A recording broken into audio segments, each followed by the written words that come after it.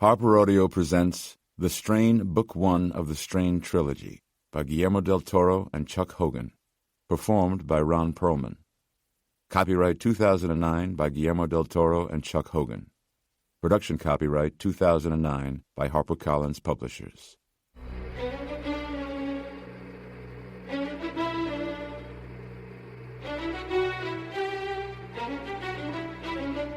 The Legend of Yusef Sardu. Once upon a time, said Abraham Setrakian's grandmother, there was a giant. Young Abraham's eyes brightened, and immediately the cabbage borscht in the wooden bowl got tastier, or at least less garlicky. He was a pale boy, underweight and sickly. His grandmother, intent on fattening him, sat across from him while he ate his soup, entertaining him by spinning a yarn. A Bubamaisa, a grandmother's story, a fairy tale, a legend.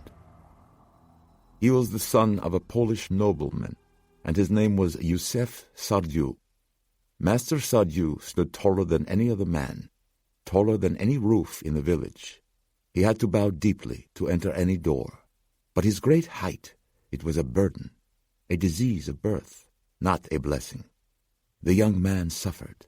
His muscles lacked the strength to support his long, heavy bones. At times it was a struggle for him just to walk.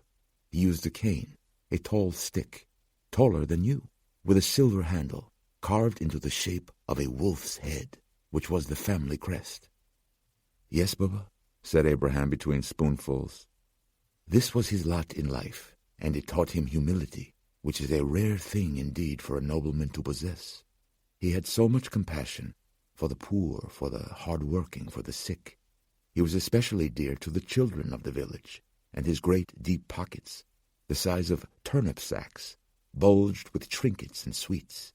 He had not much of a childhood himself, matching his father's height at the age of 8, and surpassing him by a head at age 9. His frailty and his great size were a secret source of shame to his father, but Master Sardu truly was a gentle giant, and much beloved by his people. It was said of him that Master Sardu looked down on everyone, yet looked down on no one. She nodded at him, reminding him to take another spoonful. He chewed a boiled red beet, known as a baby heart because of its color, its shape, its capillary-like strings. Yes, Baba. He was also a lover of nature, and had no interest in the brutality of the hunt. But, as a nobleman and a man of rank, at the age of 15 his father and his uncles prevailed upon him to accompany them on a 6-week expedition to Romania. To here, Baba, said Abraham.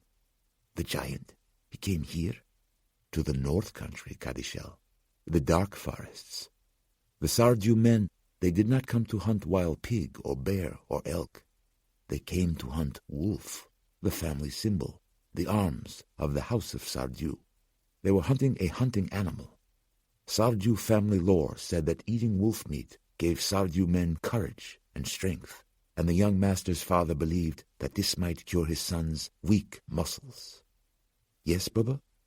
Their trek was long and arduous, as well as violently opposed by the weather, and Yusef struggled mightily.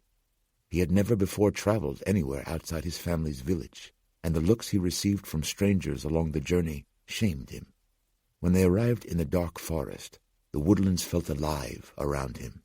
Packs of animals roamed the woods at night, almost like refugees displaced from their shelters, their dens, nests, and lairs. So many animals that the hunters were unable to sleep at night in their camp. Some wanted to leave, but the elder Sardu's obsession came before all else. They could hear the wolves crying in the night, and he wanted one badly for his son, his only son, whose gigantism was a pox upon the Sardu line. He wanted to cleanse the house of Sardu of this curse, to marry off his son, and produce many healthy heirs. And so it was that his father, off tracking a wolf, was the first to become separated from the others, just before nightfall on the second evening. The rest waited for him all night, and spread out to search for him after sunrise. And so it was that one of Yusef's cousins failed to return that evening, and so on. You see? Yes, Baba? Until the only one left was Yusef, the boy giant. That next day he set out, and in an area previously searched, discovered the body of his father, and of all his cousins and uncles, laid out at the entrance to an underground cave. Their skulls had been crushed with great force, but their bodies remained uneaten, killed by a beast of tremendous strength, yet not out of hunger or fear. For what reason he could not guess, though he did feel himself being watched, perhaps even studied, by some being lurking within that dark cave. Master Sardieu carried each body away from the cave and buried them deep. Of course, this exertion severely weakened him, taking most of his strength. He was spent, he was famished, and yet, alone and scared and exhausted, he returned to the cave that night to face what evil revealed itself after dark, to avenge his forebears or die trying. This is known from a diary he kept, discovered in the woods many years later. This was his last entry. Abraham's mouth hung empty and open. But what happened, Bube? No one truly knows. Back at home, when 6 weeks stretched to 8 and 10 with no word, the entire hunting party was feared lost. A search party was formed and found nothing. Then, in the 11th week, one night a carriage with curtained windows arrived at the Sardieu estate. It was the young master. He secluded himself inside the castle, inside a wing of empty bedrooms, and was rarely, if ever, seen again. At that time only rumors followed him back about what had happened in the Romanian forest. A few who did claim to see Sardieu, if indeed any of these accounts could be believed, insisted that he had been cured of his infirmities. Some even whispered that he had returned possessed of great strength, matching his superhuman size. Yet so deep was Sardieu's mourning for his father and his uncles and cousins that he was never again seen about during work hours, and discharged most of his servants. There was movement about the castle at night. Hearth fires could be seen glowing in windows, but over time the Sardieu estate fell into disrepair. But at night some claimed to hear the giant walking about the village. Children, especially, passed the tale of hearing the pick, pick, pick of his walking stick, which Sardieu no longer relied upon, but used to call them out of their night beds for trinkets and treats. Disbelievers were directed to holes in the soil, some outside bedroom windows, little poke marks, as from his wolf-handled stick. His Buba's eyes darkened. She glanced at his bowl, seeing that most of the soup was gone. Then, Abraham, some peasant children began to disappear. Stories went around of children vanishing from surrounding villages as well, even from my own village. Yes, Abraham, as a girl your Buba grew up just a half-day's walk from Sardieu's castle. I remember 2 sisters. Their bodies were found in a clearing of the woods, as white as the snow surrounding them, their open eyes glazed with frost. I myself one night heard not too distantly the pick, pick, pick, such a powerful, rhythmic noise, and pulled my blanket fast over my head to block it out, and didn't sleep again for many days. Abraham gulped down the end of the story with the remains of his soup. Much of Sardieu's village was eventually abandoned and became an accursed place.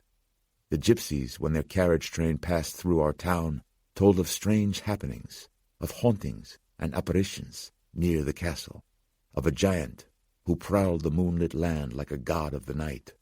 It was they who warned us, eat and grow strong, or else Sardieu will get you. Why is it important, Abraham? Esgesundheit, eat and be strong. Scrape that bowl now, or else he will come. She had come back from those few moments of darkness, of remembering. Her eyes came back to their lively selves. Sardieu will come. Pick, pick, pick. And finish he did, every last remaining beech string. The bowl was empty, and the story was over, but his belly and his mind were full. His eating pleased his Buba, and her face was, for him, as clear an expression of love that existed. In these private moments at the rickety family table, they communed, the two of them, sharing food of the heart and the soul. A decade later, the Setrakian family would be driven from their woodwork shop and their village, though not by Sardieu. A German officer was billeted in their home, and the man, softened by his host's utter humanity, having broken bread with them over that same wobbly table, one evening warned them not to follow the next day's order to assemble at the train station, but to leave their home and their village that very night. Which they did, the entire extended family together, all 8 of them, journeying into the countryside with as much as they could carry. Bubba slowed them down. Worse, she knew that she was slowing them down, knew that her presence placed the entire family at risk, and cursed herself and her old, tired legs. The rest of the family eventually went on ahead, all except for Abraham, now a strong young man and full of promise, a master carver at such a young age, a scholar of the Talmud, with a special interest in the Zohar, the secrets of Jewish mysticism, who stayed behind at her side. When word reached them that the others had been arrested at the next town and had to board a train for Poland, his Bubba, racked with guilt, insisted that, for Abraham's sake, she be allowed to turn herself in. "Run, Abraham. Run from the Nazi, as from Sardiu. Escape." But he would not have it. He would not be separated from her. In the morning he found her on the floor of the room they had shared, in the house of a sympathetic farmer, having fallen off in the night, her lips charcoal black and peeling, and her throat black through her neck, dead from the animal poison she had ingested. With his host family's gracious permission, Abraham Setrakian buried her beneath a flowering silver birch. Patiently he carved her a beautiful wooden marker, full of flowers and birds and all the things that had made her happiest, and he cried and cried for her, and then run he did. He ran hard from the Nazis, hearing a pick, pick, pick all the time at his back, and evil followed closely behind.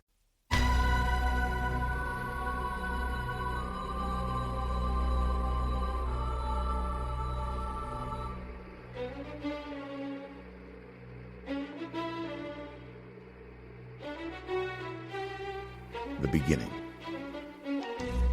N323RG cockpit voice recorder. Excerpts. NTSB transcription. Flight 753 Berlin TXL to New York JFK 9/24/10. 2049-31. Public address microphone is switched on. Captain Peter J. Moldus. Folks, this is Captain Moldus up on the flight deck. We should be touching down on the ground in a few minutes for an on-time arrival. Just wanted to take a moment and let you know we certainly appreciate you choosing Regis Airlines, and that on behalf of First Officer Nash and myself and your cabin crew, hope you come back and travel with us again real soon. 2049-44. Public address microphone is switched off. Captain Peter J. Moldus, so we can all keep our jobs. Cockpit laughter. 2050-01. Air Traffic Control, New York, JFK, Regis 753, heavy approaching left, heading 100, clear to land on 13R. Captain Peter J. Moldus. Regis 753, heavy approaching left, 100, landing on runway 13R, we have it. 2050-15, public address microphone is switched on. Captain Peter J. Moldus. Flight attendants, prepare for landing. 2050-18. Public address microphone is switched off. First Officer Ronald W. Nash IV. Landing gear clear. Captain Peter J. Moldus. Always nice coming home. 2050-41. Banging noise. Static. High-pitched noise. End of transmission.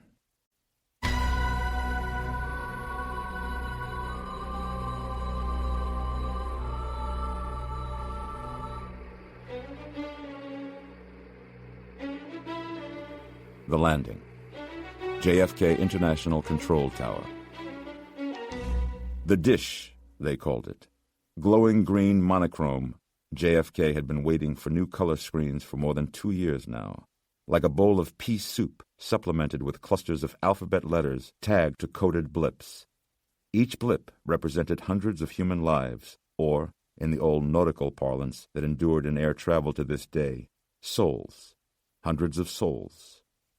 Perhaps that was why all the other air traffic controllers called Jimmy Mendez Jimmy the Bishop. The Bishop was the only ATC who spent his entire 8-hour shift standing, rather than sitting, wielding a number 2 pencil in his hand and pacing back and forth, talking commercial jets into New York from the busy tower cab 321 feet above John F. Kennedy International Airport, like a shepherd tending his flock. He used the pink pencil eraser to visualize the aircraft under his command, their positions relative to one another, rather than relying exclusively upon his 2-dimensional radar screen, where hundreds of souls beeped every second. United 642, turn right heading 100, climb to 5,000. But you couldn't think like that when you were on the dish. You couldn't dwell on all those souls whose fates rested under your command. Human beings packed inside winged missiles rocketing miles above the earth. You couldn't big picture it.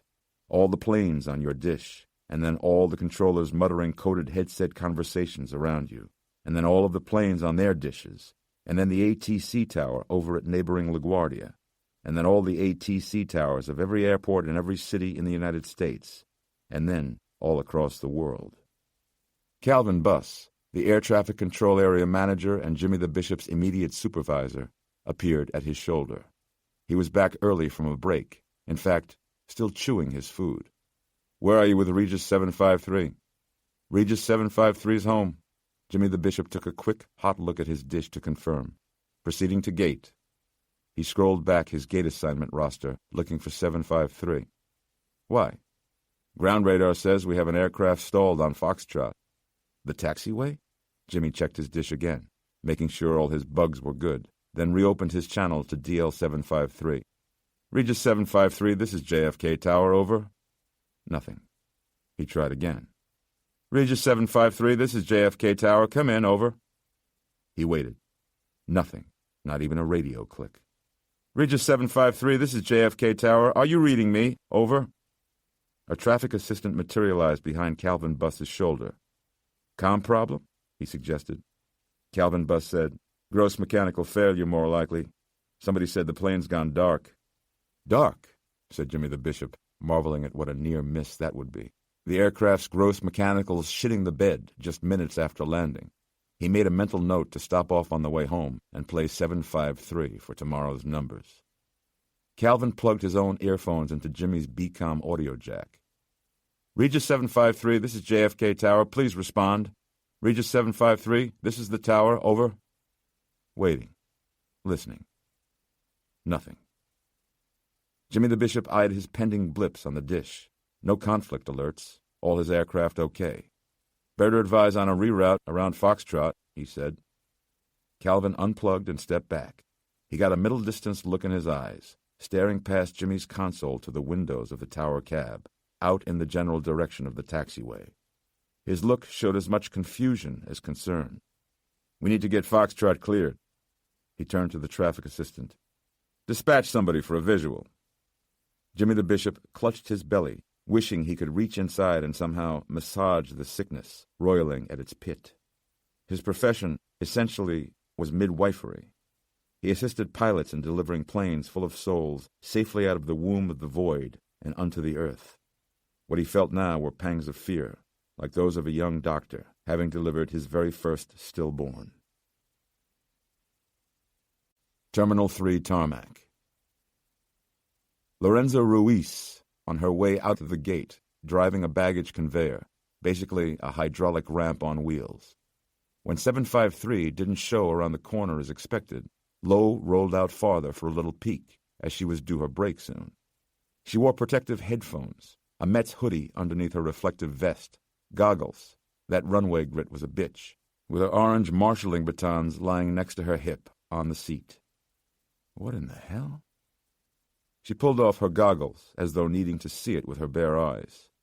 There it was, a Regis 777, a big boy, one of the new ones on the fleet, sitting out on Foxtrot in darkness, total darkness, even the nav lights on the wings.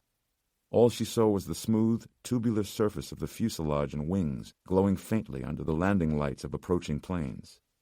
One of them, Lufthansa 1567, missing a collision with its landing gear by a mere foot. Jesus Santissimo. She called it in. "We're already on our way," said her supervisor. "Crow's Nest wants you to roll out and take a look." "Me?" Lo said. She frowned. That's what you get for curiosity. So she went, following the service lane out from the passenger terminal, crossing the taxiway lines painted onto the apron. She was a little nervous and very watchful, having never driven out this far before. The FAA had strict rules about how far out the conveyors and baggage trailers were supposed to go. She turned past the blue guide lamps edging the taxiway. The plane appeared to have been shut down completely, stem to stern. No beacon light, no anti-collision light, no lights in the cabin windows. Usually, even from the ground 30 feet below, through the tiny windshield, like eyes slanting over the characteristic Boeing nose, you could see up and inside the cockpit, the overhead switch panel, and the instrument lights glowing dark-room red. But there were no lights at all. Lowe idled 10 yards back from the tip of the long left wing. You work the tarmac long enough. Lowe had 8 years in now, longer than both of her marriages put together. You pick up a few things. The trailing edge flaps and the ailerons, the spoiler panels on the back sides of the wings, were all straight up, like Paula Abdul, which is how pilots set them after runway touchdown. The turbojets were quiet and still, and they usually took a while to stop chewing air, even after switch-off, sucking in grit and bugs like great ravenous vacuums. So this big baby had come in clean and set down all nice and easy and gotten this far before lights out. Even more alarmingly, if it had been cleared for landing, whatever had gone wrong happened in the space of 2, maybe 3 minutes. What can go wrong that fast? Lowe pulled a little bit closer, rolling in behind the wing. If those turbofans were to start up all of a sudden, she didn't want to get sucked in and shredded like some Canadian goose. She drove near the freight hold, the area of the plane she was best acquainted with, down toward the tail, stopping beneath the rear exit door. She set the locking brake and worked the stick that raised her ramp, which at its height topped out at about a 30-degree incline. Not enough, but still. She got out, reached back in for her batons, and walked up the ramp toward the dead airplane. Dead? Why did she think that? The thing had never been alive. But for a moment, Lorenza thought of the image of a large, rotting corpse, a beached whale.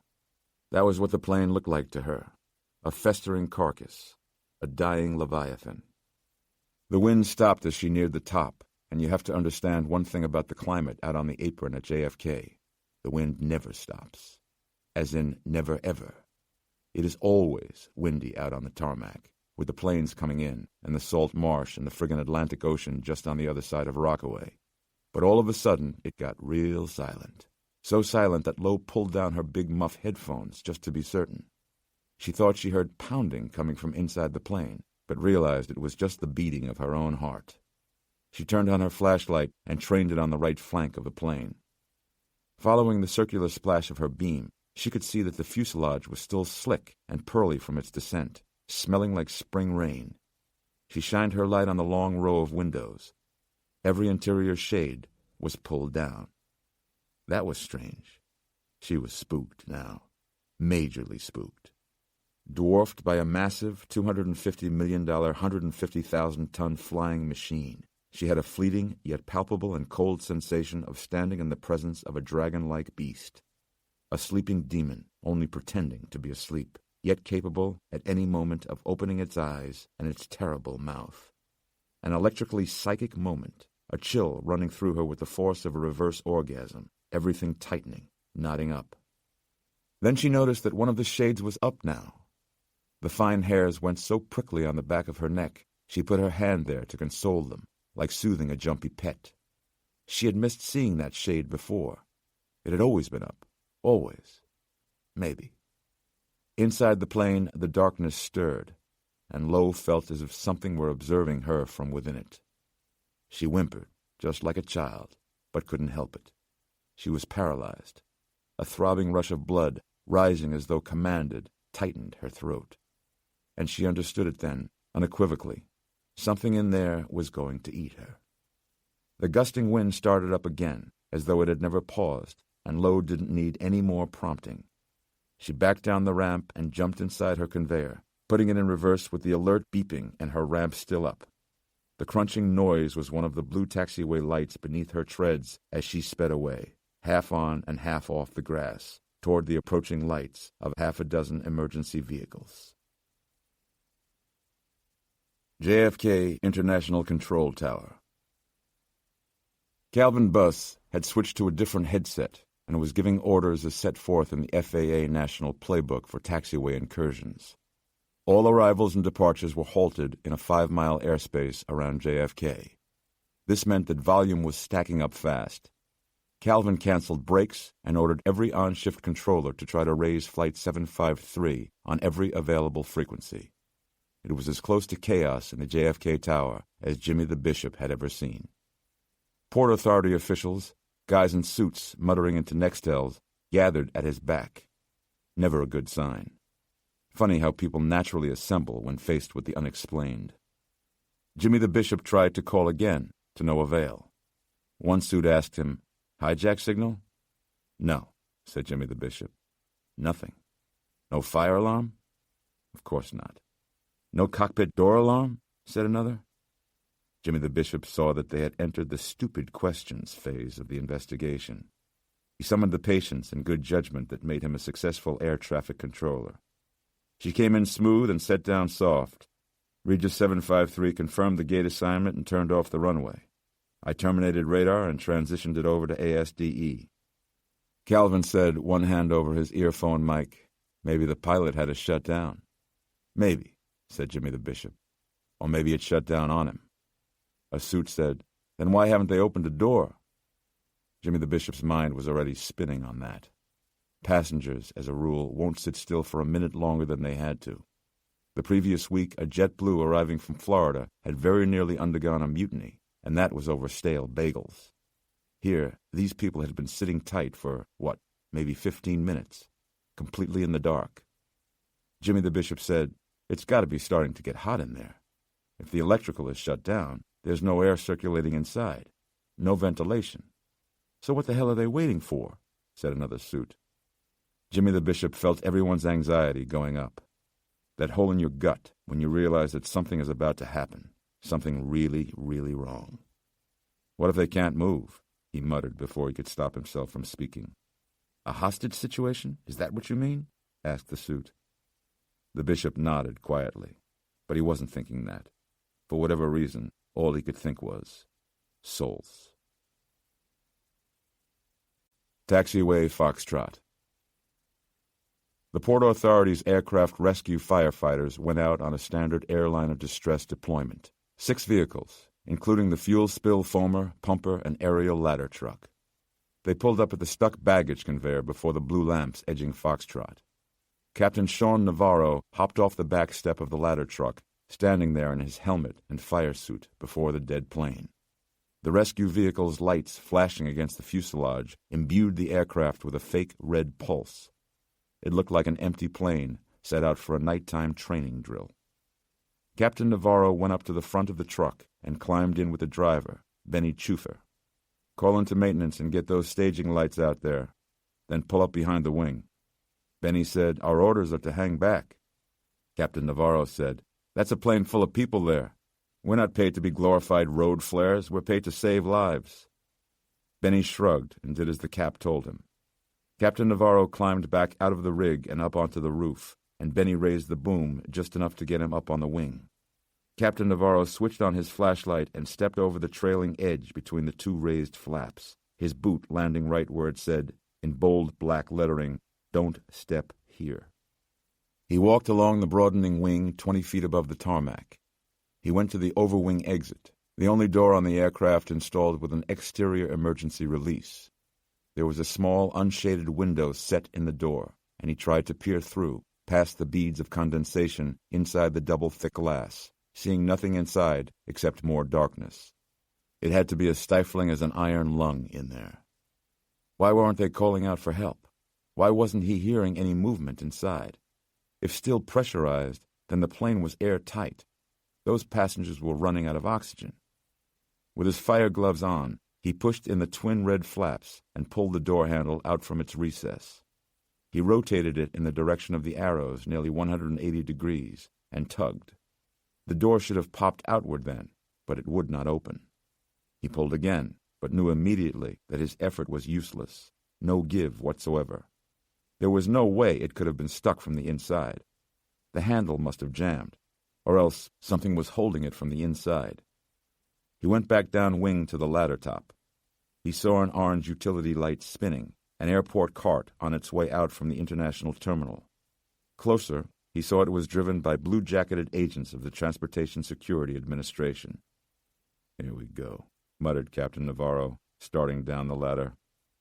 There were 5 of them, each one introducing himself in turn, but Captain Navarro didn't waste any effort trying to remember names. He had come to the plane with fire engines and foaming equipment. They came with laptops and mobile handhelds. For a while he just stood and listened while they talked into their devices and over each other. "We need to think long and hard before we push the Homeland Security button here. Nobody wants a shitstorm for nothing. We don't even know what we have. You ring that bell and scramble fighters up here from Otis Air Force Base, you're talking about panicking the entire eastern seaboard. If it is a bomb, they waited until the last possible moment. Exploded on U.S. soil, maybe? Maybe they're playing dead for a while, staying radio dark, luring us closer, waiting for the media." One guy was reading from his phone. "I have the flight originating from Tegel in Berlin." Another spoke into his. "I want someone on the ground in Germany who sprechen the English. We need to know if they've seen any suspicious activity there, any breaches. Also, we need a primer on their baggage handling procedures." Another ordered, "Check the flight plan and re-clear the passenger manifest. Yes, every name. Run 'em again. This time accounting for spelling variations." "Okay," said another, reading from his handheld. "Full specs. Plane reg is N323RG, Boeing 777-200LR. Most recent transit check was 4 days ago in Atlanta Hartsfield. Replaced a worn duct slider on the left engine's thrust reverser and a worn mount bushing on the right.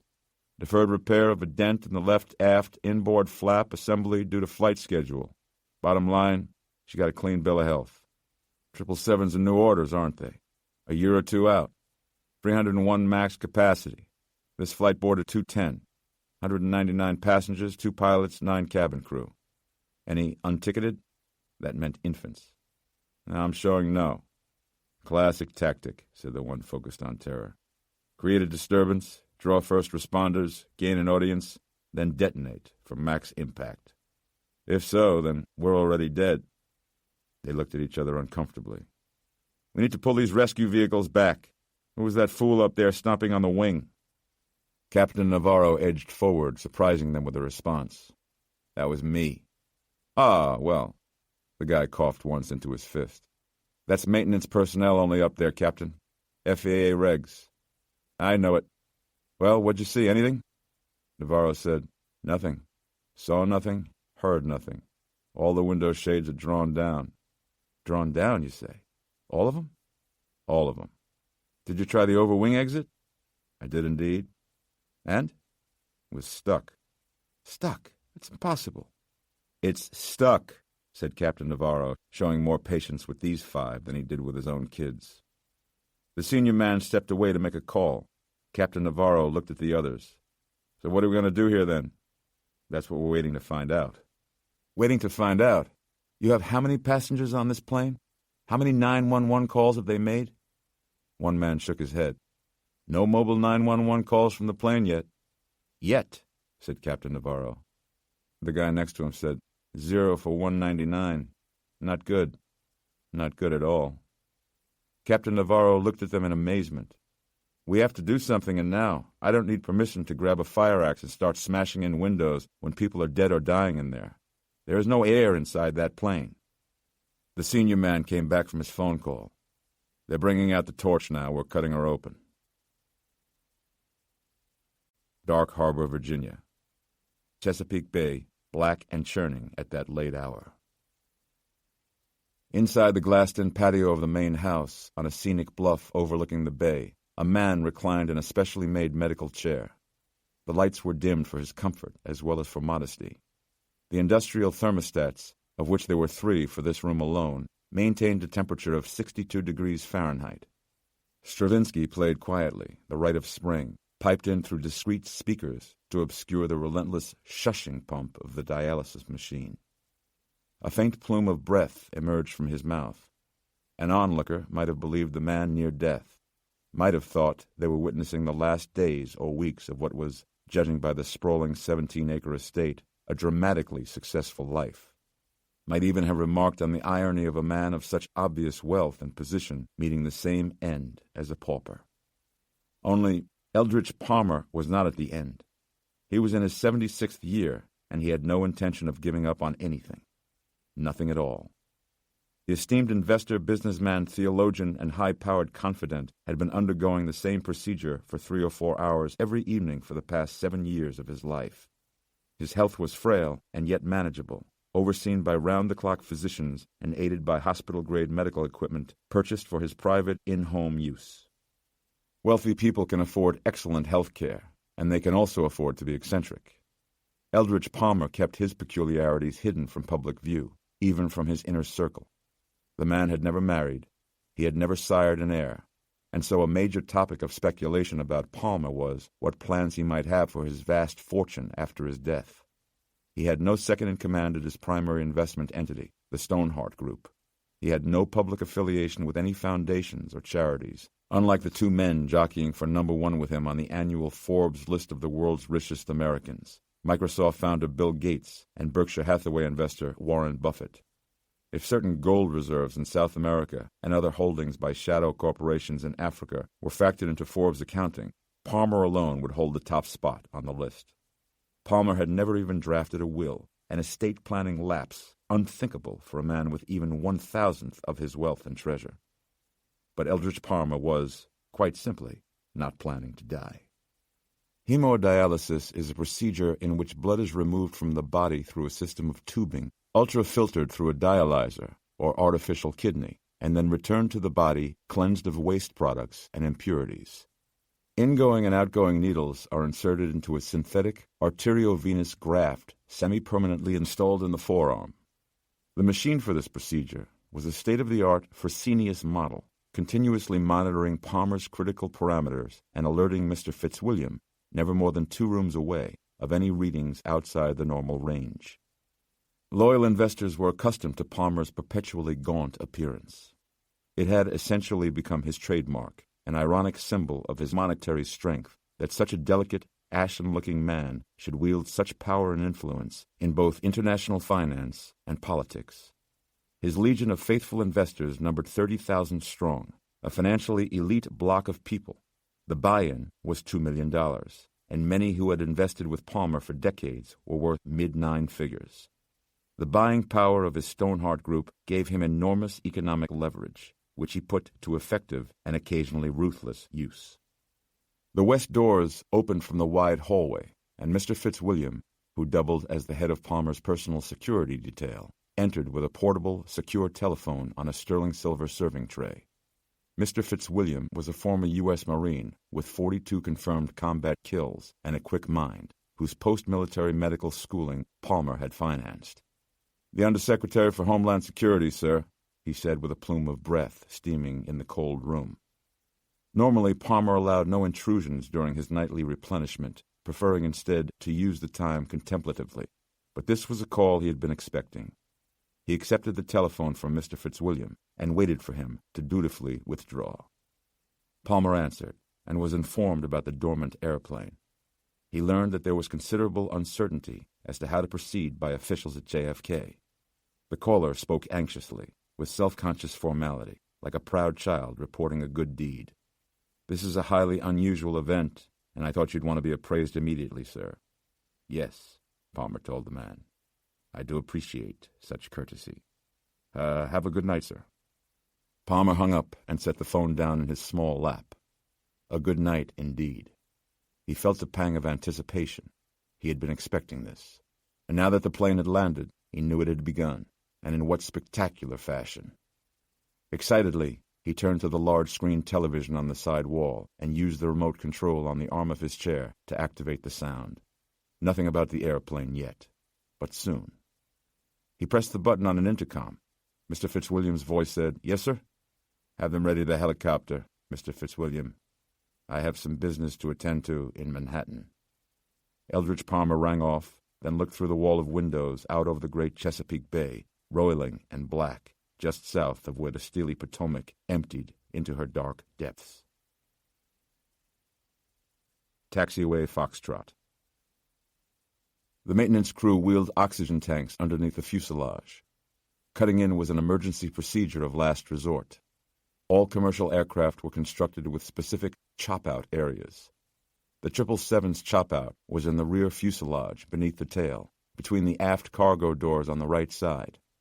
The LR in Boeing 777-200LR stood for long range, and as a C-market model with a top range exceeding 9,000 nautical miles, nearly 11,000 U.S., and a fuel capacity of up to 200,000 liters, more than 50,000 gallons, the aircraft had, in addition to the traditional fuel tanks inside the wing bodies, 3 auxiliary tanks in the rear cargo hold, thus the need for a safe chop-out area. The maintenance crew was using an Arc-Air slice pack, an exothermic torch favored for disaster work not only because it was highly portable, but because it was also oxygen-powered, using no hazardous secondary gases such as acetylene. The work of cutting through the thick fuselage shell would take about an hour. No one on the tarmac at this point was anticipating a happy outcome. There had been no 911 calls from passengers inside the aircraft. No light, noise, or signal of any kind emanating from inside Regis 753. The situation was mystifying. A Port Authority Emergency Services Unit Mobile Command Vehicle was cleared through to the terminal apron, set up behind powerful construction lights trained on the jet. Their SWAT team was trained for evacuations, hostage rescue, and anti-terrorism assaults on the bridges, tunnels, bus terminals, airports, path rail lines, and seaports of New York and New Jersey. Tactical officers were outfitted with light body armor and Heckler Koch submachine guns. A pair of German Shepherds were out sniffing around the main landing gear, 2 sets of 6 enormous tires trotting around with their noses in the air as if they could smell the trouble here too. Captain Navarro wondered for a moment if anyone was actually still on board.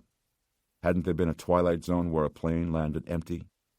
The maintenance crew sparked up the torches and was just starting in on the underside of the hull when one of the canines started howling. The dog was baying, actually, and spinning around and around on his leash in tight circles. Captain Navarro saw his ladderman, Benny Chufer, pointing at the midsection of the aircraft. A thin black shadow appeared before his eyes, a vertical slash of darkest black, disrupting the perfectly smooth breast of the fuselage. The exit door over the wing, the one Captain Navarro hadn't been able to budge. It was open now. It made no sense to him, but Navarro kept quiet, struck dumb by the sight. Maybe a latch failure, a malfunction in the handle. Maybe he had not tried hard enough. Or maybe, just maybe, someone had finally opened the door. JFK International Control Tower. The Port Authority had pulled Jimmy the Bishop's audio. He was standing, as always, waiting to review it with the suits when their phones started ringing like crazy. "It's open," one guy reported. "Somebody opened up 3L. Everybody was standing now, trying to see. Jimmy the Bishop looked out from the tower cab at the lit-up plane. The door did not look open from up here. Calvin Buss said, "From the inside? Who's coming out?" The guy shook his head, still on his phone. "No one. Not yet." Jimmy the Bishop grabbed a small pair of birders off the ledge and checked out Regis 753 for himself. There it was, a sliver of black over the wing, a seam of shadow, like a tear in the hull of the aircraft. Jimmy's mouth went dry at the sight. Those doors pull out slightly when first unlocked, then swivel back and fold against the interior wall. So technically, all that had happened was that the airlock had been disengaged. The door wasn't quite open yet. He set the field glasses back on the ledge and backed away. For some reason, his mind was telling him that this would be a good time to run. Taxiway Foxtrot. The gas and radiation sensors lifted to the door crack, both read clear. An emergency service unit officer lying on the wing managed to pull out the door a few extra inches with a long, hooked pole, 2 other armed tactical officers covering him from the tarmac below. A parabolic microphone was inserted, returning all manner of chirps, beeps, and ringtones. The passengers' mobile phones going unanswered, eerie and plaintive sounding, like tiny little personal distress alarms. They then inserted a mirror attached at the end of a pole, a large-size version of the sort of dental instrument used to examine back teeth. All they could see were the 2 jump seats inside the between classes area, both unoccupied. Bullhorn commands got them nowhere. No response from inside the aircraft. No lights. No movement. No nothing. 2 ESU officers in light body armor stood back from the taxiway lights for a briefing. They viewed a cross-section schematic showing passengers seated 10 abreast inside the coach cabin they would be entering, 3 each on the row sides and 4 across the middle. Airplane interior was tight, and they traded their HK submachine guns for more manageable Glock 17s, preparing for close combat. They strapped on radio-enabled gas masks fitted with flip-down night vision specs and snapped mace, zip cuffs, and extra magazine pouches to their belts. Q-tip-sized cameras, also with passive infrared lenses, were mounted onto the tops of their ESU helmets. They went up the fire rescue ladder onto the wing and advanced to the door. They pulled up, flat against the fuselage on either side of it, one man folding the door back against the interior wall with his boot, then curling inside, low and straight, ahead to a near partition, staying down on his haunches. His partner followed him aboard. The bullhorn spoke for them. "Occupants of Regis 753. This is the New York, New Jersey Port Authority. We are entering the aircraft. For your own safety, please remain seated and lace your fingers on top of your heads." The lead man waited with his back to the partition, listening. His mask dulled the sound of a jar-like roar, but he could discern no movement inside. He flipped down his NVD, and the interior of the plane went pea soup green. He nodded to his partner, readied his Glock, and on a 3 count, swept into the wide cabin.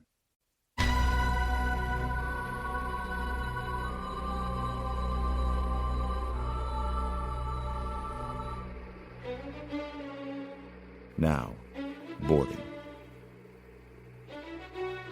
Worth Street, Chinatown. Ephraim Goodweather couldn't tell if the siren he heard was blaring out in the street, which is to say real, or part of the soundtrack of the video game he was playing with his son, Zach. "Why do you keep killing me?" asked Eph. The sandy-haired boy shrugged, as though offended by the question. "That's the whole point, Dad." The television stood next to the broad, west-facing window, far and away the best feature of this tiny second-story walk-up on the southern edge of Chinatown. The coffee table before them was cluttered with open cartons of Chinese food, a bag of comics from Forbidden Planet, Eph's mobile phone, Zach's mobile phone, and Zach's smelly feet.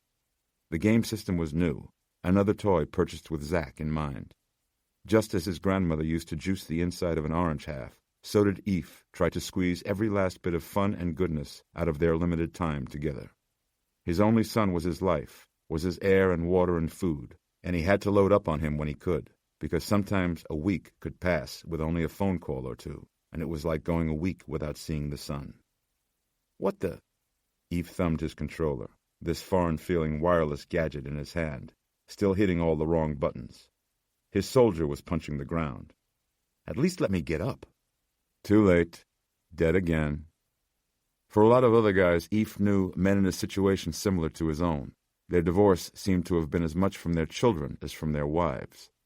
Sure, they would talk the talk, how they missed their kids and how their ex-wives kept subverting their relationship, blah, blah. But the effort never really seemed to be there. A weekend with their kids became a weekend out of their new life of freedom. For Eph, these weekends with Zach were his life. Eph had never wanted the divorce. Still didn't. He acknowledged that his married life with Kelly was over. She had made her position perfectly clear to him, but he refused to relinquish his claim on Zach. The boy's custody was the only unresolved issue, the sole reason they still remained wed in the eyes of the state. This was the last of Eph's trial weekends, as stipulated by the court-appointed family counselor. Zach would be interviewed sometime next week, and soon afterward a final determination would be made. Eph didn't care that it was a long shot, his getting custody. This was the fight of his life. Do the right thing for Zach formed the crux of Kelly's guilt trip, pushing Eph to settle for generous visitation rights. But the right thing for Eph was to hang on to Zach. Eph had twisted the arm of the U.S. government, his employer, in order to set up his team here in New York instead of Atlanta, where the CDC was located, just so that Zach's life would not be disrupted any more than it had been already. He could have fought harder, dirtier, as his lawyer had advised him to many times. That man knew the tricks of the divorce trade. One reason Eph could not bring himself to do so was his lingering melancholy over the failure of the marriage. The other was that Eph had too much mercy in him, that what indeed made him a terrific doctor was the very same thing that made him a pitiful divorce case client. He had conceded to Kelly almost every demand and financial claim her lawyer requested. All he wanted was time alone with his only son, who right now was lobbing grenades at him. Eve said, "How can I shoot back when you've blown off my arms?" "I don't know. Maybe try kicking." "Now I know why your mother doesn't let you on a game system.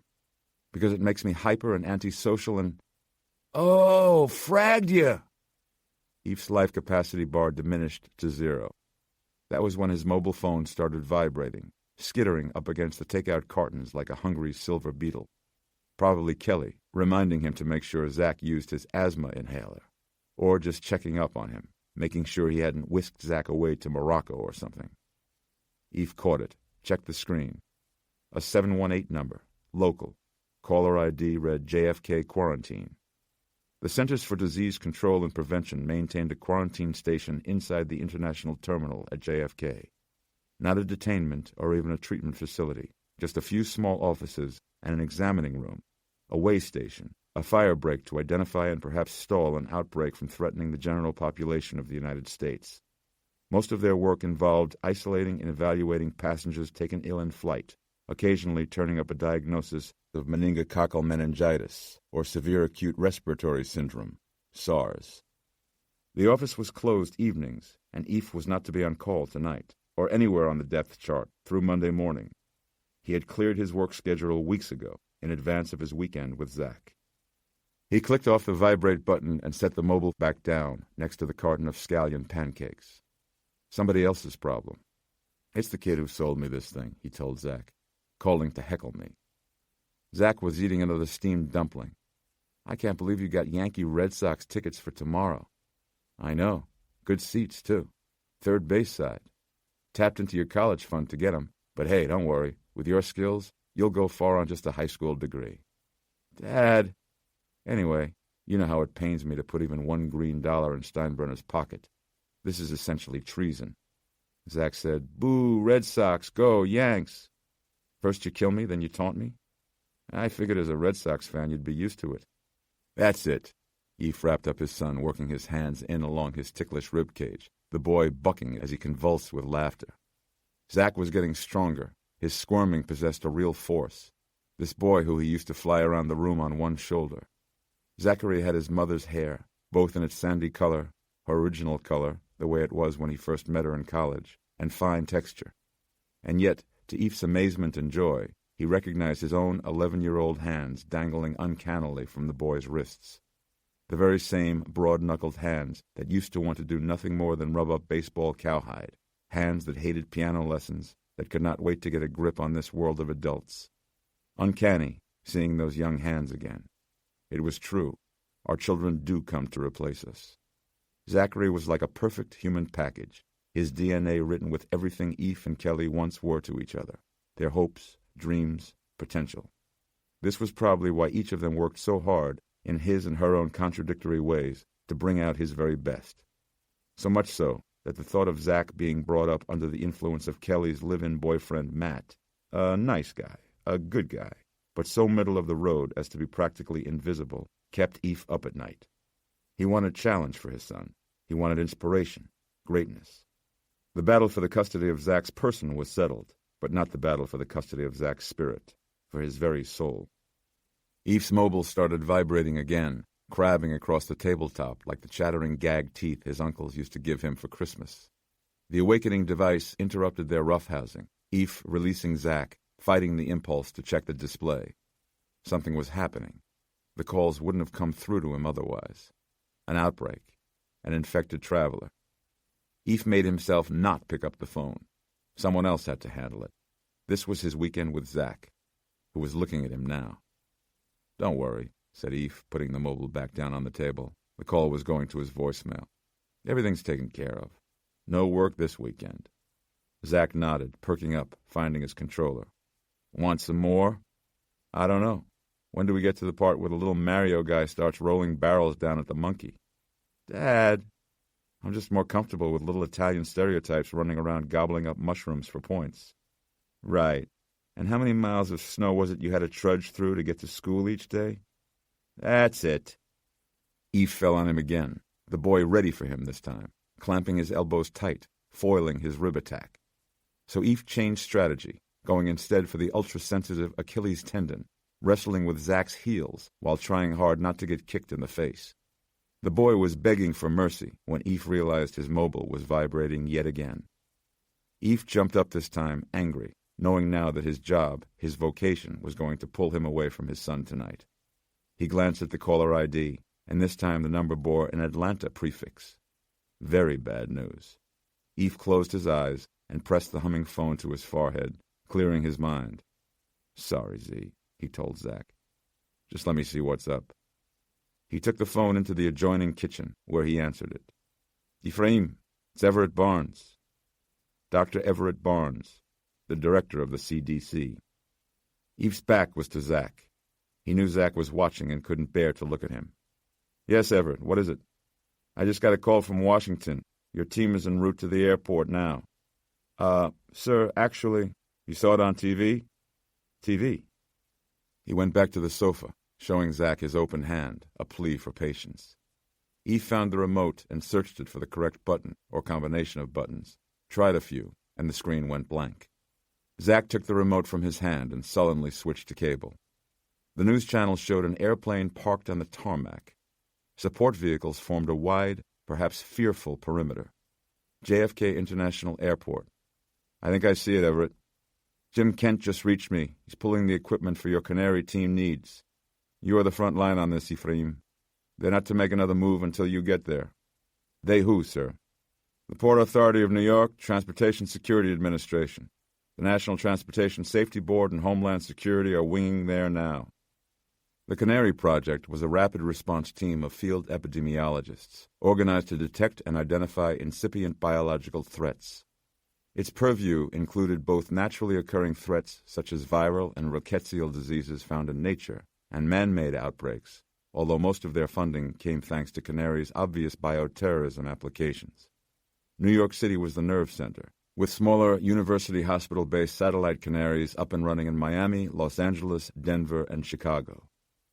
The program drew its name from the old coal miner's trick of bringing a caged canary underground as a crude yet efficient biological early warning system.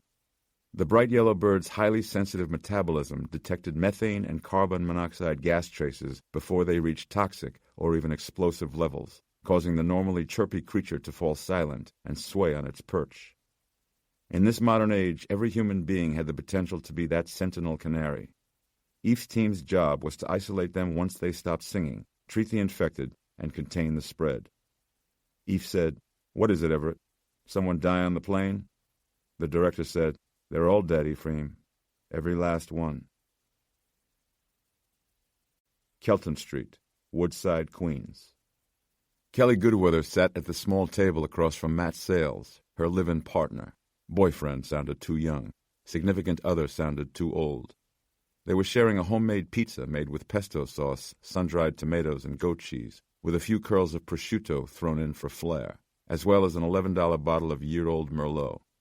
The kitchen television was tuned to New York 1 because Matt wanted the news. As far as Kelly was concerned, 24-hour news channels were her enemy. "I am sorry," she told him again. Matt smiled, making a lazy circle in the air with his wine glass. "It's not my fault, of course, but I know we had this weekend set up all to ourselves." Matt wiped his lips on the napkin tucked into his shirt collar. "He usually finds a way to get in between the two of us, and I am not referring to Zach." Kelly looked over at the empty third chair. Matt had no doubt been looking forward to her son's weekend away. Pending resolution of their drawn-out court-mediated custody battle, Zach was spending a few weekends with Eve at his flat in Lower Manhattan. That meant for her an intimate dinner at home, with the usual sexual expectations on Matt's part, which Kelly had no qualms about fulfilling, and was inevitably worth the extra glass of wine she would allow herself. But now, not tonight. As sorry as she was for Matt, for herself she was actually quite pleased. "I'll make it up to you," she told him with a wink. Matt smiled in defeat. Deal. That was why Matt was such a comfort. After Eve's moodiness, his outbursts, his hard-driving personality, the mercury that ran through his veins, She needed a slower boat, like Matt. She had married Eve much too young and deferred too much of herself, her own needs, ambitions, desires, helping him advance his medical career. If she could impart one bit of life advice to the fourth-grade girls in her class at PS 69 in Jackson Heights, it would be, never marry a genius, especially a good-looking one. With Matt, Kelly felt at ease, and in fact, enjoyed the upper hand in the relationship. It was her turn to be tended to. On the small white kitchen television, they were hyping the next day's eclipse. The reporter was trying on various glasses, rating them for eye safety, while reporting from a T-shirt stand in Central Park. "Kiss Me on the Eclipse" was the big seller. The anchors promoted their live team coverage, coming tomorrow afternoon. "It's going to be a big show," said Matt, his comment letting her know he wasn't going to let disappointment ruin the evening. "It's a major celestial event," said Kelly, "and they're treating it like just another winter snowstorm." The breaking news screen came on. This was usually Kelly's cue to change the channel, but the strangeness of the story drew her in. The TV showed a distant shot of an airplane sitting on the tarmac at JFK, encircled by work lights. The plane was lit so dramatically and surrounded by so many vehicles and small men, you would have thought a UFO had touched down in Queens. "Terrorists," said Matt. JFK Airport was only 10 miles away. The reporter said that the airplane in question had completely shut down after an otherwise unremarkable landing, and that there had as yet been no contact either from the flight crew or the passengers still aboard. All landings at JFK had been suspended as a precaution, and air traffic was being diverted to Newark and LaGuardia. She knew then that this airplane was the reason Eve was bringing Zach back home. All she wanted now was to get Zach back under her roof. Kelly was one of the great worriers, and home meant safety. It was the one place in this world that she could control. Kelly rose and went to the window over her kitchen sink, dimming the light, looking out at the sky beyond the roof of their backyard neighbor. She saw airplane lights circling LaGuardia, swirling like bits of glittering debris, pulled into a storm funnel. She had never been out in the middle part of the country, where you could see tornadoes coming at you from miles away, but this felt like that, like there was something coming her way that she could do nothing about. Eve pulled up his CDC-issued Ford Explorer at the curb. Kelly owned a small house on a tidy square of land surrounded by neat, low hedges in a sloping block of two-story houses. She met him outside on the concrete walk, as though wary of admitting him into her domicile, generally treating him like a decade-long flu she had finally fought off. Blonder and slender and still very pretty, though she was a different person to him now. So much had changed. Somewhere, in a dusty shoebox probably, buried in the back of a closet, there were wedding photos of an untroubled young woman, with her veil thrown back, smiling winningly at her tuxedoed groom, two young people, very happily in love. "I had the entire weekend cleared," he said, exiting the car ahead of Zach, pushing him through the low iron gate in order to get in the first word. "It's an emergency." Matt Sales stepped out through the lighted doorway behind her, stopping on the front stoop. His napkin was tucked into his shirt, obscuring the Sears logo over the pocket from the store he managed at the mall in Rego Park. Eve didn't acknowledge his presence, keeping focus on Kelly and Zach as the boy entered the yard. Kelly had a smile for him, and Eve couldn't help but wonder if she preferred this, Eve striking out with Zach, to a weekend alone with Matt. Kelly took him protectively under her arm. "You okay, Z?" Zach nodded. "Disappointed, I bet." He nodded again. She saw the box and wires in his hand. "What is this?" Eve said, "Zach's new game system. He's borrowing it for the weekend." Eve looked at Zach, the boy's head against his mother's chest, staring into the middle distance. "But if there's any way I can get free, maybe tomorrow, hopefully tomorrow. But if there's any way at all, I'll be back for you, and we'll salvage what we can out of this weekend, okay? I'll make it up to you. You know that, right?" Zach nodded, his eyes still distant. Matt called down from the top step. "Come on in, Zach. Let's see if we can get that thing hooked up." Dependable, reliable Matt. Kelly sure had him trained well. Eve watched his son go inside under Matt's arm, Zach glancing back one last time at Eve.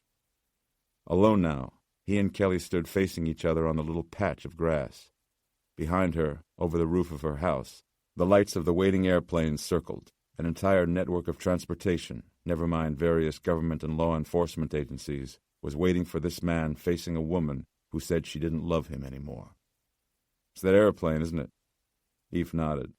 They're all dead. Everybody on board. All dead? Kelly's eyes flared with concern. How? What could it be? That's what I have to go find out. Eve felt the urgency of his job settling over him now. He had blown it with Zach, but that was done, and now he had to go. He reached into his pocket and handed her an envelope with the pinstriped logo. For tomorrow afternoon, he said, in case I don't make it back before then. Kelly peeked at the tickets, her eyebrows lifting at the price, then tucked them back inside the envelope. She looked at him with an expression approaching sympathy. Just be sure not to forget our meeting with Dr. Kempner, the family therapist, the one who would decide Zach's final custody. Kempner, right, he said. I'll be there. And be careful, she said. Eve nodded and started away. JFK International Airport.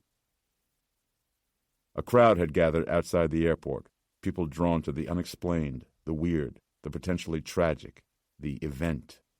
The radio on Eve's drive over treated the dormant airplane as a potential hijacking, speculating about a link to the conflicts overseas.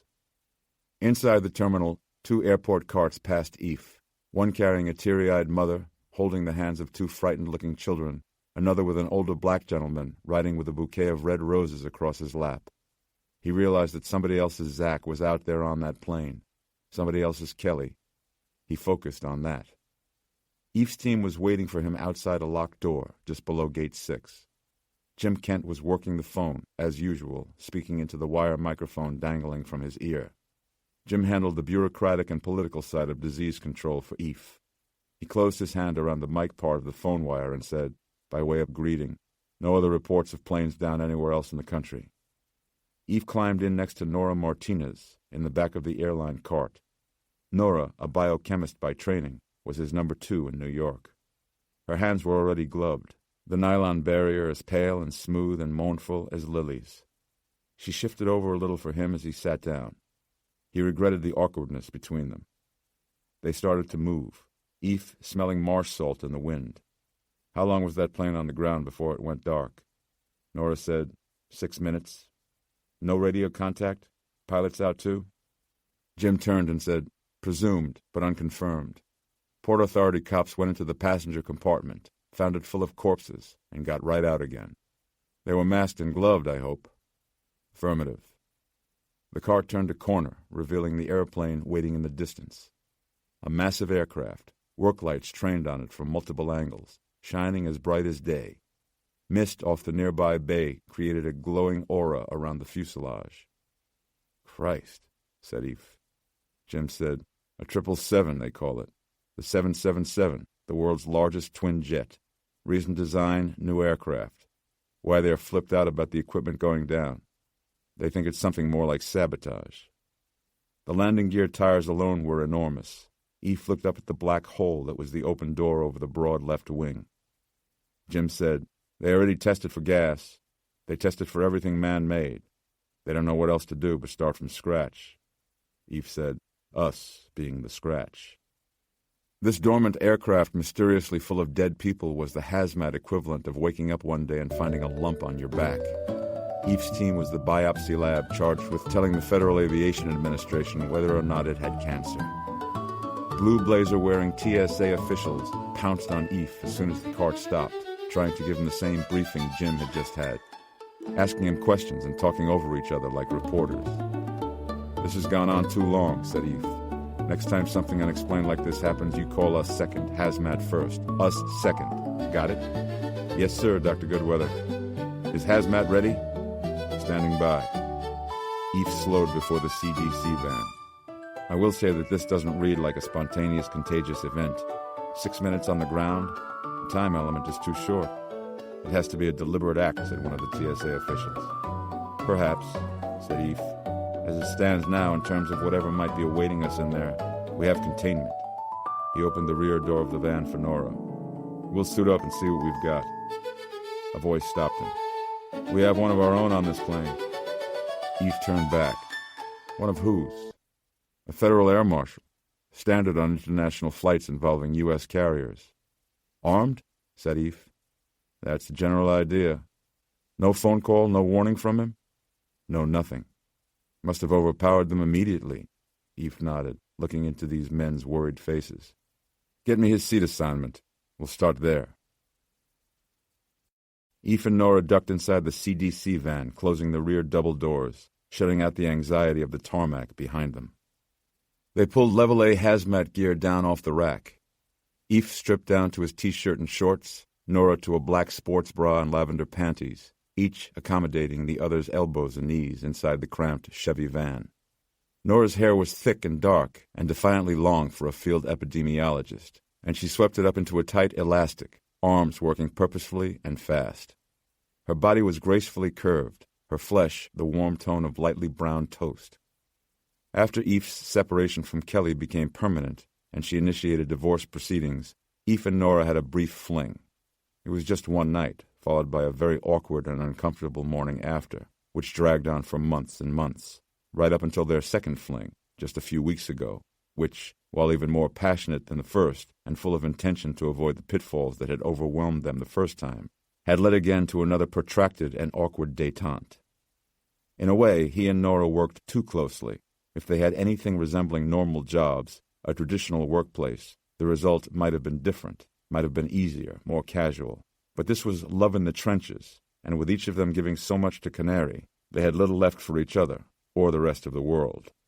A partnership so voracious that nobody asked, "How was your day?" in the downtime, mainly because there was no downtime at all. Such as here, getting practically naked in front of each other in the least sexual way possible. Because donning a biosuit is the antithesis of sensuality. It is the converse of allure. It is a withdrawal into prophylaxis, into sterility.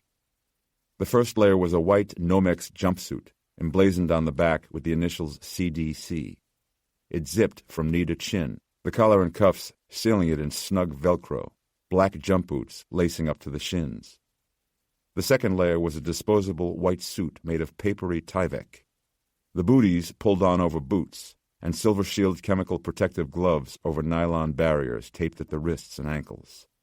Then lifted on self-contained breathing apparatus gear, a SCBA harness, a lightweight titanium pressure demand tank, full-face respirator mask, and personal alert safety system PASS device with a firefighter's distress alarm. Each hesitated before pulling the mask over his or her face. Nora formed a half smile and cupped Eve's cheek in her hand.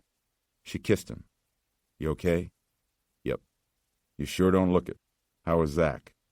"Sulky. Pissed, as he should be." "Not your fault." "So what? Bottom line is, this weekend with my son is gone, and I'll never get it back." He readied his mask.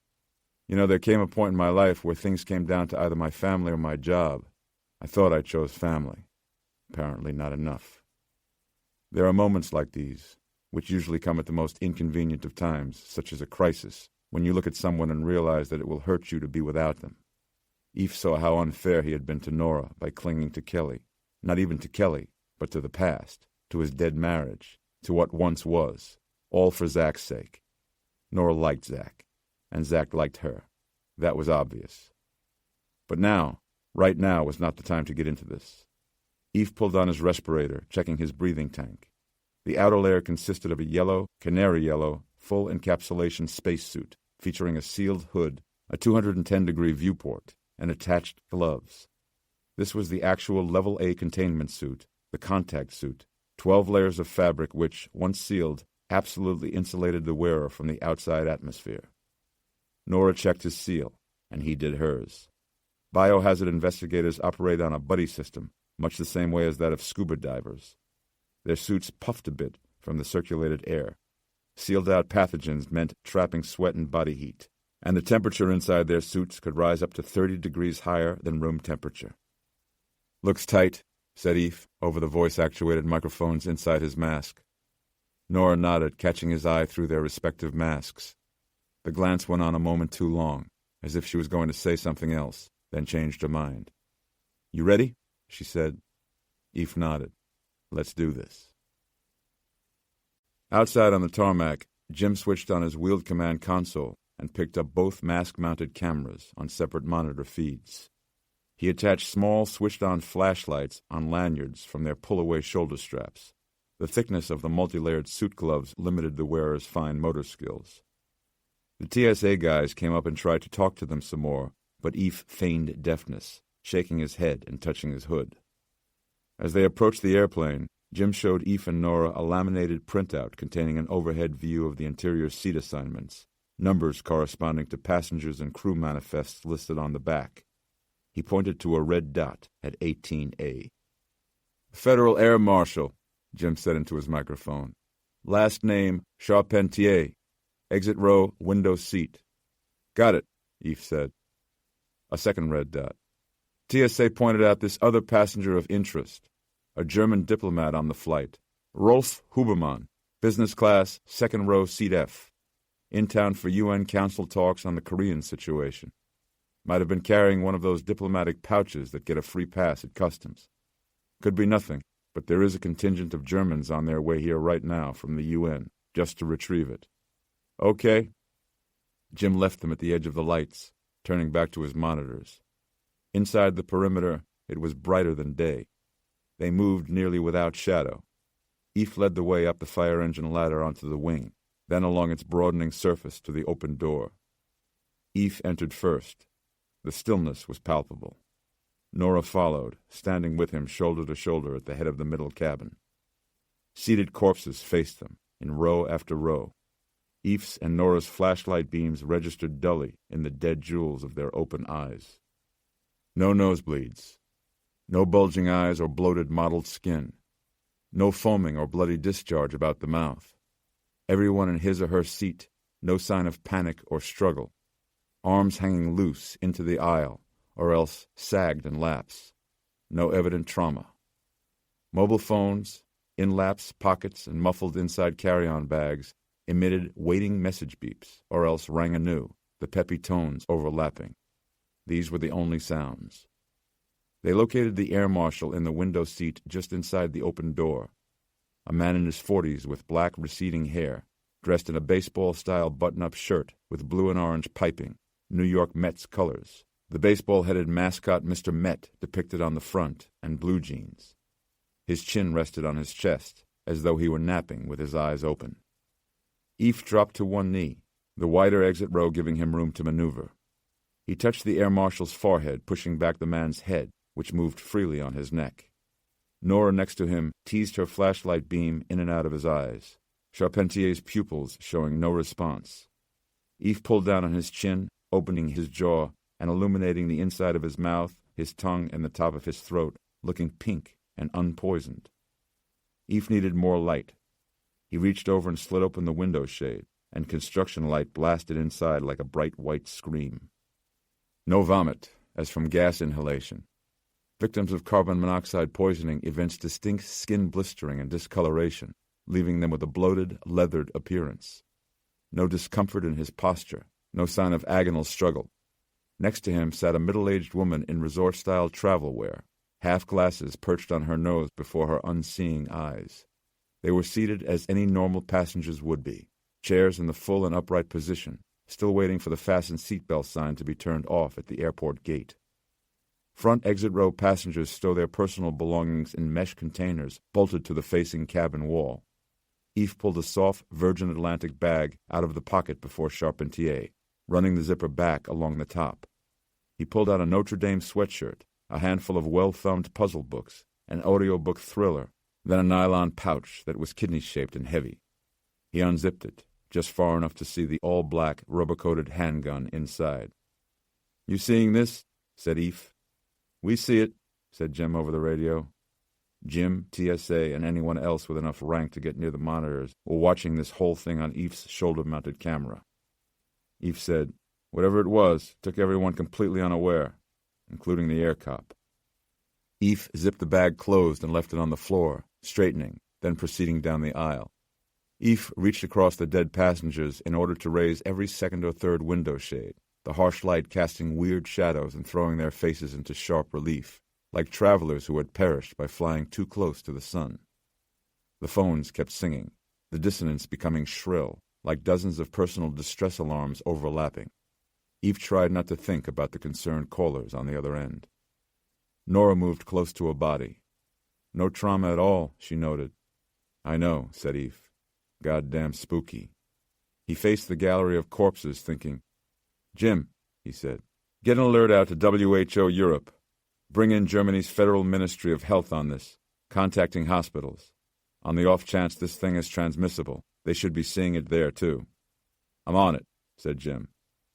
In the forward gallery between business and first, 4 flight attendants, 3 female, 1 male, sat buckled into their jump seats, bodies pitched forward against their shoulder belts. Moving past them, Eve had the sensation of floating through a shipwreck underwater. Nora's voice came through. "I'm at the rear of the plane, Eve. No surprises. Coming back now." "Okay," said Eve as he walked back through the window-lit cabin, opening the segregating curtain to the wide aisle seats of business class. There Eve located the German diplomat, Hubermann, sitting on the aisle near the front. His chubby hands were still folded in his lap, his head slumped, a forelock of sandy silver hair drooped over his open eyes. The diplomatic pouch Jim mentioned was in the briefcase beneath his seat. It was blue and vinyl with a zipper along the top. Nora approached him. "Eve, you're not authorized to open that." Eve unzipped it, removing a half-eaten Toblerone bar and a clear plastic bottle full of blue pills. "What is it?" Nora asked. "My guess is Viagra," said Eve, returning the contents to the pouch and the pouch to the briefcase. He paused next to a mother and a young daughter traveling together. The young girl's hand was still nestled inside her mother's. Both appeared relaxed. Eve said, "No panic, no nothing." Nora said, "Doesn't make sense." "Viruses require transmission, and transmission takes time. Passengers becoming sick or falling unconscious would have caused uproar, no matter what the fasten seatbelt sign said.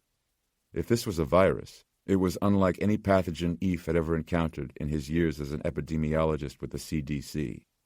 All signs instead pointed to a lethal poisoning agent introduced into the sealed environment of the airplane cabin. Eve said, "Jim, I want to retest for gas." Jim's voice said, "They took air samples, measured in parts per million. There was nothing."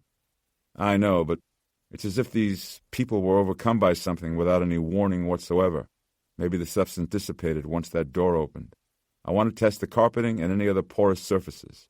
We'll test lung tissue once we get these people in post." "Okay, Eve, you got it." Eve moved quickly past the widely spaced leather-appointed seats of first class to the closed cockpit door.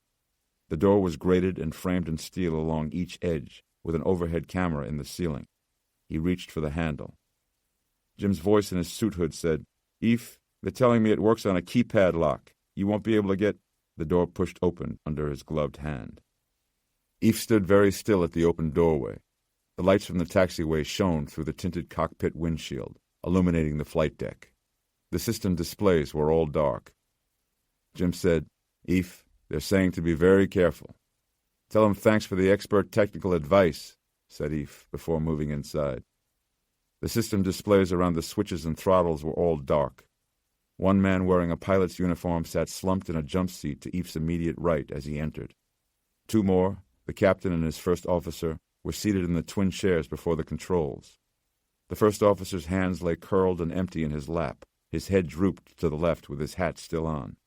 The captain's left hand remained on a control lever, his right arm hanging off the armrest, knuckles brushing the carpeted floor. His head was forward, his hat resting in his lap. Eve leaned over the control console between the 2 seats in order to push up the captain's head. He checked the captain's open eyes with his flashlight, the pupils fixed and dilated. He eased the man's head back down, gently onto his chest, and then stiffened. He felt something. He sensed something. A presence. He stepped back from the console and scanned the flight deck, turning in one complete circle. Jim said, "What is it, Eve?"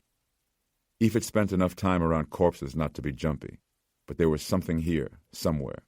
Here or nearby.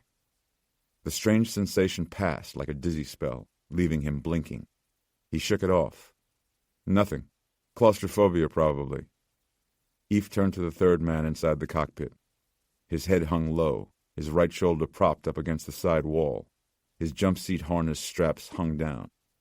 Eve said aloud, Why isn't he belted in? Nora said, Eph, are you in the cockpit? I'm coming to you. Eph looked at the dead man's silver tie pin with the Regis Air logo. The nameplate over his pocket read, Redfern. Eph dropped to one knee before him, pressing his thickly gloved fingers against the man's temples to raise his face. His eyes were open and downturned. Eph checked his pupils and thought he saw something, a glimmer. He looked again, and suddenly Captain Redfern shuddered and emitted a groan. Eph jerked backward, falling between the two captains' chairs and against the control console with a clatter. The first officer slumped against him, and Eph pushed back at him, trapped for a moment by the man's limp, dead weight. Jim's voice called to him sharply, Eph? Nora's voice held a note of panic. Eph, what is it? With a surge of energy, Eph propelled the first officer's body back into its chair and got to his feet. Nora said, Eph, you all right?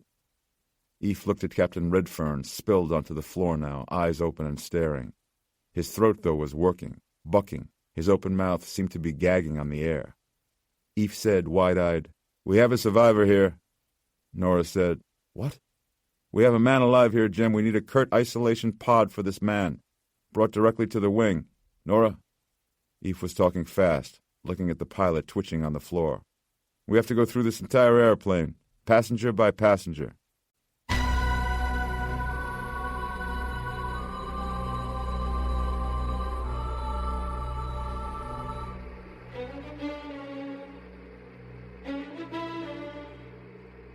Interlude 1.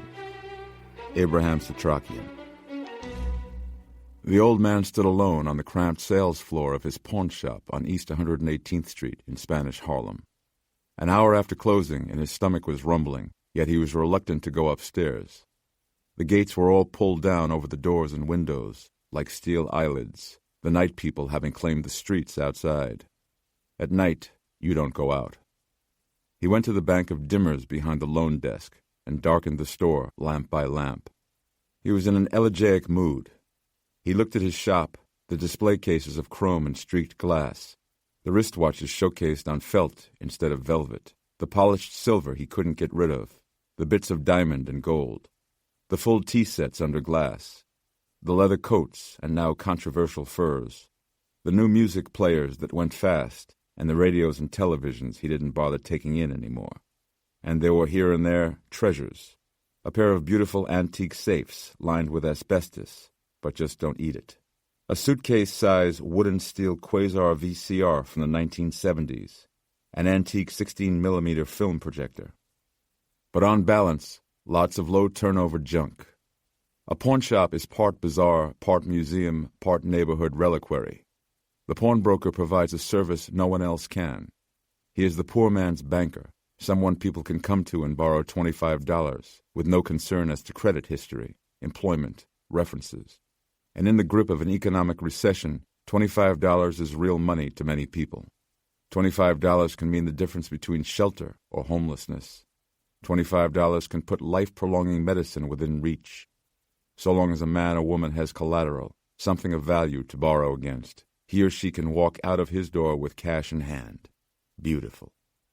He trudged on upstairs, turning out more lights as he went. He was fortunate to own his building, bought in the early 1970s for $7 and change. Okay, maybe not for so little, but not for so much either. They were burning down buildings for heat back then. Knickerbocker Loans and Curios, the name came with the shop, was never a means to wealth for Setrakian, but rather a conduit, a point of entry into the pre-internet underground marketplace of the crossroads city of the world, for a man interested in old-world tools, artifacts, curios, and other arcana. 35 years of haggling over cheap jewelry by day, while amassing tools and armaments by night. 35 years of biding his time, of preparation and waiting. Now his time was running out. At the door, he touched the mezuzah and kissed his crooked, wrinkled fingertips before entering. The ancient mirror in the hallway was so scratched and faded that he had to crane his neck in order to find a reflective patch in which to view himself. His alabaster white hair, starting high up on his creased forehead and sweeping back below his ears and neck, was long overdue for a trim. His face continued to fall, his chin and earlobes and eyes succumbing to that bully named gravity. His hands, so broken and badly mended so many decades before, had curved into arthritic talons that he kept permanently hidden behind wool gloves with cut-off fingertips. Yet beneath and within this crumbling facade of a man, strength, fire, grit. The secret of his interior wellspring of youth, one simple element: revenge. Many years before in Warsaw and later in Budapest, there was a man named Abraham Setrakian who had been an esteemed professor of Eastern European literature and folklore. A Holocaust survivor who survived the scandal of marrying a student and whose field of study took him to some of the darkest corners of the world. Now an aged pawnbroker in America, still haunted by unfinished business.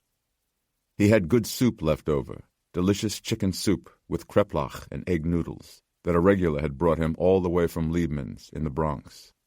He put the bowl in the microwave and worked at his loose necktie knot with his gnarled fingers. After the beeping, he carried the hot bowl over to the table, pulling a linen napkin, never paper, from the holder and tucking it snugly into his collar. Blowing on soup, a ritual of comfort, of reassurance. He remembered his grandmother, his Bube, and this was more than mere memory. It was sense, a feeling, blowing on it for him when he was a boy, sitting next to him at the rickety wooden table in the cold kitchen of their house in Romania, before the Troubles. Her old breath stirring the rising steam into his young face, the quiet magic of that simple act, like blowing life into the child. And now, as he blew, an old man himself, he watched his breath given shape by the steam, and wondered just how many of these respirations he had left.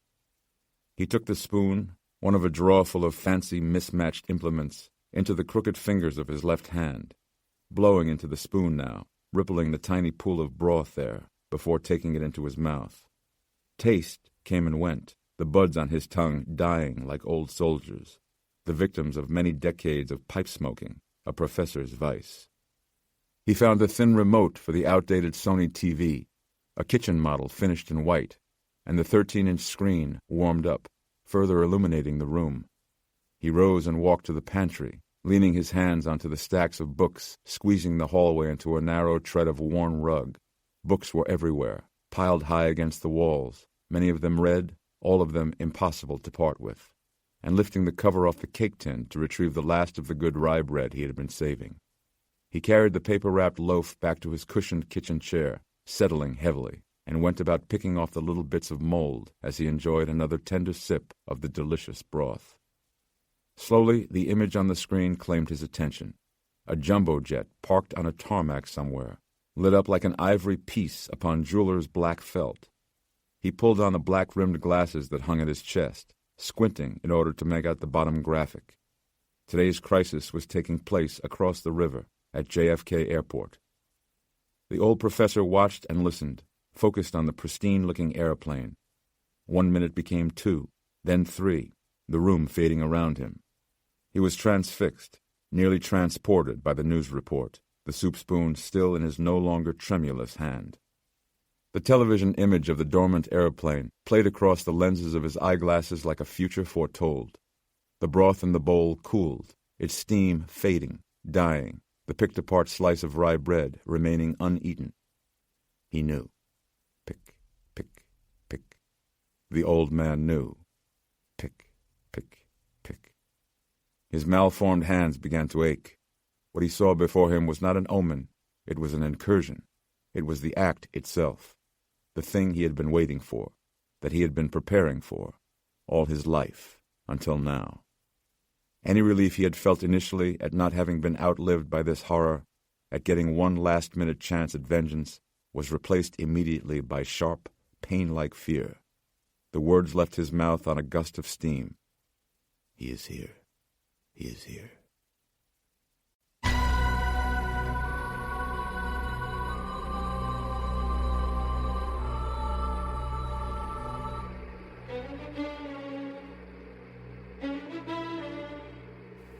Arrival.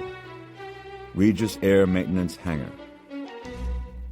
Because JFK needed the taxiway cleared, the entire aircraft was towed as is into the Regis Air long-span maintenance hangar in the hour before dawn. No one spoke as the lame 777 full of dead passengers rolled past like an enormous white casket. Once the wheel chocks were put down and the airplane was secured, black tarpaulins were laid out to cover the stained cement floor. Borrowed hospital screens were erected to curtain off a wide containment zone between the left wing and the nose. The plane was isolated in the hangar, like a corpse inside a massive morgue. At Eph's request, the Office of the Chief Medical Examiner of New York dispatched several senior medico-legal investigators from Manhattan and Queens, bringing with them several cartons of rubber crash bags. The OCME, the world's largest medical examiner's office, was experienced in multiple casualty disaster management and helped devise an orderly process of cadaver retrieval. Port Authority hazmat officers in full contact suits brought out the air marshal first, solemnly, officers saluting the bagged corpse as it appeared at the wing door, and then, laboriously, everyone else in the first row of coach. They then removed those empty seats, using the added space to bag the corpses before evacuating them. Each body, one at a time, was strapped to a stretcher and lowered from the wing to the tarp-covered floor. The process was deliberate and at times gruesome. At one point, about 30 bodies in, one of the Port Authority officers suddenly stumbled away from the retrieval line, moaning and gripping his hood. Two fellow hazmat officers converged on him, and he lashed out, shoving them into the hospital screens, in effect breaching the containment border. Panic erupted, people clearing the way for this possibly poisoned or infected officer clawing at his containment suit on his way out of the cavernous hangar. Eph caught up with him out on the apron, where in the light of the morning sun the officer succeeded in throwing off his hood and peeling off his suit like a constricting skin. Eph grabbed the man, who then sank down onto the tarmac, sitting there with sweaty tears in his eyes. "This city," sobbed the officer. "This damn city." Later, word went out that this Port Authority officer had worked those hellish first few weeks on the pile at Ground Zero, first as part of the rescue mission and then the recovery effort. The specter of 9/11 still hung over many of these Port Authority officers, and the current bewildering mass casualty situation had brought it crashing down again. A GO team of analysts and investigators from the National Transportation Safety Board in Washington, D.C., arrived aboard an FAA Gulfstream. They were there to interview all involved with the incident aboard Regis Air Flight 753, to document the aircraft's final moments of navigability, and to retrieve the flight data recorder and the cockpit voice recorder. Investigators from the New York City Department of Health, having been leapfrogged by the CDC in the crisis response, were briefed on the matter, though Eph rejected their jurisdiction claim. He knew he had to keep control of the containment response if he wanted it done right. Boeing representatives en route from Washington State had already disclaimed the 777's complete shutdown as mechanically impossible. A Regis Air vice president, roused from his bed in Scarsdale, was insisting that a team of Regis's own mechanics be the first to board the aircraft for inspection, once the medical quarantine was lifted. Corruption of the air circulation system was the current prevailing cause of death theory. The German ambassador to the United States and his staff were still awaiting their diplomat's pouch, Eph leaving them cooling their heels in Lufthansa's Senator Lounge inside Terminal 1. The mayor's press secretary made plans for an afternoon news conference, and the police commissioner arrived with the head of his counterterrorism bureau inside the rolling headquarters of NYPD's critical response vehicle. By mid-morning, all but 80 corpses had been unloaded. The identification process was proceeding speedily, thanks to passport scans and the detailed passenger manifest. During a suit break, Eph and Nora conferred with Jim outside the containment zone, the bulk of the aircraft fuselage visible over the curtain screens. Airplanes were taking off and landing again outside. They could hear the thrusters gaining and decelerating overhead, and feel the stir in the atmosphere, the agitation of air. Eph asked Jim between gulps of bottled water, "How many bodies can the ME in Manhattan handle?" Jim said, "Queens has jurisdiction here, but you're right. The Manhattan headquarters is the best equipped. Logistically, we're going to be spreading the victims out among those two in Brooklyn and the Bronx. So, about 50 each. How are we going to transport them? Refrigerated trucks. Medical examiner said that's how they did the World Trade Center remains. Fulton Fish Market in Lower Manhattan. They've been contacted." Eph often thought of disease control as a wartime resistance effort, he and his team fighting the good fight, while the rest of the world tried to get on with their daily lives under the cloud of occupation, the viruses and the bacterium that plagued them. In this scenario, Jim was the underground radio broadcaster, conversant in 3 languages, who could procure anything from butter to arms to safe passage out of Marseille. Yves said, "Nothing from Germany?" "Not yet. They shut down the airport for 2 hours, a full security check. No employees sick at the airport, no sudden illnesses being reported to hospitals." Nora was anxious to speak. "Nothing here adds up." Yves nodded in agreement. "Go ahead." "We have a plane full of corpses. Were this caused by gas or some aerosol in the ventilation system, accidental or not, they would not have all gone so, I have to say, so peacefully. They would have been choking, flailing, vomiting, turning blue. People with different body types going down at different times. An attendant panic. Now, if instead this was an infectious event, then we have some kind of crazy, sudden, totally new emerging pathogen, something none of us have ever seen, indicating something man-made, created in a lab. And at the same time, remember, it's not just the passengers who died. The plane itself died, too. Almost as though something, some incapacitating thing, hit the airplane itself and wiped out everything inside it, including the passengers. But that's not exactly accurate, is it? Because I think this is the most important question of all right now. Who opened the door? She looked back and forth between Eve and Jim. I mean, it could have been the pressure change. Maybe the door had already been unlocked, and the aircraft's decompression forced it open. We can come up with cute explanations for just about anything, because we're medical scientists. That's what we do. And those window shades, said Jim. People always look out the windows during landing. Who closed them all? Eve nodded. He had been so focused on the details all morning, it was good to step back and see strange events from a distance. This is why the 4 survivors are going to be key, if they witnessed anything. Nora said, or otherwise involved. Jim said, all 4 are in critical but stable condition in the isolation wing at Jamaica Hospital Medical Center. Captain Redfern, the 3rd pilot, male, 32. A lawyer from Westchester County, female, 41. A computer programmer from Brooklyn, male, 44. And a musician, a celebrity from Manhattan and Miami Beach, male, 36. His name is Dwight Moorshine. Eve shrugged. Never heard of him. He performs under the name Gabriel Bolivar. Eve said, oh. Nora said, ooh. Jim said, he was traveling incognito in first class. No fright makeup, no crazy contact lenses. So there will be even more media heat. Eve said, any connection between the survivors? None we see yet. Maybe the med workup will find something. They were scattered throughout the plane. The programmer was flying coach, the lawyer in business, the singer first class, and Captain Redfern, of course, up in the flight deck. Baffling, said Eve. But it's something anyway. If they regain consciousness, that is, long enough for us to get some answers out of them. One of the Port Authority officers came around for Eve. Dr. Goodweather, you better get back in there, he said. The cargo hold. They found something. Through the side cargo hatch, inside the underbelly of the 777, they had already begun offloading the rolling steel luggage cabinets to be opened and inspected by the Port Authority hazmat team. Eve and Nora sidestepped the remaining train-linked containers, wheels locked into floor tracks. At the far end of the hold lay a long rectangular box, black, wooden, and heavy-looking, like a grand cabinet laid out on its back. Unvarnished ebony, 8 or so feet long by 4 feet wide by 3 high, taller than a refrigerator. The topside was edged all around with intricate carving, labyrinthine flourishes, accompanied by lettering in an ancient, or perhaps made-to-look ancient language. Many of the swirls resembled figures, flowing human figures, and perhaps, with a little imagination, faces screaming. No one's opened it yet? Asked Eve. The hazmat officers all shook their heads. We haven't touched the thing, one said. Eve checked the back of it. 3 orange restraining straps, their steel hooks still in the floor eyelets, lay on the floor next to the cabinet. These straps? Undone when we came in, said another.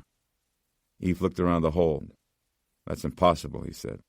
If this thing was left unrestrained during transit, it would have done major damage to the luggage containers, if not the interior walls of the cargo hold itself.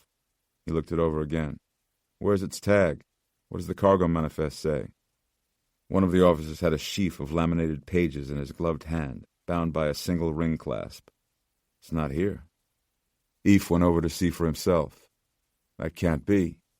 The only irregular cargo listed here other than 3 sets of golf clubs is a kayak. The guy pointed to the side wall where, bound by the same type of orange ratchet straps, a plastic-wrapped kayak lay plastered with airline luggage stickers.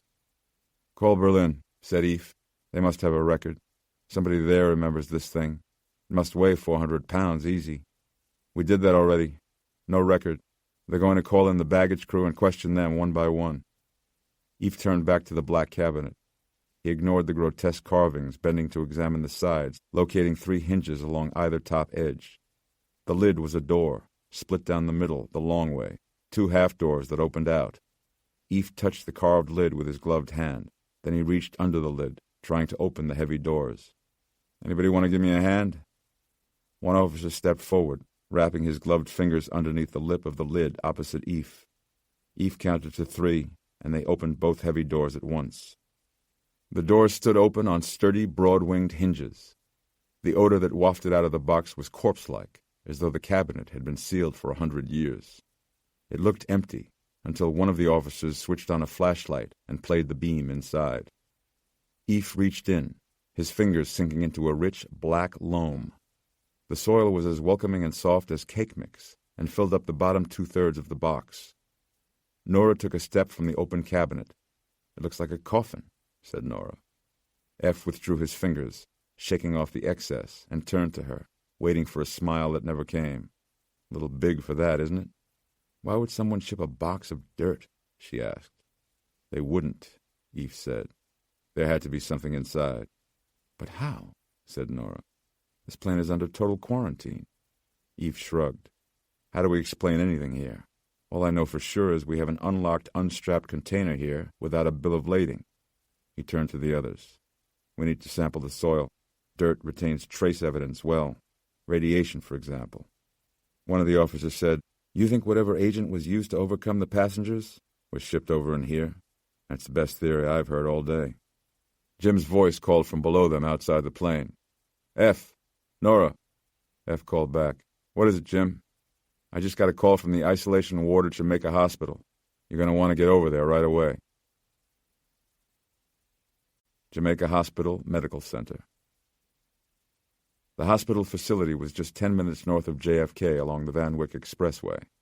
Jamaica was one of the 4 designated centers for bioterrorism preparedness planning in New York City. It was a full participant in the syndronic surveillance system, and Eve had run a Canary workshop there just a few months before, so he knew his way to the airborne infection isolation ward on the 5th floor. The metal double doors featured a prominent blaze-orange tri-petaled biohazard symbol, indicating a real or potential threat to cellular materials or living organisms. Printed warnings read, "Isolation area. Contact precaution mandatory. Authorized personnel only." Eve displayed his CDC credentials at the desk, and the administrator recognized him from previous biocontainment drills. She walked him inside. "What is it?" he asked. "I really don't mean to be melodramatic," she said, waving her hospital ID over the reader, opening the doors to the ward, "but you need to see it for yourself." The interior walkway was narrow, this being the outer ring of the isolation ward occupied by the nurses' station. Eve followed the administrator behind blue curtains into a wide vestibule containing trays of contact supplies, gowns, goggles, gloves, booties, and respirators, and a large rolling garbage barrel lined with a red biohazard trash bag. The respirator was an N95 half mask, efficiency rated to filter out 95% of particles 0.3 microns in size or larger. That meant it offered protection from most airborne viral and bacteriological pathogens, but not against chemical or gas contaminants. After his full contact suiting at the airport, Eve felt positively exposed in a hospital mask, surgical cap, barrier goggles, gown, and shoe covers. The similarly attired administrator then pressed a plunger button, opening an interior set of doors, and Eve felt the vacuum light pull upon entering, the result of the negative pressure system, air flowing into the isolation area so that no particles could blow out. Inside, a hallway ran left to right off the central supply station. The station consisted of a crash cart packed with drugs and ER supplies, a plastic-sheathed laptop, an intercom system for communicating with the outside, and extra barrier supplies. The patient area was a suite of 8 small rooms. 8 total isolation rooms for a borough with a population of more than 2.25 million. Surge capacity is the disaster preparedness term for a healthcare system's ability to rapidly expand beyond normal operating services to satisfy public health demands in the event of a large-scale public health emergency. The number of hospital beds in New York State was about 60,000 and falling. The population of New York City alone was 8.1 million and rising. Canary was funded in the hopes of mending the statistical shortfall as a sort of disaster preparedness stopgap. The CDC termed that political expedience optimistic. Eph preferred the term magical thinking. He followed the administrator into the first room. This was not a full biological isolation tank. There were no airlocks or steel doors. This was routine hospital care in a segregated setting. The room was tile-floored and fluorescently lit. The first thing Eph saw was the discarded Kurt pod against the side wall. A Kurt pod is a disposable, plastic-boxed stretcher, like a transparent box coffin, with a pair of round glove ports on each long side, and fitted with removable exterior oxygen tanks. A jacket, shirt, and pants were piled next to it, cut away from the patient with surgical scissors, the Regis Air-winged crown logo visible on the overturned pilot's hat. The hospital bed in the center of the room was tented with transparent plastic curtains, outside which stood monitoring equipment and an electronic IV drip tree laden with bags. The railed bed bore green sheets and large white pillows, and was set in the upright position. Captain Doyle Redfern sat in the middle of the bed, his hands in his lap. He was bare-legged, clad only in a hospital johnny, and appeared alert. But for the IV pick in his hand and arm, and the drawn expression on his face, he looked as though he had dropped 10 pounds since Eph had found him inside the cockpit. He looked for all the world like a patient awaiting a checkup. He looked up hopefully as Eph approached. "Are you from the airline?" he asked. Eph shook his head, dumbfounded. Last night this man had gasped and tumbled to the floor inside the cockpit of Flight 753, eyes rolling back into his skull, seemingly near death. The thin mattress creaked as the pilot shifted his weight. He winced as though from stiffness and then asked, "What happened on the plane?" Eph couldn't hide his disappointment. "That's what I came here hoping to ask you." Eph stood facing the rock star Gabrielle Bolivar, who sat perched on the edge of the bed like a black-haired gargoyle draped in hospital johnny. Without the fright makeup, he was surprisingly handsome, in a stringy-haired, hard-living way. "The mother of all hangovers," Bolivar said. "Any other discomfort?" asked Eph. "Plenty. Man." He ran his hand through his long black hair. "Never fly commercial. That's the moral of this story. Mr. Bolivar, can you tell me what is the last thing you remember about the landing?" "What landing? I'm serious. I was hitting the vodka tonics pretty hard most of the flight. I'm sure I slept right through it." He looked up, squinting into the light. "How about some Demerol, huh? Maybe when the refreshment cart swings by?" Eph saw the scars crisscrossing Bolivar's bare arms and remembered that one of his signature concert moves was cutting himself on stage. "We're trying to match passengers with their possessions." "That's easy. I had nothing. No luggage. Just my phone. Charter plane broke down. I boarded this flight with about 1 minute to spare. Didn't my manager tell you?" "I haven't spoken to him yet. I'm asking specifically about a large cabinet." Bolivar stared at him. "This some kind of mental test?" "In the cargo area. An old box, partially filled with soil." "No idea what you're talking about. You weren't transporting it back from Germany? Seems like the kind of thing someone like you might collect." Bolivar frowned. "It's an act, dude. A fucking show. A spectacle.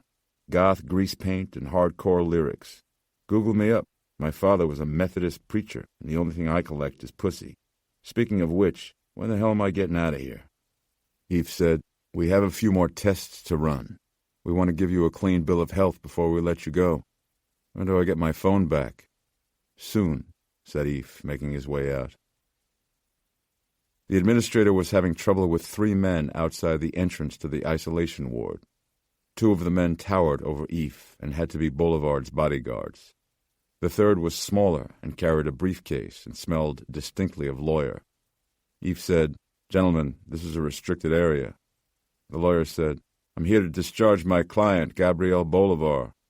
Mr. Bolivar is undergoing tests and will be released at the earliest possible convenience. And when will that be? Eve shrugged. 2, maybe 3 days, if all goes well. Mr. Bolivar has petitioned for his release into the care of his personal physician. I have not only power of attorney, but I can function as his health care proxy if he is in any way disabled. No one gets in to see him but me, said Eve. To the administrator, he said, let's post a guard here immediately. The attorney stepped up. Listen, doctor, I don't know much about quarantine law, but I'm pretty sure it takes an executive order from the president to hold someone in medical isolation. May I, in fact, see said order? Eve smiled. Mr. Bolivar is now a patient of mine, as well as the survivor of a mass casualty. If you leave your number at the nurse's desk, I will do my best to keep you abreast of his recovery, with Mr. Bolivar's consent, of course. Look, Doc, the attorney put his hand on Eve's shoulder in a manner Eve did not like. I can get quicker results than a court injunction simply by mobilizing my client's rabid fan base. He included the administrator in his threat. You want a mob of goth chicks and assorted freaks protesting outside this hospital, running wild through these halls, trying to get in to see him? Eve looked at the attorney's hand until the attorney removed it from his shoulder. He had 2 more survivors to see. Look, I really don't have time for this. So let me just ask you some questions straight out. Does your client have any sexually transmitted diseases I should know about? Does he have any history of narcotics use? I'm only asking because if I have to go look up his entire medical record, well, those things have a way of getting into the wrong hands. You wouldn't want his full medical history leaked out to the press, right? The attorney stared at him. That is privileged information. Releasing it will be a felony violation and a real potential embarrassment, said Eve, holding the attorney's eye another second for maximum impact. I mean, imagine if somebody put your complete medical history out there on the internet for everyone to see. The attorney was speechless as Eve started away past the 2 bodyguards. Joan Luss, law firm partner, mother of 2, Swarthmore grad, Bronxville resident, junior league member, was sitting on a foam mattress in her isolation ward hospital bed, still tied up in that ridiculous Johnny, scribbling notes on the back of a mattress pad wrapper. Scribbling and waiting and wiggling her bare toes. They wouldn't give her back her phone. She'd had to cajole and threaten just to get a lead pencil. She was about to buzz again when finally her nurse walked in the door. Joan turned on her get-me-results smile. Hi, yes, there you are. I was wondering, what was the doctor's name who was in here? He's not a doctor from the hospital. I realized that. I was asking his name. His name is Dr. Goodweather. Goodweather. She scribbled that down. First name? Doctor. Her flat smile. They all have the same first name to me. Doctor. Joan squinted, as if she wasn't sure she'd heard that right, and shifted a bit on the stiff sheets. And he was dispatched here from the Centers for Disease Control? I guess so, yes. He left orders for a number of tests. How many others survived the crash? Well, there was no crash. Joan smiled. Sometimes you had to pretend that English was their second language in order to make yourself understood. What I am asking you is, how many others did not perish on Flight 753 from Berlin to New York? There are 3 others in this wing with you. Now, Dr. Goodweather wants to take blood, and Joan tuned her out right there. The only reason she was still sitting in this sick room was because she knew she could find out more by playing along. But that ploy was nearing its end. Joan Luss was a tort attorney, tort being a legal term meaning a civil wrong, recognized as grounds for a lawsuit. A plane full of passengers all die except for 4 survivors, one of whom is a tort attorney. Poor Regis Eyre. As far as they would be concerned, the wrong passenger had lived. Joan said, talking right over the nurse's instructions, I would like a copy of my medical report to date, along with a complete list of lab tests already performed and their results. Mrs. Luss, are you certain you feel all right? Joan had swooned for a moment, but it was just a remnant of whatever had overcome them at the end of that horrible flight.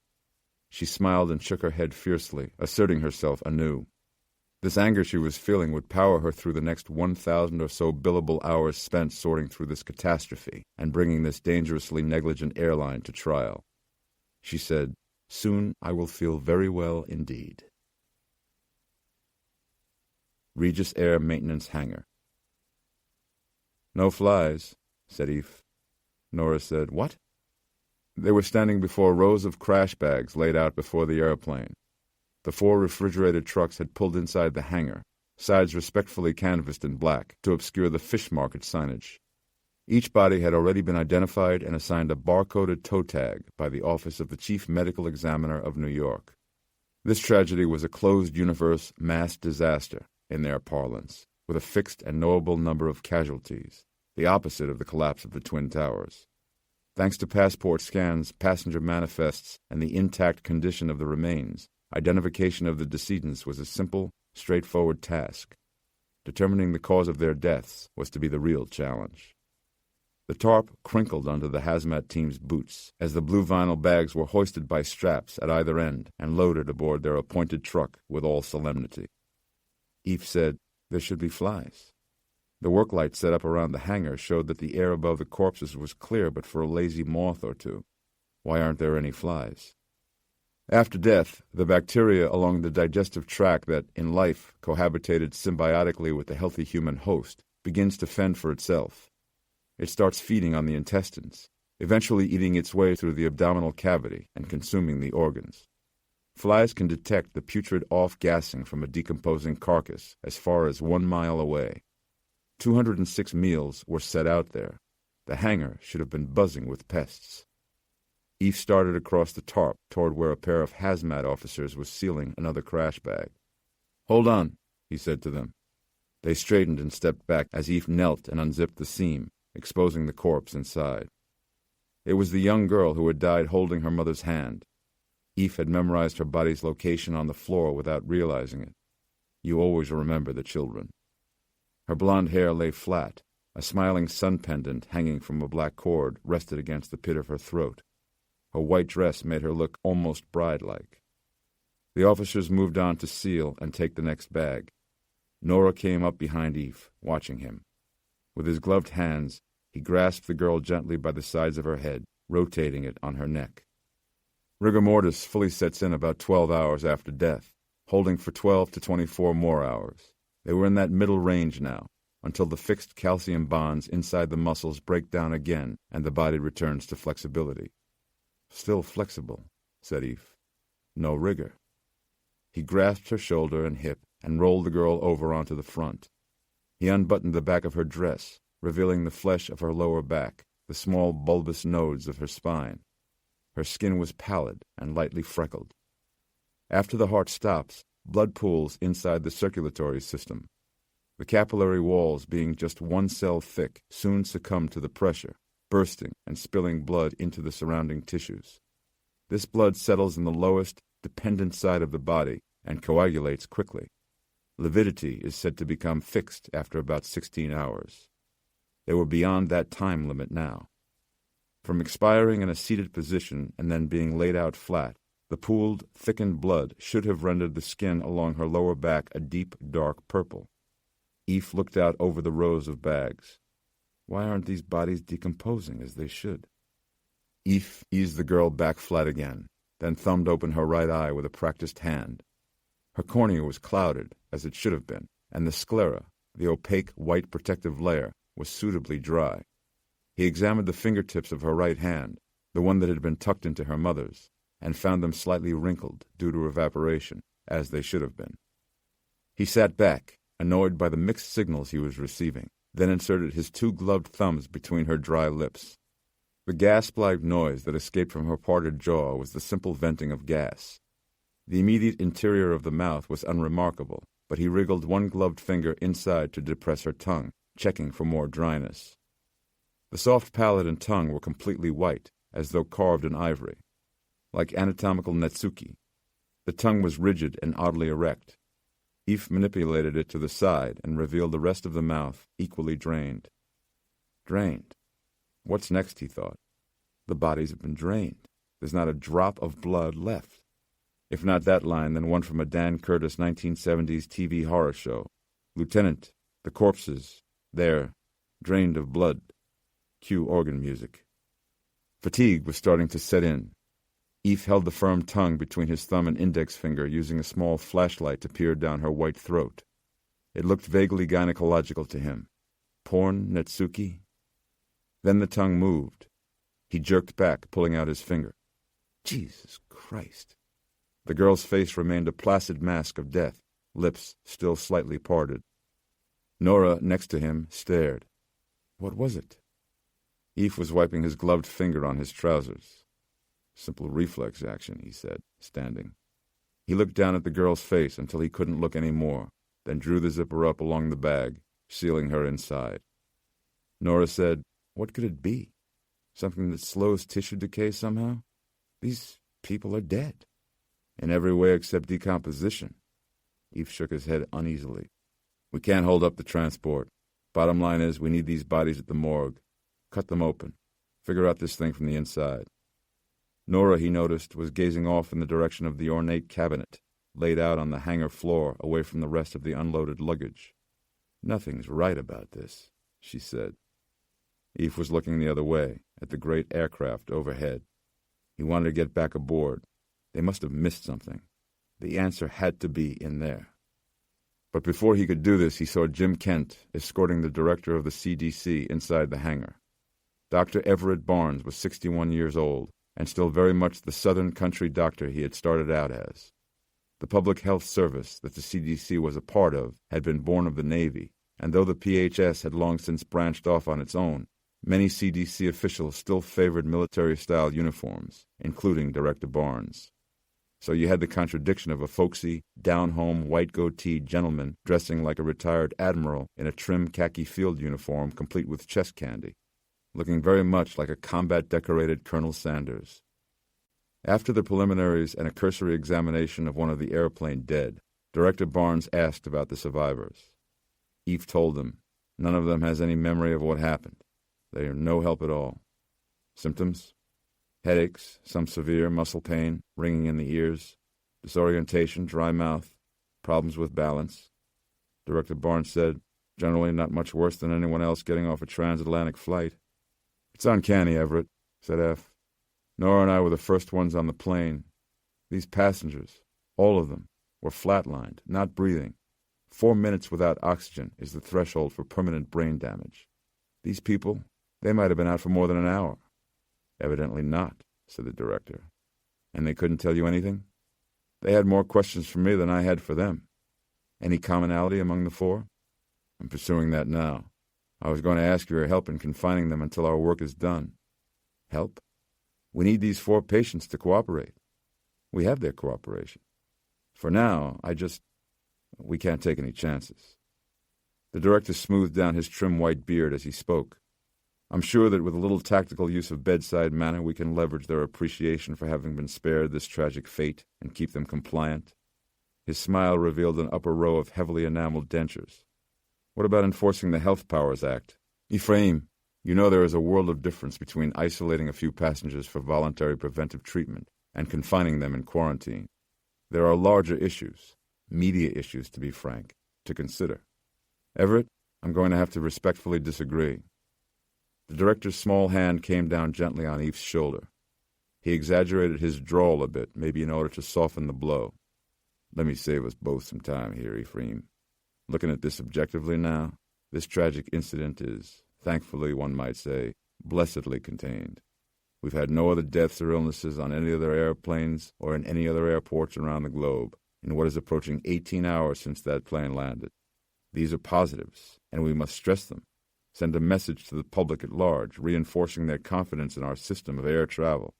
I am certain, Ephraim, that engaging these fortunate survivors, appealing to their sense of honor and duty, will be enough to compel them to cooperate. The director removed his hand, smiling at Eve like a military man humoring his pacifist son. Besides, continued Barnes, this is all the hallmarks of a goddamn gas leak, doesn't it? So many victims so suddenly incapacitated, the closed environment, and the survivors rallying after being removed from the plane.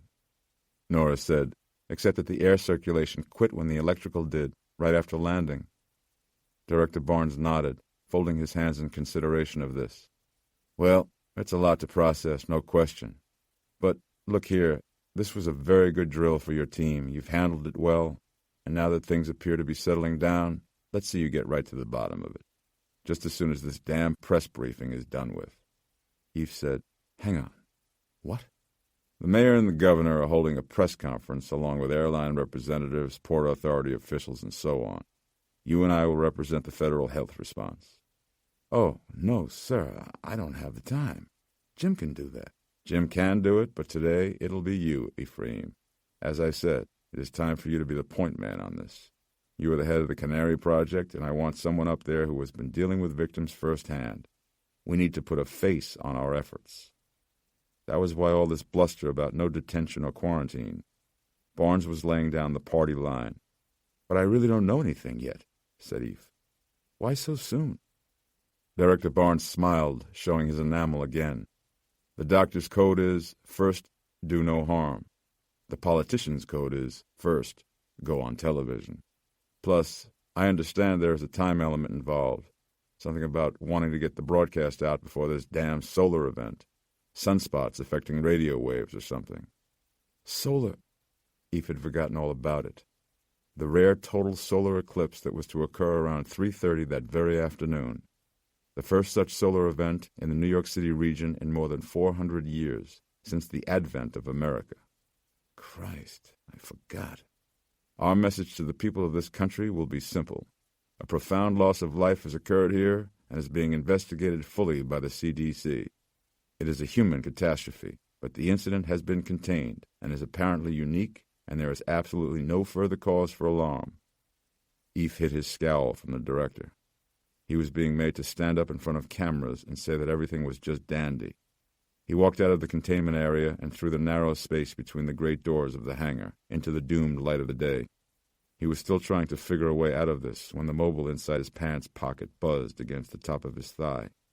He pulled it out, an envelope icon slowly revolving on the LCD screen. A text message from Matt's mobile. F opened it. "Yanks 4, sucks 2. Great seats. Wish you were here. Z." Eve stood staring at this electronic dispatch from his son until his eyes lost focus. He was left staring at his own shadow on the airport tarmac, which, unless he was imagining things, had already begun to vanish.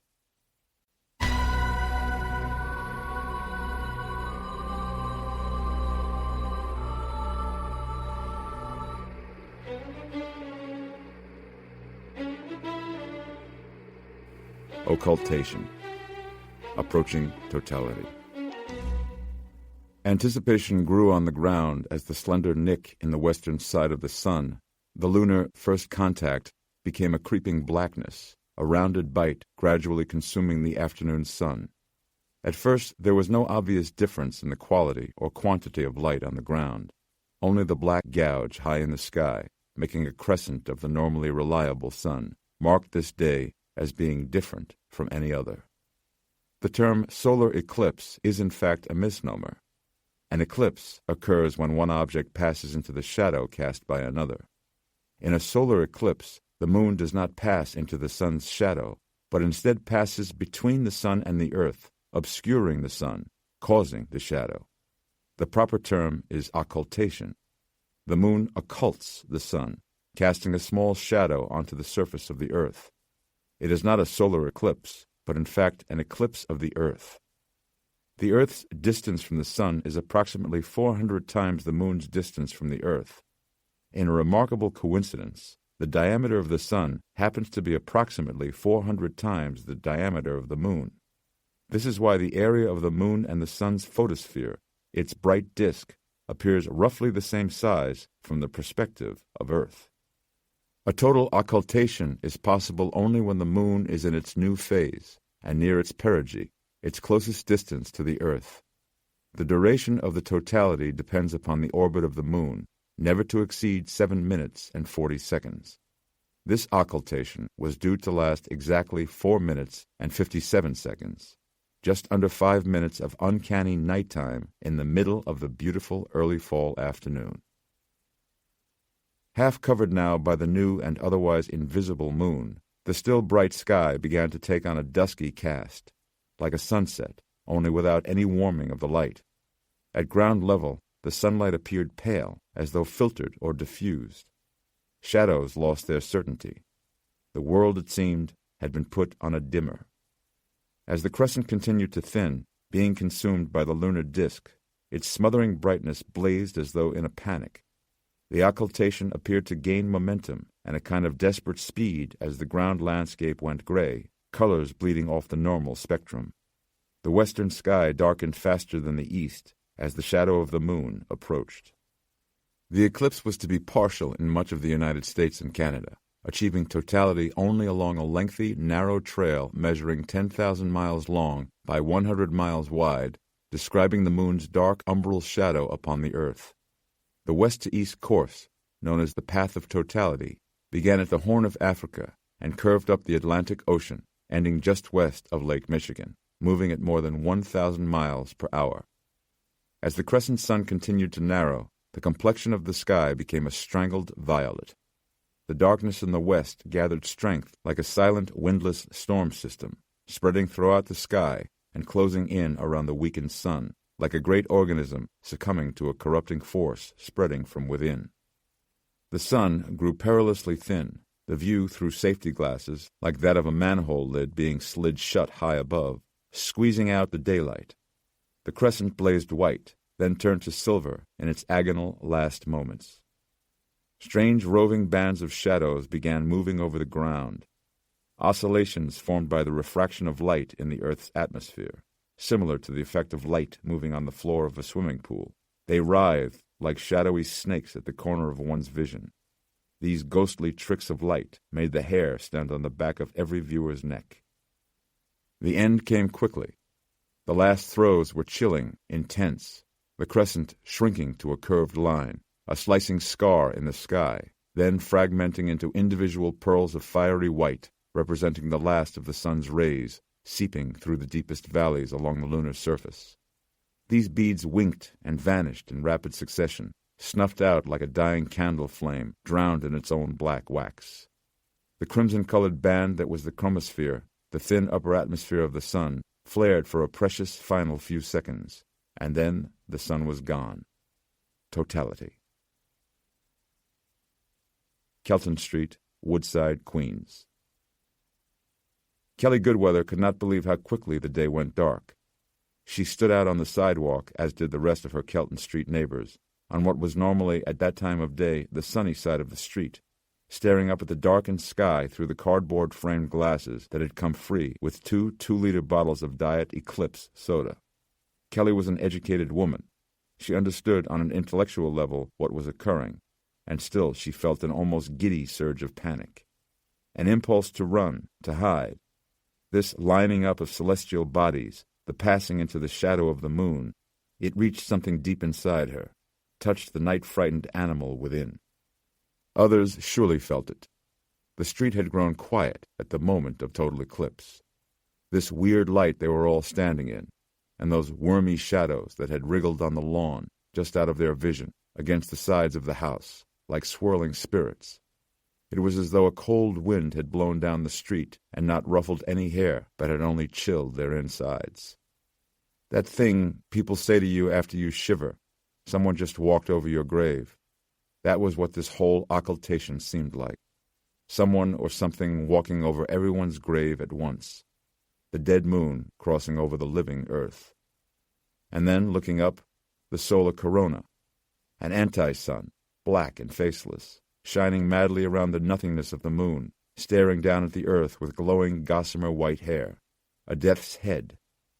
Her neighbors, Bonnie and Donna, the couple renting next door, stood together with their arms around each other. Bonnie with her hand in the back pocket of Donna's saggy jeans. "Isn't it amazing?" Bonnie called smilingly over her shoulder. Kelly could not respond. Didn't they get it? To her this was no mere curiosity, no afternoon entertainment. How could anyone not see this as some kind of omen? Astronomical explanations and intellectual reasoning be damned. How could this not mean something? So maybe it had no inherent meaning per se. It was a simple convergence of orbits. But how could any sentient being not imbue it with some significance, positive or negative, religious or psychic or otherwise? Just because we understand how something works doesn't necessarily mean we understand it. They called back to Kelly, alone in front of her house, telling her it was safe now to remove her glasses. "You don't want to miss this." Kelly was not going to remove her glasses, no matter what the television said about it being safe to do during the totality. The television also told her she wouldn't age if she bought expensive creams and pills. Oohs and ahs all up and down the street, a real communal event as people got comfortable with the singularity, embracing the moment, except for Kelly. What is wrong with me, she wondered. Part of it was just having seen Eph on TV. He didn't say much at the press conference, but Kelly could tell by his eyes and the way that he spoke that something was wrong, really wrong. Something beyond the governor's and the mayor's rote assurances. Something beyond the sudden and unexplained deaths of 206 transatlantic passengers. A virus? A terror attack? A mass suicide? And now this. She wanted Zach and Matt home. She wanted them here with her right now. She wanted this solar occultation thing to be over with, and to know that she would never have to experience this feeling again. She looked up through the filtered lenses at the murdering moon in all its dark triumph, worried that she might never see the sun again. Yankee Stadium, the Bronx. Zach stood on his seat next to Matt, who stared at the eclipse with his nose scrunched up and his mouth hanging open, like a driver squinting into the oncoming traffic. 50,000-plus Yankees fans wearing special collector's pinstriped eclipse glasses on their feet now, faces upturned, looking at the moon that darkened the sky on a perfect afternoon for baseball. All except Zach Goodweather. The eclipse was cool and all, but now he had seen it, and so Zach turned his attention to the dugout. He was trying to see Yankees players. There was Jeter, wearing the exact same specs as Zach, perched on the top step on one knee as though waiting to be announced a hit. Pitchers and catchers were all outside the bullpen, gathered on the right field grass, like anyone else, taking it all in. "Ladies and gentlemen," said Bob Shepard, the public address announcer, "boys and girls, you may now remove your safety glasses." And so they did. 50,000 people, nearly in unison. An appreciative gasp went up, then some ballpark applause, then full-out cheering, as though the crowd were trying to lure the unfailingly modest Matsui out of the dugout for a cap tip after slugging one into Monument Park. In school, Zach had learned that the sun was a 6,000-degree Kelvin thermonuclear furnace, but that its corona, the outer edge, consisting of superheated hydrogen gas, visible from Earth only during totality, was unexplainably hotter, its temperature reaching as high as 2 million degrees Kelvin. What he saw when he removed his glasses was a perfect black disk, edged by a thin blaze of crimson, surrounded by an aura of wispy white light. Like an eye, the moon a wide black pupil, the corona the white of the eye, and the vivid reds bursting from the rim of the pupil, loops of superheated gas erupting from the edge of the sun, the bloodshot veins. Kind of like the eye of a zombie. Cool. Zombie sky. No, zombies of the eclipse. Zombies of the occultation. Occult zombies from the planet Moon. Wait, the moon isn't a planet. Zombie moon. This could be the concept for the movie he and his friends were going to make this winter. Moon rays during the total Earth eclipse transform members of the New York Yankees into brain-slurping zombies. Yes. And his buddy Ron looked almost just like a young Jorge Posada. "Hey, Jorge Posada, can I have your autograph?" "Wait, what are you... Hey, that's my... What's wrong with your eyes?" "Gah! No. The organ was playing now, and a few of the drunks turned into conductors, waving their arms and exhorting their section to sing along with some corny "I'm being followed by a moon shadow" song. Baseball crowds rarely need an excuse to make noise. These people would have cheered even if this occultation were an asteroid hurtling toward them. Wow. Zach realized with a start that this was exactly the sort of thing his dad would have said if he were here. Matt, now admiring his free specs next to him, nudged Zach. "Pretty sweet keepsake, huh? I bet eBay'll be flooded with these suckers by this time tomorrow." Then a drunk guy jostled Matt's shoulder, sloshing beer onto his shoes. Matt froze for a moment, then rolled his eyes at Zach, kind of a what-are-you-gonna-do face. But he didn't say or do anything. He didn't even turn around to look. It occurred to Zach now that he'd never seen Matt drink a beer before, only white or red wine on nights at home with Mom. Zach got the sense then that Matt, for all his enthusiasm about the game, was essentially afraid of the fans sitting around them. Now Zach really wished his dad were there. He dug Matt's phone out of his jeans pocket and checked again for a text reply.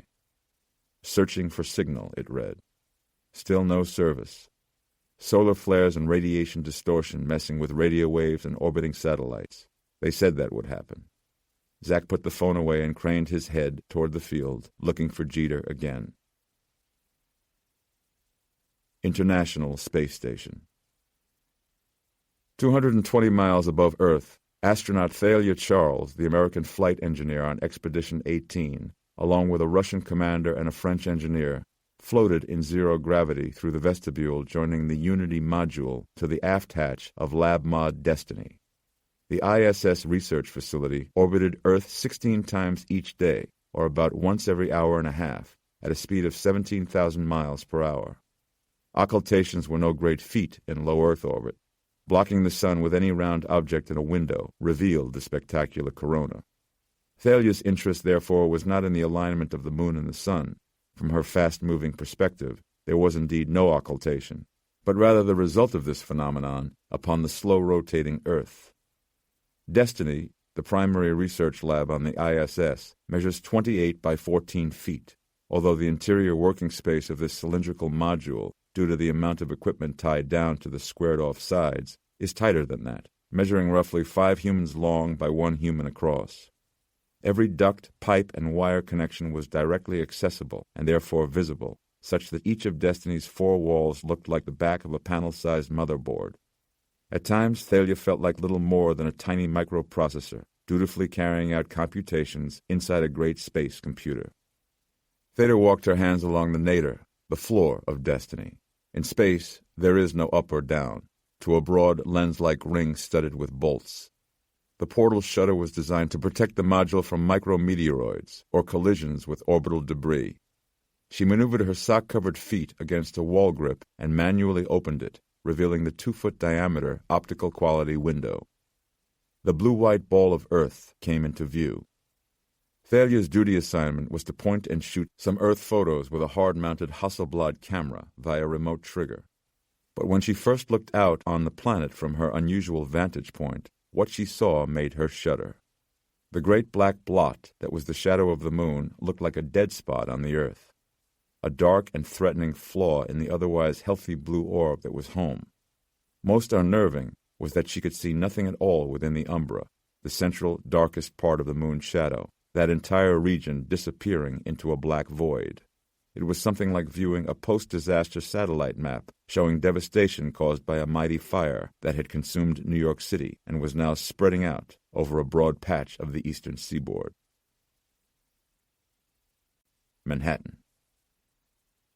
New Yorkers congregated in Central Park, the 55-acre Great Lawn, filling up as though for a summertime concert. Those who had set out blankets and lawn chairs earlier in the morning now stood on their feet with the rest, children perched on their father's shoulders, babies cradled in their mother's arms. Belvedere Castle loomed purple-gray over the park, an eerie touch of the Gothic in this pastoral open space, dwarfed by the east and west side high-rises. The great island metropolis ground to a halt, the stillness of the city at that hour felt by all. It was a blackout vibe, anxious, yet communal. The occultation imposed a sort of equality upon the city and its denizens, a 5-minute suspension of social stratification. Everyone the same under the sun, or the lack thereof. Radios played up and down the lawn, people singing along with Z100's spinning of the 7-minute Bonnie Tyler karaoke favorite, Total Eclipse of the Heart. Along the east side bridges connecting Manhattan to the rest of the world, people stood next to their stopped vehicles, or sat on the hoods, a few photographers with specially filtered cameras clicking from the walkways.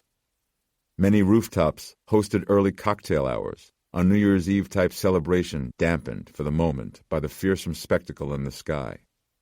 The giant Panasonic Astrovision screen in night-dimmed Times Square simulcast the occultation to the terrestrial masses, the sun's ghostly corona shimmering over the crossroads of the world, like a warning from the distant sector of the galaxy, the broadcast interrupted by flickers of distortion.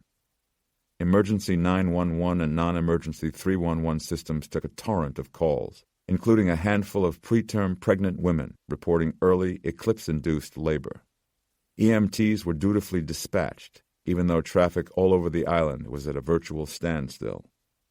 The twin psychiatric centers on Randall's Island and the northern East River confined violent patients to their rooms and ordered all blinds drawn. Nonviolent patients were invited to assemble in the blacked-out cafeterias, where they were being shown movies, broad comedies, although, during minutes of the totality, a noticeable few grew restless, anxious to leave the room, but unable to articulate why. At Bellevue, the psych ward had already seen an uptick in admittances that morning, in advance of the occultation. Between Bellevue and the New York University Medical Center, two of the largest hospitals in the world, stood perhaps the ugliest building in all of Manhattan. The headquarters of the chief medical examiner of New York was a misshapen rectangle of sickly turquoise. As the fish truck offloaded bagged corpses, wheeled on stretchers into the autopsy rooms and walk-in refrigerators in the basement, Gossett Bennett, one of the office's 14 medical examiners, stepped outside for a quick break. He could not see the moon sun from the small park behind the hospital. The building itself was in his way, so he instead watched the watchers. All along FDR Drive, which the park overlooked, people stood between parked cars on the never-idle thruway. The East River beyond was dark, a river of tar reflecting the dead sky. Across the river, a gloom overhung all of Queens, broken only by the glow of the sun's corona, reflected in a few of the highest, west-facing windows, like the white-hot flame of some spectacular chemical plant blaze. This is what the beginning of the end of the world will look like, he thought to himself, before returning to the ME's office to assist in the cataloging of the dead. JFK International Airport. The families of the deceased passengers and the crew of Regis Air Flight 753 were encouraged to take a break from paperwork and Red Cross coffee, decaf only for the aggrieved, and walk outside onto the tarmac in the restricted area behind Terminal 3.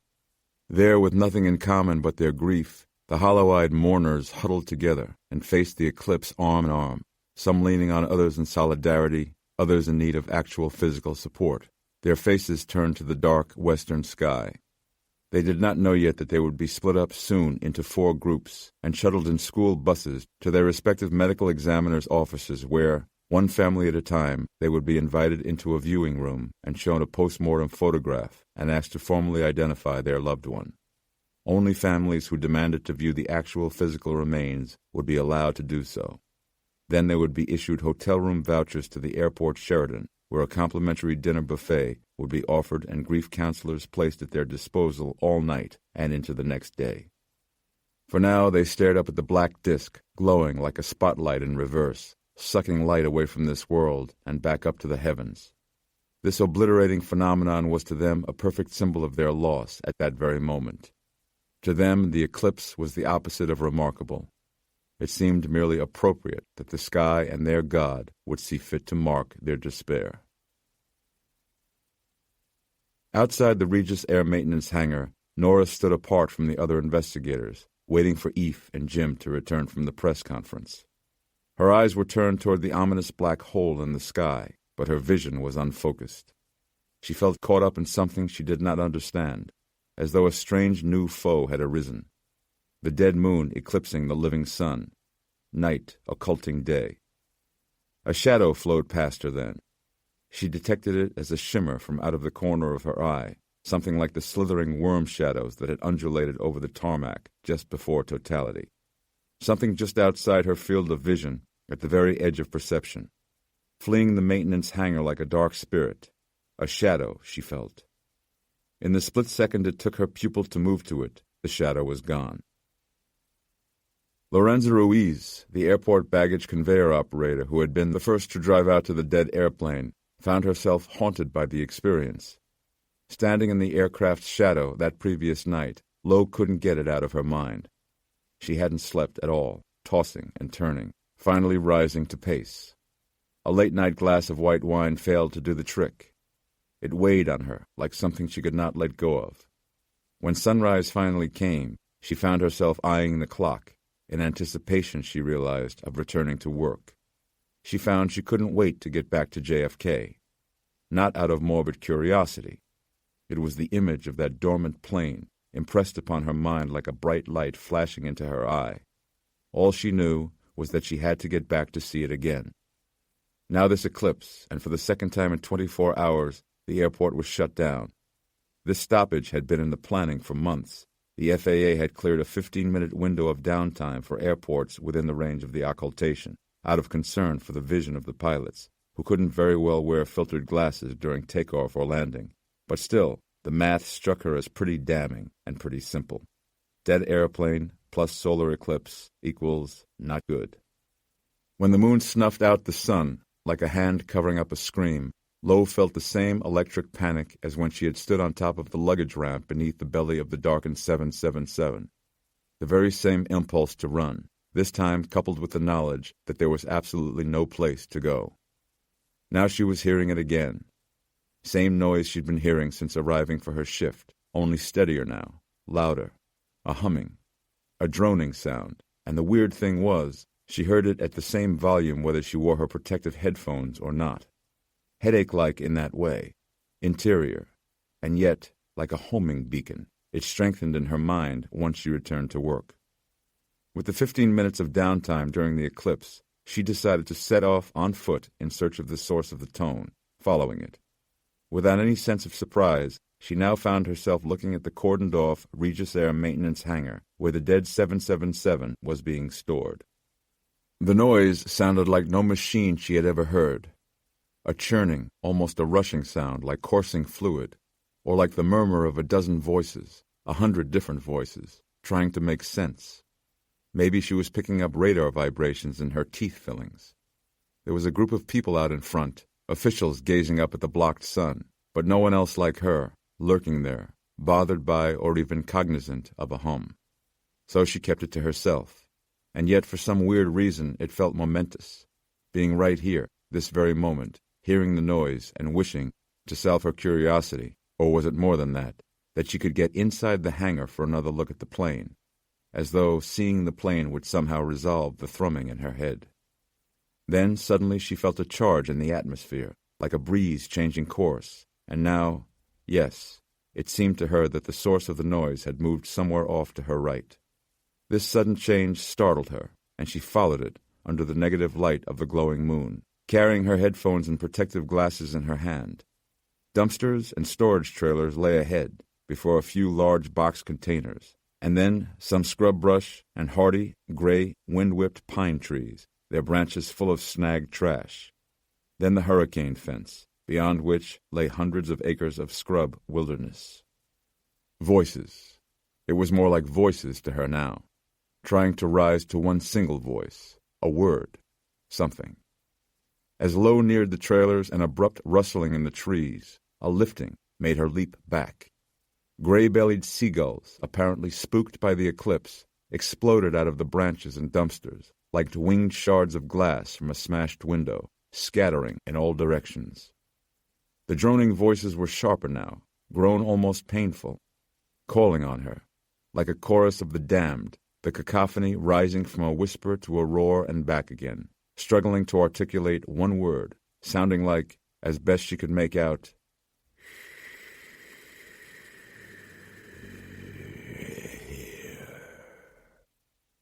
She set down her earphones on the edge of the tarmac, hanging on to her filtered glasses for when the eclipse ended.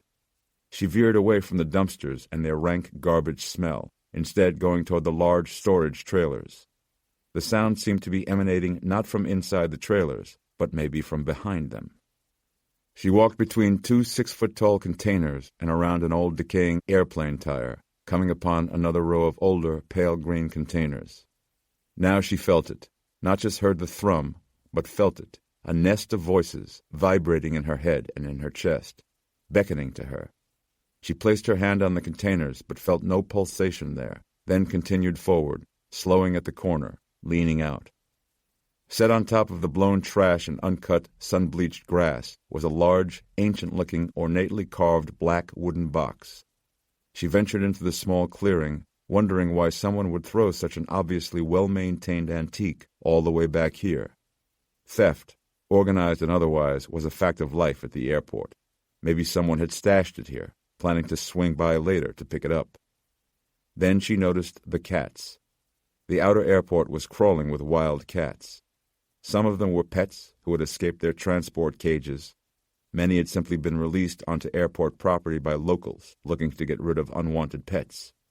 Worst of all were the travelers who abandoned their cats at the airport rather than pay high kennel fees. Domestic cats who did not know how to fend for themselves in the wild, and who, if they avoided becoming prey to larger animals and survived, joined the colony of feral cats roaming the hundreds of acres of undeveloped airport property. The skinny cats all sat on their hind quarters facing the cabinet. A few dozen of these mangy, dirty felines, until Lowe looked at the trash-strewn trees and along the hurricane fence, and saw that there were in fact close to 100 of these feral cats, sitting and facing the wooden box, paying her no attention. The box wasn't vibrating, wasn't emitting the noise she had been attuned to. She was mystified, after coming all this way to discover something this strange here on the outskirts of the airport, and that was not, in fact, the source she was seeking. The thrumming chorus went on. Were the cats tuned into it as well? No. Their focus was on the closed cabinet. She was starting to back away when the cats stiffened. The fur along their backs prickled, each of them all at once. Their scabby heads all turned her way, 100 pairs of wild cat eyes staring at her in the gloaming night day. Lowe froze, fearing an attack, and then a darkness fell over her, like a second eclipse. The cats turned and ran. They fled the clearing, claws grabbing willy-nilly at the high fence or scrambling through pre-dug holes beneath it. Lowe could not turn. She felt a rush of heat from behind her, as from an oven door when you open it. A presence. As she tried to move, the sounds in her head coalesced into one single horrible voice. Here. And then she was lifted off the ground.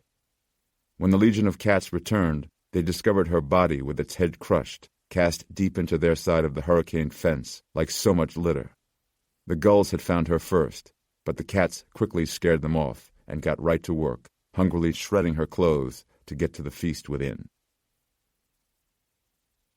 Knickerbocker Loans and Curios, 118th Street, Spanish Harlem. The old man sat before the 3 adjacent windows at the western end of his dimmed apartment, gazing up at the occluded sun. 5 minutes of night in the middle of the day, the greatest naturally occurring celestial event in 4 centuries. The timing could not be ignored. But to what purpose? Urgency seized him like a fevered hand. He had not opened the shop that day, instead spending the hours since daybreak hauling things up from his basement workshop. Items and curiosities he had acquired over the years. Tools of forgotten function, rare implements of obscure origin, weapons of lost provenance. Why he sat here tired now, his gnarled hands aching. No one else but he could foresee what was coming, what was, by every indication, already here. No one else who would believe him. Goodfellow, or Goodwilling, whatever was the last name of that man who had spoken at the otherwise ridiculous news conference on the television, standing next to the doctor in the Navy uniform. How cautiously optimistic all the others had seemed, exulting over the 4 survivors, while claiming not to know the final tally of all the dead.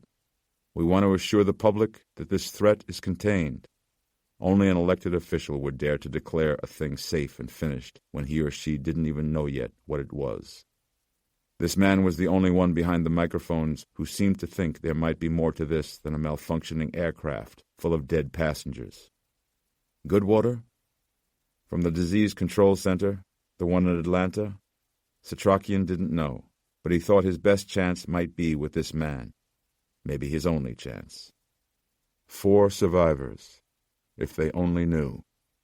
He looked out again at the glowing black disk in the sky, like staring at an eye blinded by a cataract, like staring into the future. Stoneheart Group, Manhattan. The helicopter touched down on the helipad at the Stoneheart Group's Manhattan headquarters, a building of black steel and glass in the heart of Wall Street. Its top 3 floors were occupied by Eldridge Palmer's private New York residence, a regal penthouse constructed with onyx floors, its tables laden with Brancusis, its walls papered with bacons. Palmer sat alone in the media room with the shades all drawn, the glowing black eyeball rimmed in fierce crimson and ringed with flaming white, staring out at him from a 72-inch viewing screen. This room, like his home in Dark Harbor and the cabin of his medical helicopter, was kept regulated at exactly 62 degrees. He could have gone outside. It was, after all, cold enough for him. He could have been taken up to the roof to witness the occultation, but technology brought him closer to the event itself. Not the resulting shadow, but the image of the sun subordinated to the moon. That was the prelude to the devastation. His Manhattan sojourn would be brief. New York City would not be a very pleasant place to visit, not for much longer. He placed a few phone calls, a few discreet consultations over his secure line. His cargo had indeed arrived as expected. Smiling, he rose from his chair, walking slowly but straight at the giant viewing screen, as though it were not a screen at all, but a portal he was about to step through.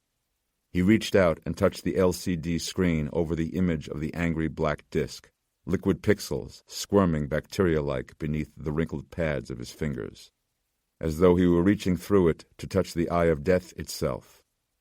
This occultation was a celestial perversion, a violation of the natural order, a cold, dead stone deposing a burning, living star. For Eldridge Palmer, it was proof that anything, even the grossest betrayal of natural law, was indeed possible. Of all the human beings watching the occultation that day, in person or via broadcast around the globe, he was perhaps the only one rooting for the moon. JFK International Control Tower. Those in the viewing cab of the Air Traffic Control Tower 321 feet above the ground glimpsed the eerie, sunset-like twilight way off to the west, out beyond the reach of the great moon shadow, past the edge of the umbra. The brighter penumbra, illuminated by the sun's blazing photosphere, had turned the distant sky yellow and orange, not unlike the healing edge of a wound. This wall of light was advancing on New York City, which had now been dark for exactly 4 minutes and 30 seconds. "Glasses on," came the order, and Jim Kent put his on, anxious for sunlight's return. He glanced around looking for Eph. Everyone from the press conference, including the governor and the mayor, had been invited up into the tower cab for the viewing, and not seeing him, assumed that Eph had slipped back to the maintenance hangar. In fact, Eph had used this enforced time out in the best way he knew, by grabbing a chair as soon as the sun had disappeared and going through a packet of construction diagrams showing cutaway views and schematics of the Boeing 777, ignoring the occultation altogether. The end of totality. The end was marked by an extraordinary phenomenon. Dazzling prominences of light appeared along the western edge of the moon, combining to form a single bead of dazzling sunlight, like a rip in the darkness, giving the effect of a blindingly radiant diamond set upon the moon's silver ring. But the price for such beauty, despite a vigorous public service campaign dedicated to eye safety during the occultation, was that more than 270 people across the city, 93 of them children, suffered permanent blindness by watching the sun's dramatic reappearance without wearing proper eye protection. There are no pain sensors in the retina, and the afflicted did not realize they were damaging their eyes until it was too late. The diamond ring expanded slowly, becoming a band of jewels known as Bailey's beads, which merged into the reborn crescent of the sun, essentially pushing the interloping moon away. On Earth, the shadow bands returned, shimmering over the ground like inaugural spirits, heralding the passing from one form of existence to another. As natural light began filling back in, the human relief on the ground was epic. Cheers and hugs and spontaneous applause. Automobile horns sounded all across the city, and Kate Smith's recorded voice sang over the loudspeakers at Yankee Stadium. 90 minutes later, the moon had completely departed from the path of the sun, and the occultation was over. In one very real sense, nothing at all had happened. Nothing in the sky had been altered or otherwise affected. Nothing had changed on Earth except for a few minutes of late afternoon shade across the northeastern United States. Even in New York itself, people packed up afterward as though the fireworks show was over, and those who had traveled away from home transferred the focus of their dread from the occluded afternoon sun to the traffic awaiting them. A compelling astronomic phenomenon had cast a shadow of awe and anxiety across all 5 boroughs. But this was New York, and when it was over, it was over.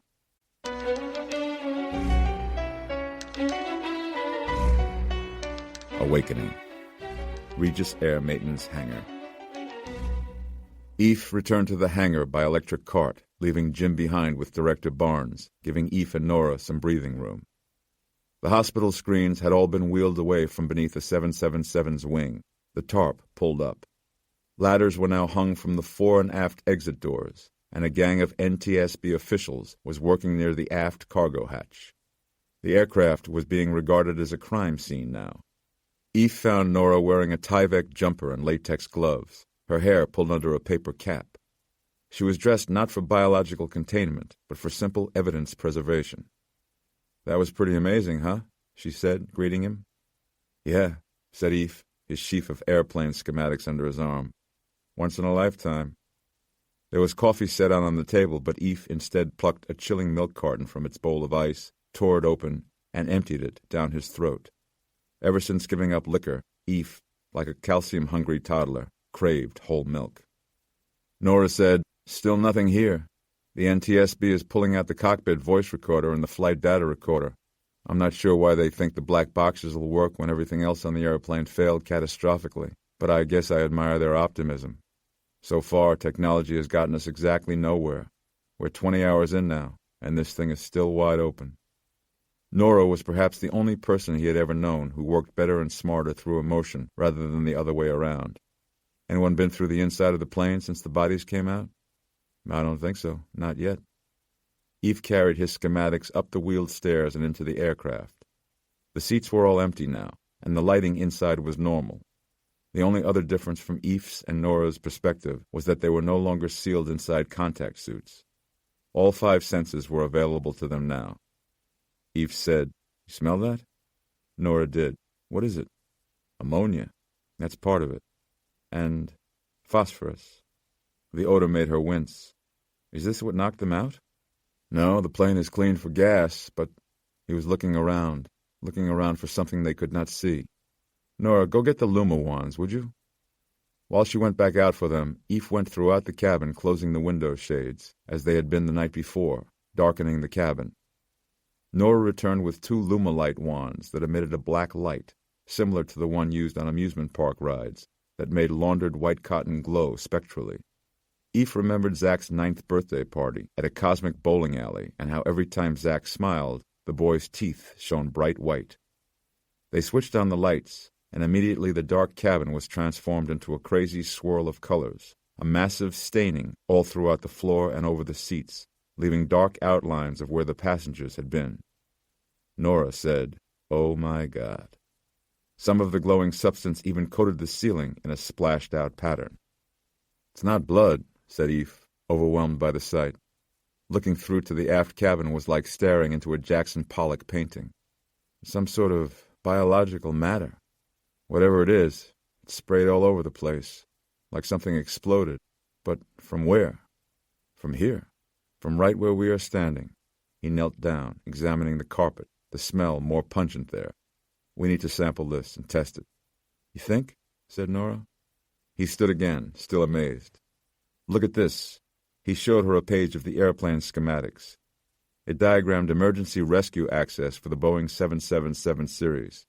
"See this shaded module at the front of the plane?" She did. "It looks like a flight of stairs. Right in back of the cockpit. What's OFCRA stand for?" Eve walked down to the galley before the cockpit door. Those very initials were printed on the wall panel there. "Overhead Flight Crew Rest Area," said Eve. "Standard on these long-distance big birds." Nora looked at him. "Did anybody check up here?" Eve said, "I know we didn't." He reached down and turned a handle recessed in the wall, pulling open the panel. A trifolding door revealed narrow, curving steps leading up into the dark. "Oh, shit," said Nora. Eve played his Lumalamp up the stairs. "I take it that means you want me to go first?" "Wait, let's get somebody else." "No, they won't know what to look for." "Do we?" Eve ignored that and climbed the tight, curling stairs. The upper compartment was tight, low-ceilinged. There were no windows. The Lumalights were better suited for forensic examination than indoor illumination. Inside the first module, they made out 2 side-by-side business-class-sized seats, folded down. Behind these were 2 inclined bunks, also side by side, not much larger than a crawl space. The dark light showed both modules to be empty. It also, however, showed more of the same multicolored mess they had discovered below, on the floor and tracked over the seats and one of the bunks, but here it was smudged, almost as though tracked in while still wet. Nora said, "What the hell?" The ammonia smell was here as well, and something else, a pungent odor. Nora noticed it too, bringing the back of her hand beneath her nostrils. "What is it?" Eve stood almost doubled over under the low ceiling between the 2 chairs. He was trying to put a word to it. "Like earthworms," he said. "Used to dig them up as kids, cut them in half in order to watch each section wriggle away. Their smell was earth, the cold soil they crawled through." Eve ran his black light over the walls and floors, scouring the chamber. He was about to give up when he noticed something behind Nora's paper booties. "Nora, don't move," said Eve. He leaned to one side for a better angle on the carpeted floor behind her, Nora frozen as though she were about to trip a landmine. A small clump of soil lay on the patterned carpet. No more than a few grams of dirt, a trace amount, richly black. Nora said, "Is that what I think it is?" Eve said, "The cabinet." They climbed back down the outside stairs to the area of the hangar reserved for cargo, where food service carts were now being opened and inspected. Eve and Nora scanned the piles of luggage, the golf bags, the kayak. The black wooden cabinet was gone. The space it had previously occupied on the edge of the tarpaulin was bare. "Someone must have moved it," said Eve, still looking. He walked away a few steps, scanning the rest of the hangar. Couldn't have gotten far. Nora's eyes were blazing. "They're just starting to go through all this stuff. Nothing's been taken out yet." Eve said, "This one thing was." "This is a secure site, Eve. That thing was what, about 8 by 4 by 3? It weighed a few hundred pounds? Would have taken 4 men to carry it." "Exactly. So someone knows where it is."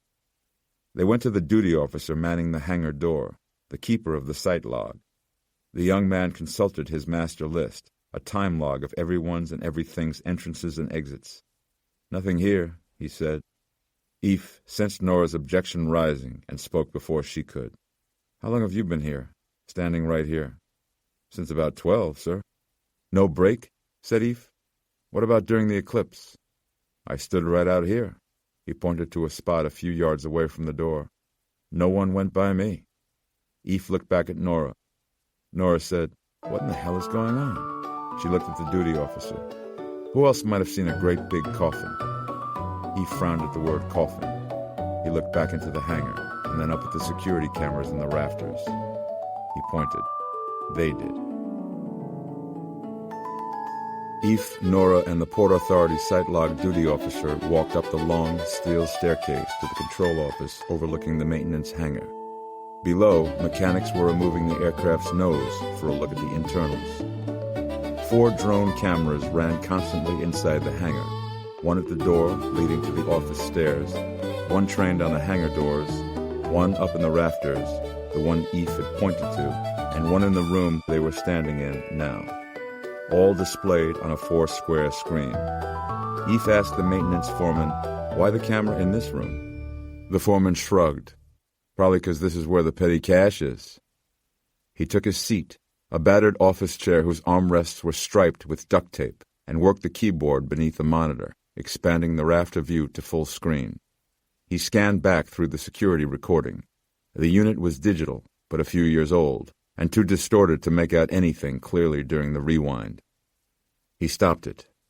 On the screen, the cabinet lay exactly where it had, on the edge of the offloaded cargo. "There it is," said Eve. The duty officer nodded. "Okay, so let's see where it went." The foreman punched it forward. It ran more slowly than the rewind, but was still pretty fast. The light in the hangar darkened with the occultation, and when it brightened again, the cabinet was gone. Stop, said Eve. "Back it up."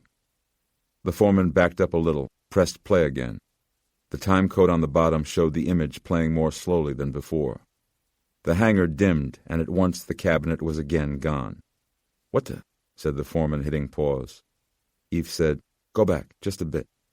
The foreman did, then let it play through in real time. The hangar dimmed, still lit by the interior work lights. The cabinet was there, and then it vanished. "Wow," said the duty officer. The foreman paused the video. He was confounded, too. Eve said, "There is a gap, a cut." The foreman said, "No cut, you saw the time code." "Go back a bit, then. A bit more. Right there. Now again." The foreman played it again. And again the cabinet disappeared. "Houdini," grumbled the foreman. Eve looked at Nora. "It didn't just disappear," said the duty officer. He pointed out the other luggage nearby. "Everything else stays the same. Not a flicker." Eve said, "Back it up again, please." The foreman ran it yet again. The cabinet disappeared yet again. "Wait," said Eve. He'd seen something. "Step it back, slowly." The foreman did, and ran it again. "There," said Eve. "Christ," exclaimed the foreman, almost jumping out of his creaky seat. "I saw it." "So what?" said Nora, together with the duty officer. The foreman was into it now, rewinding the image just a few steps.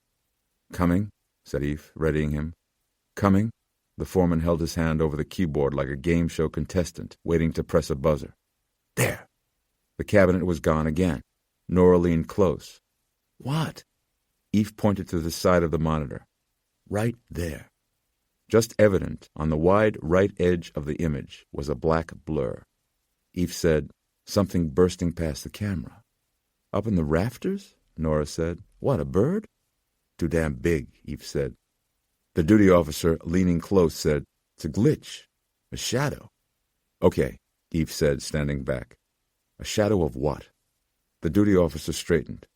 "Can you go frame by frame?" The foreman tried.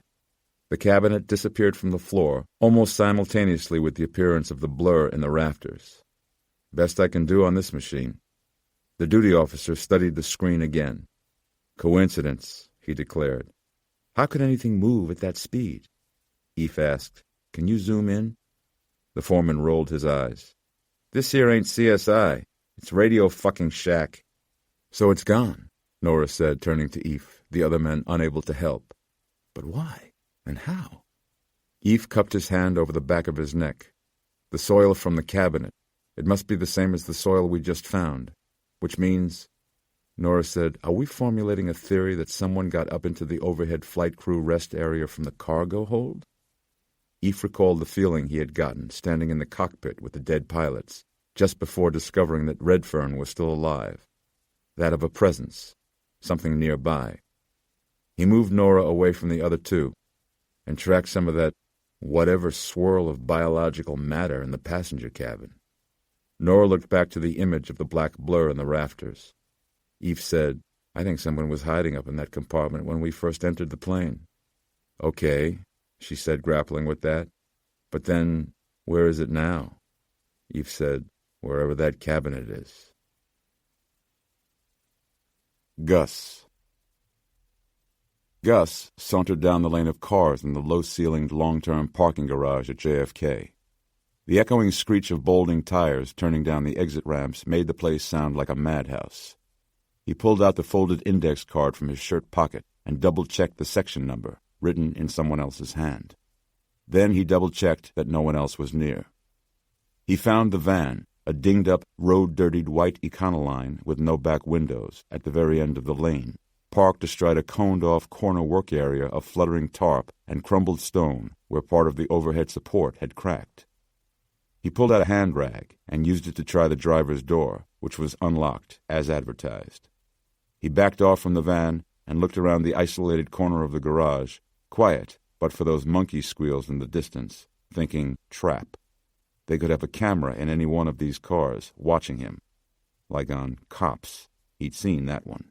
PD'd hooked up little cameras inside trucks and pulled them over on a city street, Cleveland or somewhere, and watched as kids and other yo-yos jumped in and took off on a joyride or a trip down to the local chop shop. Being caught was bad, but being tricked like that, getting hosed on primetime TV, was much worse. Gus would rather be shot dead in his underwear than be branded a fool. But he had taken the $50 the dude offered him to do this. Easy money, which Gus still had on him, tucked inside the band of his pinch-front hat, holding onto it for evidence in case things went south. Dude was in the market when Gus went in for a Sprite. Behind him in line when he paid. Outside, a half-block away, Gus heard someone coming up on him and turned fast. It was the dude, hands out, showing them empty, wanting to know if Gus wanted to make some quick money. White guy, neat suit, way out of place. He didn't look cop, but he didn't look queer neither. Looked like some sort of missionary. A van in the airport parking garage. You pick it up, drive it into Manhattan, park it, and walk away. A van, said Gus. A van. What's in it? Dude just shook his head. Handed over an index card folded over 5 new 10s. Just a taste. Gus pulled out the bills, like lifting the meat out of a sandwich. If you PD, this entrapment. The pickup time is written on there. Don't be early, and don't be late. Gus thumbed the folded 10s in his hand like sampling a fine fabric. Dude saw this. Dude also saw, Gus realized, the 3 small circles tattooed onto the webbing of Gus's hand. Mech's gang symbol for thief. But how would this dude know that? Was that why he made him back in the store? Why the dude had picked him? Keys and further instructions will be in the glove compartment. The dude started walking away. Yo, said Gus after him. I didn't say yes yet. Gus pulled open the door, waited. No alarm, and climbed inside. Didn't see no cameras, but he wouldn't anyway, would he? Behind the front seats was a metal partition without a window. Bolted in there, aftermarket. Maybe truck full of PD he's driving around. Van felt still, though. He opened the glove compartment, again using the rag.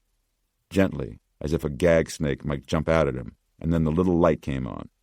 Laid out inside was the ignition key, the parking garage ticket he needed to get out, and a manila envelope. He looked inside the envelope, and the first thing he saw was his pay. 5 new $100 bills, which pleased and pissed him off at the same time. Pleased him because it was more than he'd expected, and pissed him off because no one would break a century from him without a hassle, especially nowhere in the hood. Even a bank would scan the hell out of those bills, coming out of the pocket of an 18-year-old tatted-up Mexican.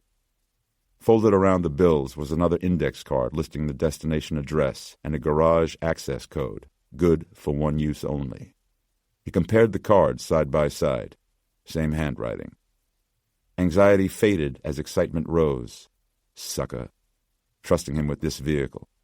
Gus knew right off the top of his head 3 different spots in the South Bronx to take this baby for reconditioning, and to quickly satisfy his curiosity as to what sort of contraband goodness he was carrying in back. The last item in the larger envelope was a smaller, letter-sized envelope.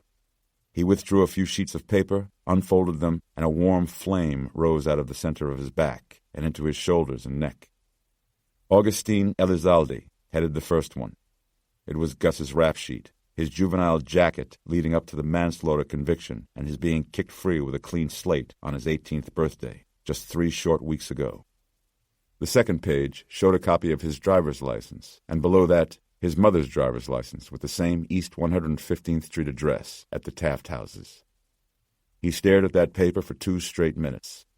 His mind raced back and forth between that missionary-looking dude and how much he knew, and his madre here, and what kind of bad shit Gus had gotten himself into this time.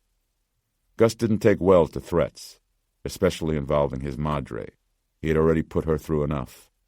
The third page was printed in the same handwriting as the index cards. It read, "No stops." Gus sat at the window of the Insurgentes, eating his fried eggs doused with Tabasco sauce, looking at the white van double-parked out on Queens Boulevard. Gus loved breakfast, and since getting out, had eaten breakfast at nearly every meal. He ordered specific now because he could. Bacon, extra crispy, burn the toast. Fuck them, no stops. Gus didn't like this game, not once they included his madre. He watched the van, thinking over his options, waiting for something to happen. Was he being watched? If so, how close? And if they could watch him, why weren't they just driving the van themselves? What kind of shit had he gotten himself into here? What was inside that van? A couple of cabrones came sniffing around the front of the van. They ducked their heads and scattered when Gus emerged from the diner, his top-buttoned flannel shirt flaring out behind him in the late-day breeze, tats sleeving his bare forearms in bright accents of red around jailhouse black. The Latin Sultan's cred carried out of Spanish Harlem north and east of the Bronx and as far south into Queens. Their numbers were small, their shadow long. You didn't mess with one unless you wanted war with all. He pulled out into the boulevard, continuing west toward Manhattan, one eye out for tails. The van bounced over some roadwork, and he listened closely but heard nothing shift and back. Yet something was weighing down the suspension. He got thirsty and pulled over again outside a corner market, picking up 2 24-ounce cans of Tecate. He jammed one of the red and gold cans into the cup holder and pulled out again, the city buildings coming up across the river now, the sun falling behind them. Night was coming. He thought about his brother at home, Crispin, that shitbag addict, showing up just as Gus was trying his best to be good to his mother, sweating out chemicals on the living room sofa, and all Gus wanted to do was slide a rusty blade between his ribs. Bringing his disease into their crib. His older brother was a ghoul, a straight-up zombie, but she wouldn't put him out. She let him lay around and pretended he wasn't shooting smack in her bathroom, biding time until he would vanish again, along with some of her things. Gus needed to put some of this dinero sucio aside for his madre. Give it to her after Crispin was gone. Stick some more in his hat and leave it there for her. Make her happy. Do something right. Gus pulled out his phone before the tunnel. "Felix, man, come get me." "Where you at, bro?" "I'll be down Battery Park." "Battery Park? All the way down there, Gusto?" "So roll over to 9th and drop straight down, bitch. We're going out. Have ourselves a party, man. That money I owe you? I made me some flash today. Bring me out a jacket or something to wear, clean shoes. Get me into a club. Fucking anything else? Just pull your fingers out of your sister's concha and come get me, comprende?" He came out of the tunnel into Manhattan and drove across town before turning south. He maneuvered onto Church Street, south of Canal, and started checking street signs. The address was a loft building fronted with scaffolding, its windows plastered with building permits, but without any construction trucks around. The street was quiet, residential. The garage worked as advertised, the access code raising a steel door under which the van just fit, rolling down a ramp beneath the building. Gus parked and sat still a moment, listening. The garage was dingy and underlit, looking to him like a good trap, the kicked-up dust swirling in the fading light through the open doorway. His impulse was to beat a hasty retreat, but he needed to be sure he was out clean. He waited as the garage door rolled shut. Gus folded the pages and envelope from the glove compartment and stuffed them inside his pockets, draining the last of the first beer and crushing the can to an aluminum pick, then stepping out of the van. After a moment's deliberation, he went back in with his hand rag and wiped down the steering wheel, the radio knobs, the glove compartment, the door handles inside and out, and anything else he thought he might have touched. He looked around the garage, the only light now coming in between the blades of an exhaust fan, dust drifting like a mist in its faint rays. Gus wiped off the ignition key, then went around to the side and back doors of the van. He tried the handles just to see. They were locked. He thought about it a moment, then curiosity got the better of him. He tried the key. The locks were different from the ignition. Part of him was relieved. Terrorists, he thought. Could be I'm a fucking terrorist now, driving a van full of explosives.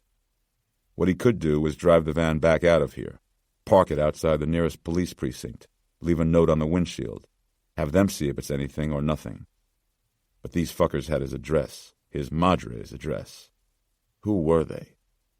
He got angry, a heat flare of shame shooting up his back. He pounded the meat of his fist once against the side of the white van, demonstrating his dissatisfaction with the arrangement. A satisfying sound resounded within, breaking the silence. He gave up then, tossing the key into the front seat and slamming the driver's door with his elbow, another satisfying bang. But then, instead of getting quiet quickly again, he heard something, or thought he did, something inside. With the last of the light eking in through the fan grate, Gus got right up to the locked back doors to listen, his ear almost touching the van. Something, almost like a stomach rumbling. That same kind of empty, roiling hunger. A stirring. What the fuck, he decided, stepping back. The deed is done. So long as the bomb goes off below 110th Street, what do I care? A dull but distinct bang from inside the van rocked Gus back a step. The paper bag containing the second cerveza slipped from underneath his arm, and the can burst and sprayed beer over the gritty floor. The spraying faded to a dull foaming, and Gus bent to gather up the mess, then stopped, crouching, his hand on the soaked bag. The van listed ever so slightly. Its undercarriage springs pinged once. Something had moved or shifted inside. Gus straightened, leaving the burst beer on the ground and moving backward, shoes scraping the grit. A few steps away, he reset himself, willing himself to relax. His trick was to think that someone was watching him lose his cool. He turned and walked calmly to the closed garage door. The spring creaked again, putting a hitch in his step, but not halting him. He reached the black panel with a red plunger switch next to the door. He hit it with the heel of his hand, and nothing happened. He hit it 2 more times, first slow and easy, then hard and fast, the spring action on the plunger sticking, as though from disuse. The van creaked again, and Gus did not allow himself to look back. The garage door was made of faceless steel, no grip handles, nothing to pull. He kicked it once, and the thing barely rattled.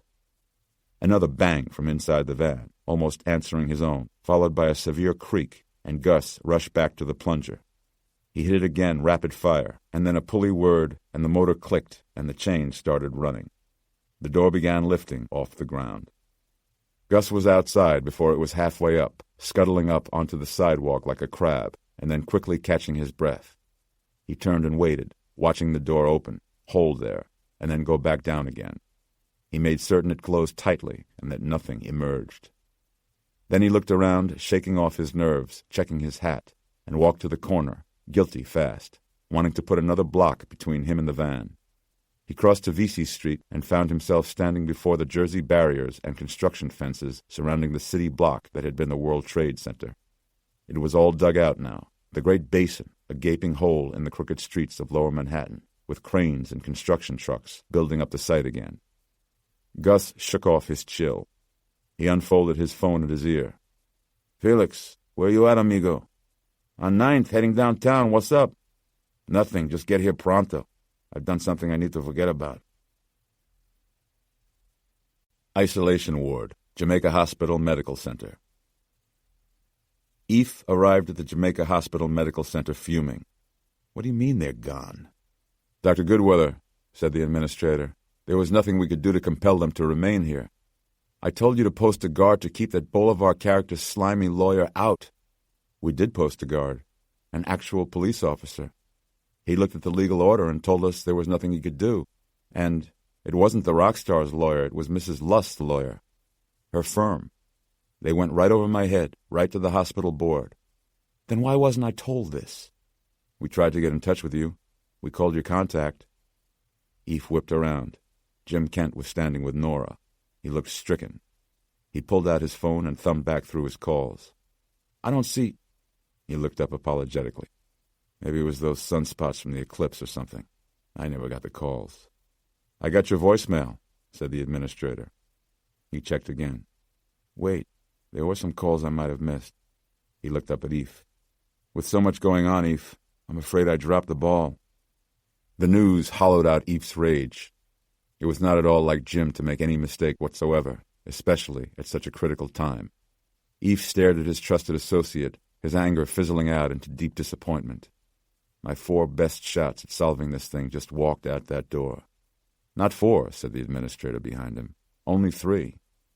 Eve turned back to her. "What do you mean?" Inside the isolation ward, Captain Doyle Redfern sat on his bed, inside the plastic curtains. He looked haggard. His pale arms were resting on a pillow in his lap. The nurse said that he had declined all food, claiming stiffness in his throat and persistent nausea, and had rejected even tiny sips of water. The IV in his arm was keeping him hydrated. Eve and Nora stood with him, masked and gloved, eschewing full barrier protection. "My union wants me out of here," said Redfern. "The airline industry policy is always blame pilot error, never the airline's fault, overscheduling, maintenance cutbacks. They're going to go after Captain Moldus on this one, no matter what. And me, maybe. But something doesn't feel right, inside. I don't feel like myself." Eve said, "Your cooperation is critical." I can't thank you enough for staying, except to say that we'll do everything in our power to get you healthy again." Redfern nodded, and Eve could tell that his neck was stiff. He probed the underside of his jaw, feeling for his lymph nodes, which were quite swollen. The pilot was definitely fighting off something related to the airplane deaths, or merely something he had picked up over the course of his travels. Redfern said, "Such a young aircraft and an all-around beautiful machine. I just can't see it shutting down so completely. It's got to be sabotage. We've tested the oxygen mix and the water tanks, and both came back clean. Nothing to indicate why people died or why the plane went dark." Eve massaged the pilot's armpits, finding more jelly bean-sized lymph nodes there. "You still remember nothing about the landing?" "Nothing. It's driving me crazy." "Can you think of any reason the cockpit door would be unlocked?" "None. Completely against FAA regulations." Nora said, "Did you happen to spend any time up in the crew rest area?" "The bunk?" Redfern said. "I did, yeah. Caught a few Z's over the Atlantic." "Do you remember if you put the seatbacks down?" "They were already down. You need the legroom if you're stretching out up there. Why?" Eve said, "You didn't see anything out of the ordinary?" "Up there? Not a thing. What's to see?" Eve stood back. "Do you know anything about a large cabinet loaded into the cargo area?" Captain Redfern shook his head, trying to puzzle it out. "No idea, but it sounds like you're onto something." "Not really. Still as baffled as you are." Eve crossed his arms. Nora had switched on her Luma light and was going over Redfern's arms with it. "Which is why you're agreeing to stay is so critical right now. I want to run a full battery of tests on you." Captain Redfern watched the indigo light shine over his flesh. "If you think you could figure out what happened, I'll be your guinea pig." Eve nodded their appreciation. "When did you get this scar?" asked Nora. "What scar?" She was looking at his neck, the front of his throat. He tipped his head back so that she could touch the fine line that showed up deep blue under her Luma. "Looks almost like a surgical incision." Redfern felt for himself. "There's nothing." Indeed, when she switched off the lamp, the line was all but invisible. She turned it back on and Eve examined the line, maybe a half-inch across, a few millimeters thick. The tissue growth over the wound appeared quite recent. "We'll do some imaging later tonight. MRI should show us something." Redfern nodded, and Nora turned off her light wand. "You know, there is one other thing." Redfern hesitated, his airline pilot's confidence fading for a moment. "I do remember something, but it won't be of any use to you, I don't think." Eve shrugged almost imperceptibly. "We'll take anything you can give us." "Well, when I blacked out, I dreamed of something very old." The captain looked around almost ashamedly, then started talking in a very low voice. "When I was a kid, at night, I used to sleep in this big bed in my grandmother's home. And every night at midnight, as the bells chimed in the church nearby, I used to see a thing come out from behind a big old armoire. Every night without fail, it would poke out its black head and long arms and bony shoulders, and stare at me." "Stare?" asked Eve. "It had a jagged mouth with thin black lips, and it would look at me and just smile." Eve and Nora were both transfixed, the intimacy of the confession and its dreamlike tone both unexpected. "And then I would start screaming, and my grandmother would turn on the light and take me to her bed. It went on for years. I called him Mr. Leech because his skin, that black skin, looked just like the engorged leeches we used to pick up in a nearby stream. Child psychiatrists looked at me and talked to me and called it night terrors and gave me reasons not to believe in him, but every night he came back. Every night I would sink under my pillows, hiding from him, but it was useless. I knew he was there in the room." Redfern grimaced. "We moved out some years later and my grandmother sold the armoire, and I never saw it again. Never dreamed of it again." Eve had listened carefully. "You'll have to excuse me, Captain, but what does this have to do with—" "I'm coming to that," he said. "The only thing I remember between our descent and waking up here is that he came back, in my dreams. I saw him again, this Mr. Leech, and he was smiling."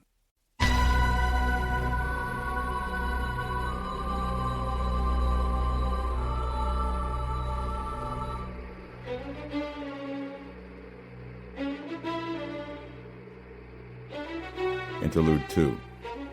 The Burning Hole. His nightmares were always the same. Abraham, old or young, naked and kneeling before the huge hole in the ground, the bodies burning below as a Nazi officer moved down the row of kneeling prisoners, shooting them in the back of the head. The burning hole was behind the infirmary in the extermination camp known as Treblinka. Prisoners too sick or too old to work were taken through the white painted barracks with a red cross painted on it, and into the hole they went. Young Abraham saw many die there, but he himself came close to it only once.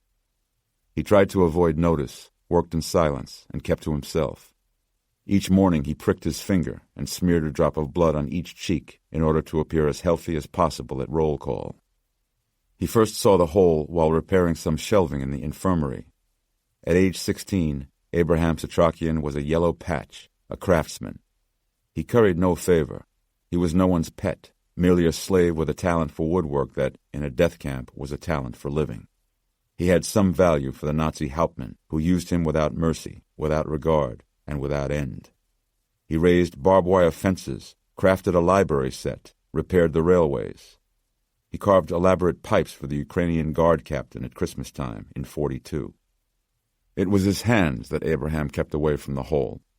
At dusk he could see its glow, and sometimes from his workshop the smell of flesh and petrol mixed with sawdust.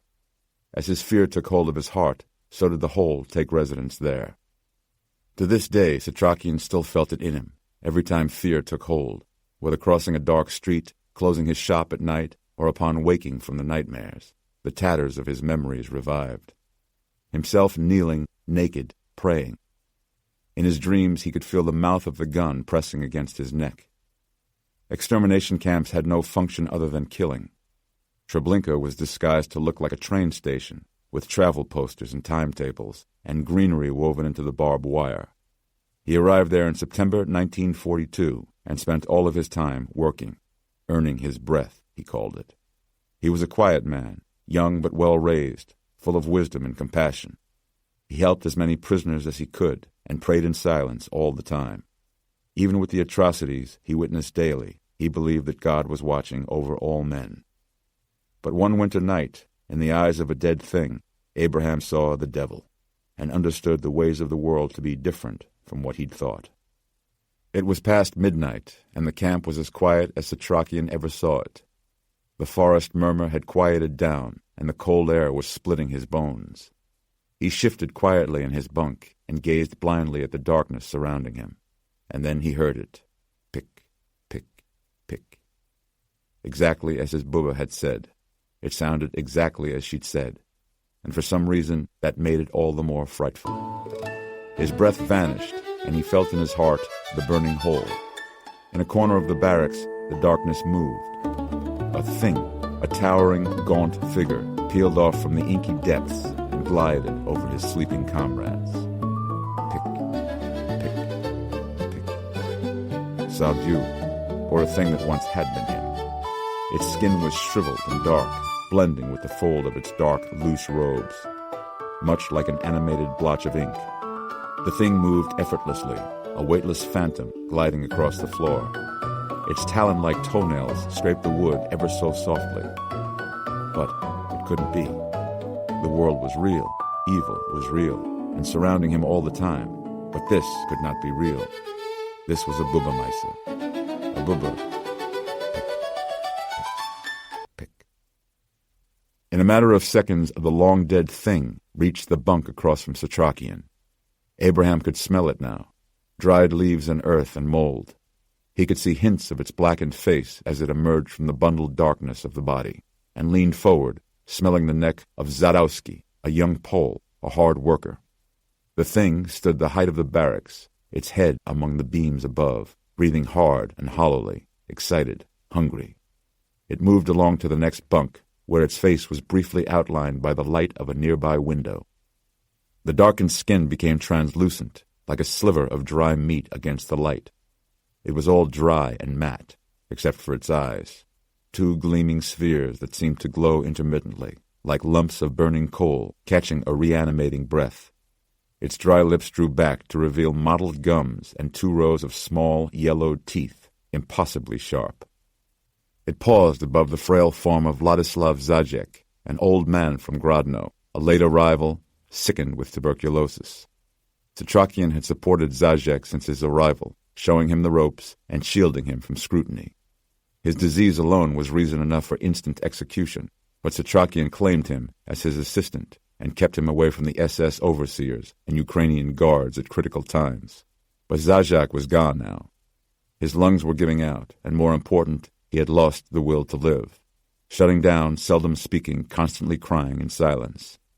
He had become a liability to Setrakian's survival, but his entreaties no longer inspired the old man. Setrakian hearing him shudder with silent coughing spasms and quietly sobbing until dawn.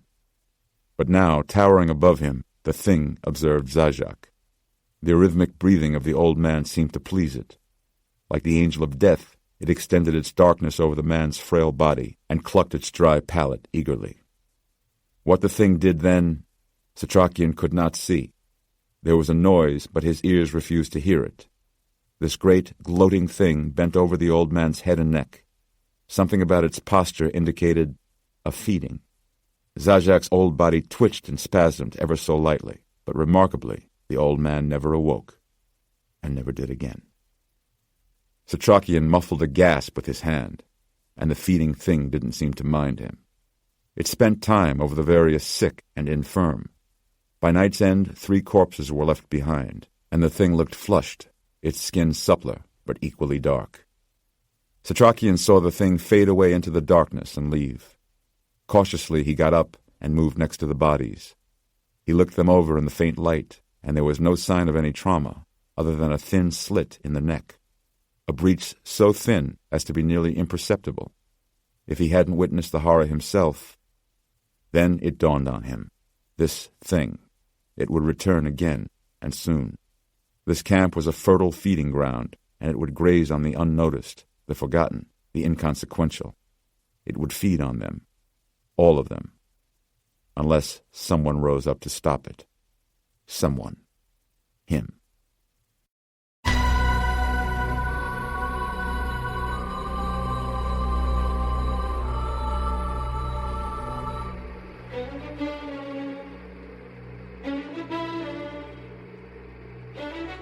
Movement. Coach. Flight 753 survivor Ansel Barber huddled with his wife Anne-Marie and his 2 children, 8-year-old Benji and 5-year-old Haley, on a blue chintz sofa in the back sunroom of their 3-bedroom home in Flatbush, New York. Even Pap and Gertie got into the act, the 2 big St. Bernards allowed inside the house for this special occasion, so happy to see him home, their man-sized paws leaning on his knees and patting gratefully at his chest. Ansel had been seated in aisle seat 39G in coach, returning home from an employer-paid database security training session in Potsdam, southwest of Berlin. He was a computer programmer, embarking on a 4-month contract with a New Jersey-based retailer, following the electronic theft of millions of customers' credit card numbers. He had never been out of the country before, and had missed his family intensely. Downtime and sightseeing tours were built into the 4-day conference, but Ansel never ventured outside his hotel, preferring to remain inside his room with his laptop, talking to the kids via webcam and playing hearts over the internet with strangers. His wife Anne-Marie was a superstitious, sheltered woman, and Flight 753's tragic end only confirmed her closely held fears of air travel and new experiences in general. She did not drive a car. She lived in the grip of dozens of borderline obsessive-compulsive routines, including touching and repetitively cleaning every mirror in the house, which reliably warded off bad luck. Her parents had died in an automobile accident when she was 4. She'd survived the crash, and she was raised by an unmarried aunt who passed away just 1 week before Anne-Marie and Ansel's wedding. The births of her children had only intensified Anne-Marie's isolation, amplifying her fears to the point where she would often go days without leaving the safety of her own house, relying exclusively on Ansel for anything involving a transaction with the outside world. The news of the crippled airplane had brought her to her knees. Ansel's subsequent survival revived her with the power of an exaltation that she could define only in religious terms, a deliverance, confirming and consecrating the absolute necessity of her redundant, life-preserving routines. Ansel, for his part, was intensely relieved to be back home. Both Ben and Haley tried to pile on top of him, but he had to hold them off due to the lingering pain in his neck. The tightness, his muscles felt like ropes being tortuously twisted, was centralized in his throat, but extended past the hinges of his jaw up to his ears. When you twist a rope, it shortens, and that was how his muscles felt. He stretched his neck, hoping for some chiropractic relief. Snap, crackle, pop, which nearly doubled him over. The pain wasn't worth the effort. Later, Anne-Marie walked in on him in the kitchen as he was replacing her economy-sized bottle of ibuprofen in the high cabinet over the stove. He popped 6 at once, the daily recommended dosage, and was barely able to get them down. Her fearful eyes drained of all cheer. "What is it?" "Nothing," he said, though he was in too much discomfort to shake his head, but best not to worry her. "Just stiffness from the plane. The way my head hung, probably." She remained in the doorway, pulling at her fingers. "Maybe you shouldn't have left the hospital." "And how would you have been able to get by?" he shot back, being shorter with her than he'd planned. Snap, crackle, pop. "But what if you have to go back in? What if this time they want you to stay?" It was exhausting having to dismiss her fears at the expense of his own. "I can't miss any work as it is. You know we're right on the edge with our finances." They were a one-income household in an America of two-income households, and Ansel couldn't take a second job, because then who would do the grocery shopping? She said, "You know, I couldn't get along without you." They never discussed her illness, at least never in terms of it being an illness. "I need you. We need you." Ansel's shoulder nod was more like a bow, dipping at his waist instead of his neck. My God, when I think about all those people. He pictured his seatmates from the long flight. The family with 3 grown children, 2 rows in front of him. The older couple sitting across the aisle, sleeping most of the way, white-haired heads sharing the same travel pillow. The bleached blonde flight attendant who dripped diet soda on his lap. "Why me, you know? Is there some reason I survived?" "There is a reason," she said, her hands flat against her chest. "Me." Later, Ansel took the dogs back out to their backyard shed. The yard was the main reason they'd bought this house. Plenty of playroom for the kids and the dogs. Ansel had Pap and Gertie before he'd ever met Anne-Marie, and she had fallen in love with them at least as much as she had him. They loved her back, no conditions. As did Ansel, and as did the kids, although Benji, the older one, was starting to question her eccentricities here and there, especially when they caused a conflict with an 8-year-old's schedule of baseball practices and play dates. Already Ansel could sense Anne-Marie pulling back from him a bit, but Pap and Gertie would never challenge her, so long as she kept overfeeding them. He feared for the kids as they grew up, feared that they might outgrow their mother at too early an age, and never truly understand why she might appear to favor the dogs over them. Inside the old garden shed, a metal fence pole was driven into the center floorboards, with 2 chains attached to it. Gertie had run off earlier that year, coming back with switch marks all over her back and legs, somebody having taken a whipping stick to her. So they chained up the dogs at night now, for their own protection. Ansel, slowly, keeping his neck and head aligned, minimizing discomfort, set down their food and water, and then ran his hand over the tufts of their enormous heads as they ate, just making them real, appreciating them for what they were at the end of this lucky day. He went out and closed the door after chaining them to the pole, and stood looking at his house from the back, trying to imagine this world without him in it. Ansel had seen his children weep today, and he had wept with them. His family needed him more than anything. A sudden, piercing pain in his neck shook him. He grabbed for the corner of the dog shed in order to keep from falling over, and for several moments stood frozen like that, doubled over to one side, shivering and riding out this flaring, knifing pain. It passed, finally, leaving him with a seashell-like roaring in one ear. He probed his neck gently with his fingers, too tender to touch. He tried to stretch it, to improve his mobility, tipping his head back as far as he could toward the night sky. Airplane lights up there. Stars. I survived, he thought. The worst is over. This soon will pass. That night he had a horrifying dream. His children were being chased through the house by some rampaging beast, but when Ansel ran to save them, he found he had monster claws for hands. He woke up with his half of the bed soaked in sweat and climbed out quickly, only to be gripped by another seizure of pain. Snap. His ears, jaw, and throat were fused together by the same taut ache, leaving them unable to swallow. Crackle. The pain of that basic esophageal retraction was nearly crippling. And then there was the thirst, like nothing he had ever felt, an urge that would not stop. When he could move again, he walked across the hall and into the dark kitchen. He opened the fridge and poured himself a tall glass of lemonade, then another and another. And soon he was drinking straight from the pitcher. But nothing would quench the thirst. Why was he sweating so much? The stains on his nightshirt had a heavy odor, vaguely musky, and the sweat had an amber tint. So hot in here. As he placed the pitcher back in the fridge, he spotted a plate with marinating meat. He saw the sinuous strands of blood mixing lazily with oil and vinegar, and his mouth watered.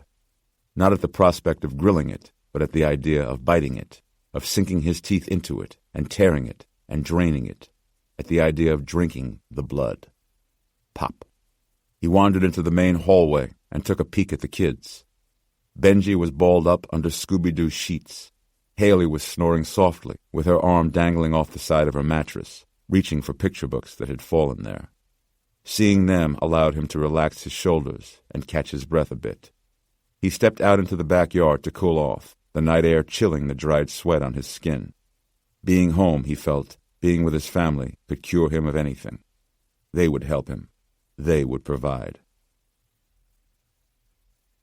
Office of the Chief Medical Examiner, Manhattan.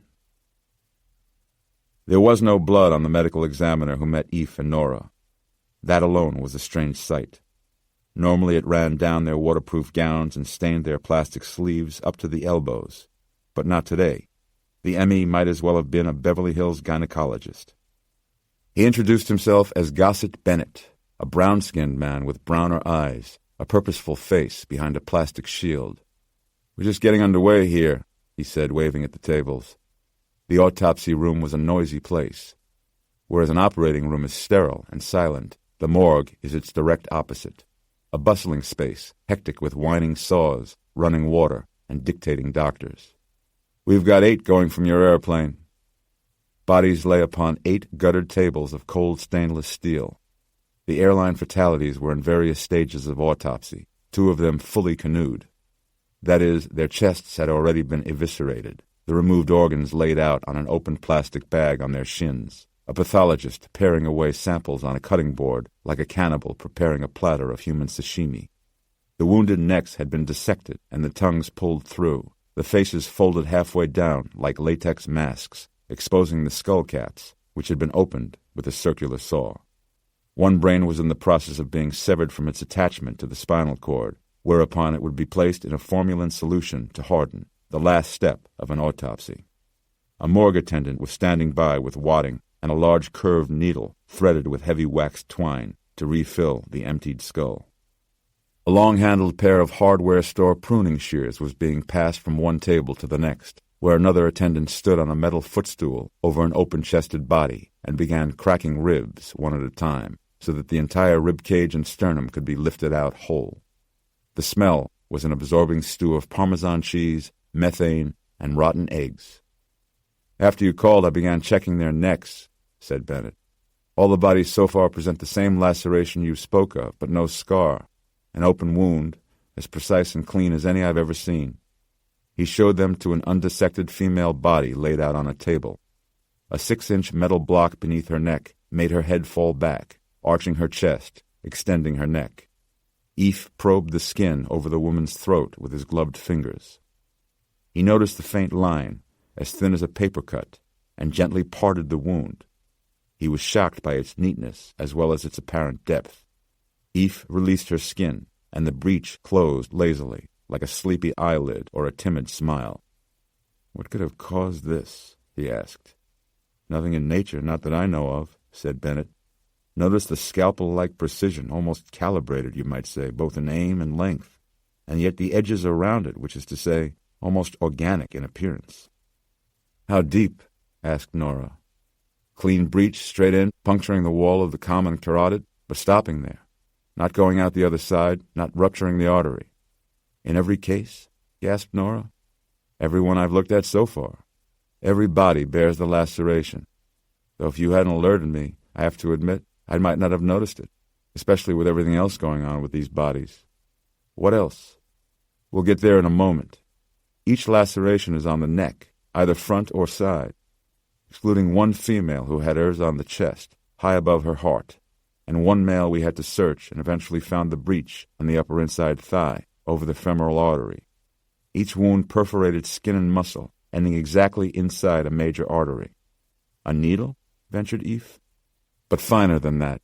I need to do more research into it. We're just at the beginning here, and there's plenty of other freaky shit going down.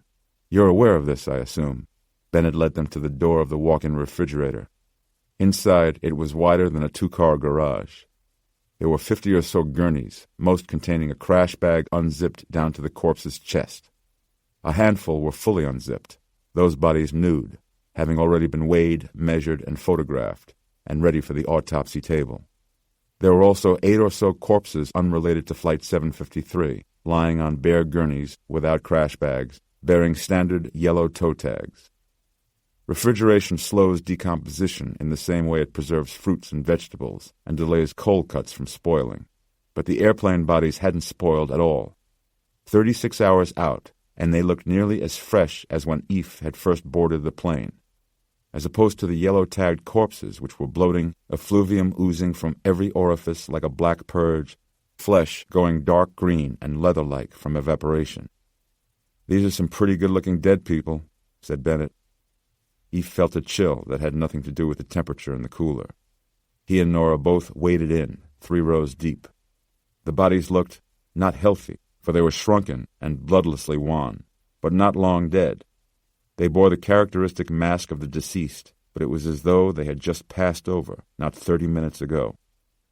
They followed Bennett back out into the autopsy room, to the same female corpse, a woman in her early 40s with no distinguishing marks other than a decade-old cesarean scar below the bikini line, being prepped for incision. But instead of a scalpel, Bennett reached for a tool never used inside a morgue, a stethoscope. "I noticed this earlier," he said, offering the scope to Eve. Eve put in the earplugs, and Bennett called for everyone else in the room to stop for silence. A pathology assistant rushed around, turning off the running water. Bennett laid the acoustic end of the stethoscope against the corpse's chest, just below her sternum. Eve listened with trepidation, afraid of what he was to hear, but he heard nothing. He looked at Bennett again, who showed no expression, waiting.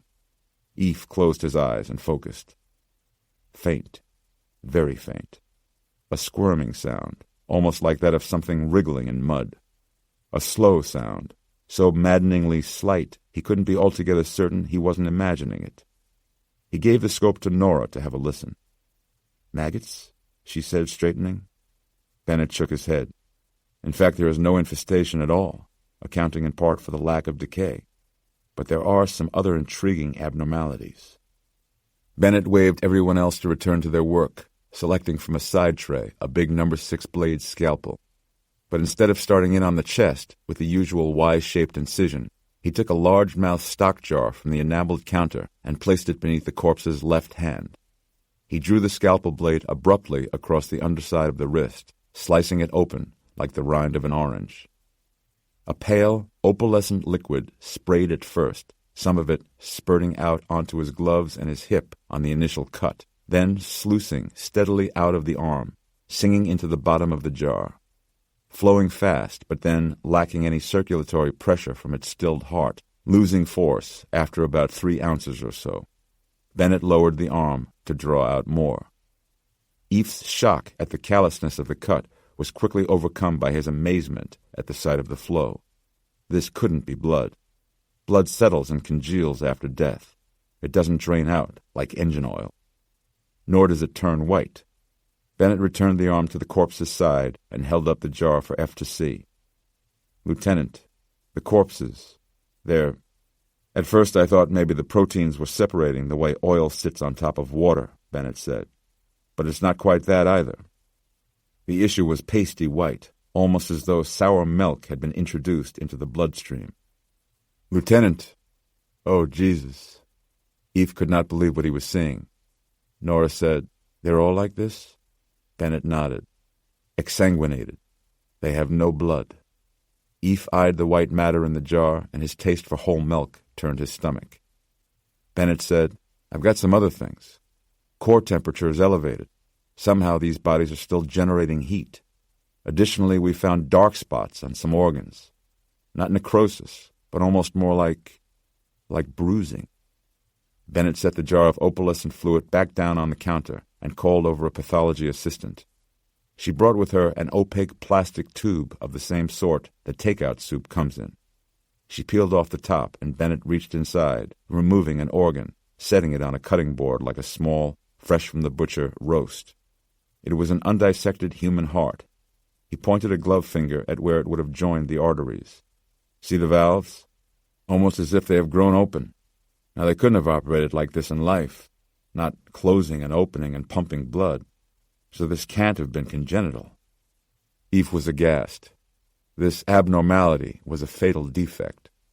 As every anatomist knows, people look just as different on the inside as they do on the outside, but no human being could conceivably have survived to adulthood with this heart. Nora asked, "Do you have any medical records for the patient? Anything we can check this against?" "Nothing yet. Probably not until morning, but it's made me slow this process down, way down. I'm stopping in a little while, shutting down for the night so I can get some more support in here tomorrow. I want to check every little thing, such as this." Bennett walked them down to a fully anatomized body, that of a mid-weight adult male. His neck had been dissected back to the throat, exposing the larynx and the trachea, so that the vocal folds or vocal cords were visible just above the larynx. Bennett said, "See the vestibular folds?" They were also known as false vocal cords, thick mucous membranes whose only function is to sit above and protect the true vocal folds. They are a true anatomical oddity in that they can regenerate themselves completely, even after surgical removal. Eve and Nora leaned in closer. Both saw the outgrowth from the vestibular folds, a pinkish, fleshy protuberance, not disruptive or malformed like a tumorous mass, but branching from and within the inner throat, below the tongue. A novel, seemingly spontaneous augmentation of the soft lower mandible. They scrubbed up outside more diligently than usual. Both were deeply shaken by what they had seen inside the morgue. Eve spoke first. "I'm wondering when things are going to start making sense again." He dried his hands completely, feeling the open air against his gloveless hands. Then he felt his own neck, over the throat, approximately where the incisions were all located. A straight, deep puncture wound in the neck, and a virus that slows ante-mortem decomposition on the one hand, yet apparently causes spontaneous ante-mortem tissue growth on the other. Nora said, "This is something new, or something very, very old." They started out the delivery door to Eve's illegally parked Explorer, his emergency blood delivery pass on the dash. The last streaks of daytime warmth were leaving the sky. Nora said, "We need to check out the other morgues, see if they are finding the same deviations." The alarm went off on Eve's cell phone. A text message from Zach. "Where are you? Z." "Shit," said Eve. "I forgot. Custody hearing." "Now?" Nora said before catching herself. "Okay, you go. I'll meet you after." No, I'll call them. It'll be fine." He looked around, feeling himself splitting in two. "We need to take another look at the pilot. Why did this puncture close up, but not the others? We need to get on top of the physiopathology of this thing. And the other survivors?" Eve frowned, reminded that they were gone. It's not like Jim to screw up like that. Nora wanted to defend Jim. If they're getting sick, they'll come back. Only it might be too late, for them and for us. "What do you mean for us?" "To get to the bottom of this thing? There's got to be an answer somewhere, an explanation, a rationale. Something impossible is happening, and we need to find out why and stop it." Up on the sidewalk at the main entrance on First Street, news crews were set up for live remotes from the medical examiner's office. That attracted a sizable crowd of onlookers, whose nervousness was palpable from around the corner. Lots of uncertainty in the air. But one man broke from the crowd, a man Eve had noticed on the way in. An old man with birch white hair, holding a walking stick that was too tall for him, gripping it like a staff, below its high silver handle. Like a dinner theater Moses, except that he was impeccably dressed, formal and old-fashioned, in a light black overcoat over a gabardine suit with a gold watch chain looped on his vest. and oddly, for the otherwise distinguished wardrobe, gray wool gloves with the fingertips cut off. Dr. Goodweather. The old man knew his name. Eve gave him another look and said, "Do I know you?" The man spoke with an accent, maybe Slavic. "I saw you on the box, the TV. I knew you would have to come here." "You've been waiting here for me?" "What I have to say, doctor, is very important, critical." Eve was distracted by the handle on top of the old man's tall walking stick, a silver wolf's head. "Well, not now. Call my office, make an appointment." He moved away, dialing rapidly on his cell phone. The old man appeared anxious, an agitated man striving to speak calmly. He put on his best, gentlemanly smile, including Nora in his introduction. "Abraham Setrakian is my name, which should mean nothing to you." He gestured with his walking stick at the morgue. "You saw them in there, the passengers from the airplane." Nora said, "You know something about that?" "Indeed," he said, sending a grateful smile her way. Setrakian glanced at the morgue again, like a man who, having waited so long to speak, was uncertain where to start. "You found them not much changed in there, no?" Eve turned off his cell phone before it rang through. The old man's words echoed his own irrational fears. "Not changed how?" he said. "The dead. Bodies not breaking down." Eve said, more out of concern than intrigue, "So that is what people are hearing out here?" "No one had to tell me anything, doctor. I know." "You know," said Eve. "Tell us," said Nora. "What else do you know?" The old man cleared his throat. "Have you found a coffin?" Eve felt Nora rise up almost 3 inches off the sidewalk. Eve said, "What did you say?" "A coffin. If you have it, then you still have him." Nora said, "Him? Who?" "Destroy it. Right away. Do not keep it for study. You must destroy the coffin without delay." Nora shook her head. "It's gone," she said. "We don't know where it is." Setrakian swallowed with bitter disappointment. "It is as I feared." "Why destroy it?" asked Nora. Eve cut in then, saying to Nora, "If this kind of talk is getting around, people will panic." He looked at the old man. "Who are you? How did you hear these things?" "I am a pawnbroker. I heard nothing. These things I know." "You know?" said Nora. "How do you know?" "Please," he focused on Nora now, the more receptive one. "What I am about to say, I do not say lightly. I say it desperately and with utter honesty. Those bodies in there," he pointed at the morgue, "I tell you before this night falls, they must be destroyed." "Destroyed?" said Nora, reacting negatively to him for the first time. "Why?" "I recommend incineration, cremation. It is simple and sure." "That's him," came a voice from the side doors, a morgue official leading a uniformed New York City patrolman toward them, toward Setrakian. The old man ignored them, speaking faster now. "Please, it is almost too late." "Right there," said the morgue official, marching over, pointing out Setrakian to the cop. "That's the guy." The cop, amiable and bored, said to Setrakian, "Sir." Setrakian ignored him, pleading his case directly to Nora and Eve. "A truce has been broken, an ancient sacred pact, by a man who is no longer a man, but an abomination. A walking, devouring abomination." "Sir," said the cop. "May I have a word with you, sir?" Setrakian reached out and grasped Eve's wrist to command his attention. "He is here now, here in the New World, this city, this very day, this night. Do you understand? He must be stopped." The wool-covered fingers of the old man's hand were gnarled, claw-like. Eve pulled away from him, not roughly, but enough to jostle the old man backward. His walking stick whacked the cop on the shoulder, almost in the face, and suddenly the cop's disinterest turned to anger. "Okay, that's it," said the cop, twisting the walking stick out of his hands and bracing the old man's arm. "Let's go." "You must stop him here," Setrakian continued, being led away. Nora turned to the morgue official. "What's this about? What are you doing?" The official glanced at the laminated identification cards hanging from their necks, the red letters reading CDC before answering. He tried to get inside earlier, claiming to be a family member, insisting on viewing the dead bodies. The official looked at him being taken away, some kind of ghoul. The old man continued to plead his case. "Ultraviolet light," he called over his shoulder.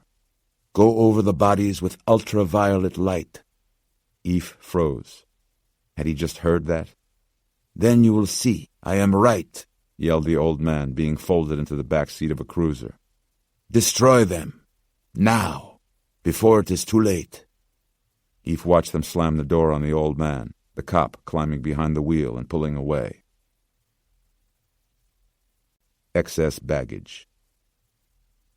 Eve's call rang through 40 minutes late to his, Kelly's, and Zach's 50-minute session with Dr. Inga Kempner, their court-appointed family therapist. He was relieved not to be sitting inside her first-floor office in a pre-war brownstone in Astoria, the place where the final custody issues were to be decided. Eve pled his case through the doctor's speakerphone. "Let me explain. I've been dealing all weekend with the most extreme of circumstances. This dead airplane situation out at Kennedy. Couldn't be helped." Dr. Kempner said, "This isn't the first time you failed to present yourself at an appointment." "Where's Zach?" he said. "Out in the waiting area," said Dr. Kempner. She and Kelly had been talking without him. Things had already been decided. It was all over before it had even begun. "Look, Dr. Kempner, all I ask is that you reschedule our appointment. Dr. Goodweather, I am afraid that—" "No, wait, please, hold on." He cut right to it. "Look, am I the perfect father? No, I'm not, I admit that. Points for honesty, right? In fact, I'm not even sure I'd want to be the perfect father and raise some plain vanilla kid who's not going to make a difference in this world. But I do know that I want to be the best father I can be, because that is what Zach deserves, and that is my only goal right now." "All appearances to the contrary," said Dr. Kempner. Eve gave his phone the finger. Nora stood just a few feet away. He felt angry, yet strangely exposed and vulnerable. "Listen to me," said Eve, fighting hard to keep his cool. "I know that you know I have rearranged my life around this situation, around Zach. I established this office in New York City specifically so that I could be here, near his mother, so that he would have the benefit of us both. I usually have very regular hours during the week, a dependable schedule with established off-call times. I'm working doubles on weekends in order to have 2 off for every one I'm on. Did you attend an AA meeting this weekend?" Eve grew silent. All the air went out of his tires. "Were you even listening? Have you felt the need to drink?" "No," he grunted, making a supreme effort to keep his cool. "I've been sober 23 months, you know that." Dr. Kempner said, "Dr. Goodweather, this isn't a question of who loves your son more. It never is in these situations. Wonderful that you both care so much, so deeply. Your dedication to Zach is plainly evident. But as is so often the case, there seems to be no way to prevent this from turning into a contest. The state of New York issues guidelines I must follow in my recommendation to the judge." Eve swallowed bitterly. He tried to interrupt, but she kept on talking. "You've resisted the court's original custodial inclination. You fought it every step of the way, and I consider that a measure of your affection for Zachary. You have also made great personal strides, and that is both evident and admirable. But now we find that you have reached your court of last resort, if you will, in the formulas we use for arbitrating custody. Visitation rights, of course, have never been in question." "No, no, no," murmured Eve, like a man about to be rammed by an oncoming car. It was the same sinking feeling he'd had all weekend. He tried reaching back to he and Zach sitting in his apartment, eating Chinese food and playing video games. The entire weekend stretched out before them. What a glorious feeling that had been. "My point, Dr. Goodweather," said Dr. Kempner, "is that I can't see much purpose in going any further." Eve turned to Nora, who looked up at him, understanding in an instant what he was going through. "You can tell me it's over," Eve whispered into the phone. "But it's not over, Dr. Kempner. It never will be." And with that he hung up. He turned away, knowing Nora would respect him in this moment and not try to approach, and for that he was grateful, because there were tears in his eyes that he did not want her to see.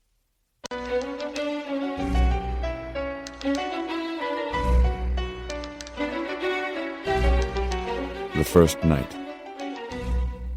Just a few hours later, inside the basement morgue of the office of the chief medical examiner in Manhattan, Dr. Bennett was finishing up after a very long day. He should have been exhausted, but in fact he was exhilarated. Something extraordinary was happening. It was as though the normally reliable rules of death and decomposition were being rewritten right in this room. This shit went beyond established medicine, beyond human biology itself, perhaps even into the realm of the miraculous. As planned, he had halted all autopsies for the night. Some work continued on other matters, the medico-legal investigators operating out of the cubicles upstairs, but the morgue was Bennett's.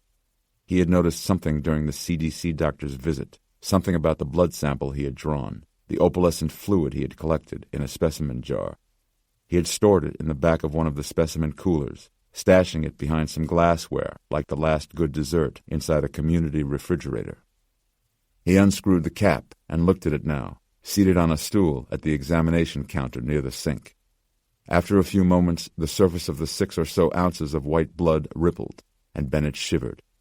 He took a deep breath in order to collect himself. He thought about what to do, and then pulled an identical jar down from the shelf above.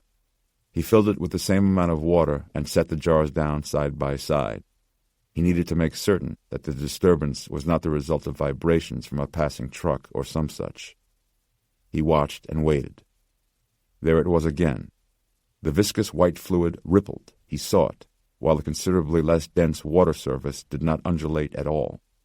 Something was moving inside the blood sample. Bennett thought for a moment. He poured the water down the sink drain, and then slowly poured the oily blood from one jar into the other.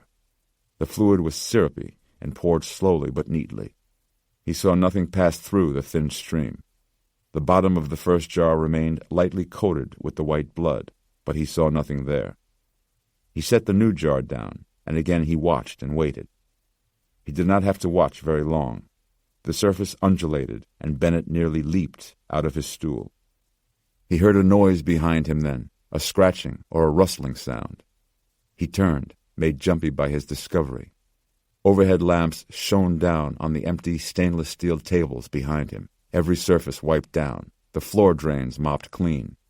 The Flight 753 victims locked away inside the walk-in cooler across the morgue. Rats, maybe. There was nothing they could do to keep the vermin out of the building, and they had tried everything, in the walls, or beneath the floor drains. He listened for a moment longer, then returned to the jar. He poured the liquid from jar to jar again, this time stopping halfway. The amounts in each jar were roughly even. He set them underneath the overhead lamp and watched the milky surface for a sign of life. There it was, in the first jar, a plip this time, almost like that of a small fish nibbling at the surface of a cloudy pond. Bennett watched the other jar until he was satisfied, and then poured its contents down the drain. He then started over, again dividing the contents between the 2 glass vessels. A siren in the street outside made him sit up. It passed, and in what should have been the ensuing silence, he heard sounds again, movement-type sounds, behind him. Again he turned, feeling equal parts paranoid and foolish now. The room was empty, the morgue sterilized and still. Yet something was making that noise. He stood from his stool, silently, turning his head this way and that, in order to get a fix on its source. His divining directed his attention to the steel door of the walk-in refrigerator. He took a few steps toward it, all his senses attuned. A rustling, a stirring, as though from inside. He had spent more than enough time down here not to be spooked by the mere proximity to the dead, but then he remembered the ante-mortem growth these corpses had exhibited. Clearly, these anxieties had prompted him to revert to the usual human taboos regarding the dead. Everything about his job flew in the face of normal human instinct, cutting open corpses, defiling cadavers, peeling faces back from skulls, excising organs and flaying genitals. He smiled at himself in the empty room. So he was basically normal after all. His mind playing tricks on him, probably a glitch in the cooling fans or something. There was a safety switch inside the cooler, a big red button in the event anyone ever got themselves stuck in there accidentally. He turned back to the jars, watching them, waiting for more movement. He was wishing he had brought his laptop down in order to record his thoughts and impressions. Clip. He had been ready for it this time, his heart leaping, but his body staying put.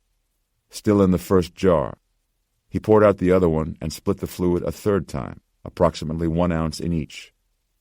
As he did this, he thought he saw something ride the spill from the first jar to the second, something very thin, no more than 1.5 inches in length, if indeed he saw what he thought he saw.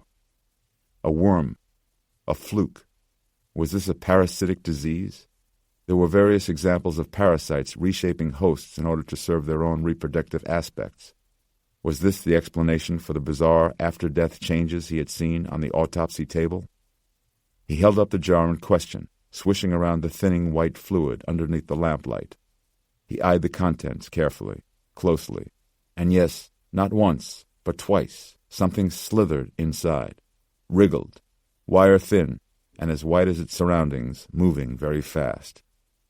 Bennett had to isolate it, dip it in formalin, and then study it, and identify it. If he had this one, he had dozens, maybe hundreds, maybe who knows how many, circulating inside the other bodies in the... A sharp bang from the cooler shocked him, made him jerk up, jostling the jar from his hand. It fell to the counter, but did not shatter, bouncing instead, clattering into the sink, spilling and splattering its contents. Bennett let loose a string of obscenities, searching the stainless steel basin for the worm. Then he felt warmth on the back of his left hand. Some of the white blood had splattered on him and was now stinging his flesh, not burning, but mildly caustic, enough to hurt. He quickly ran cold water over it and wiped it off on his lab coat before it could damage his skin.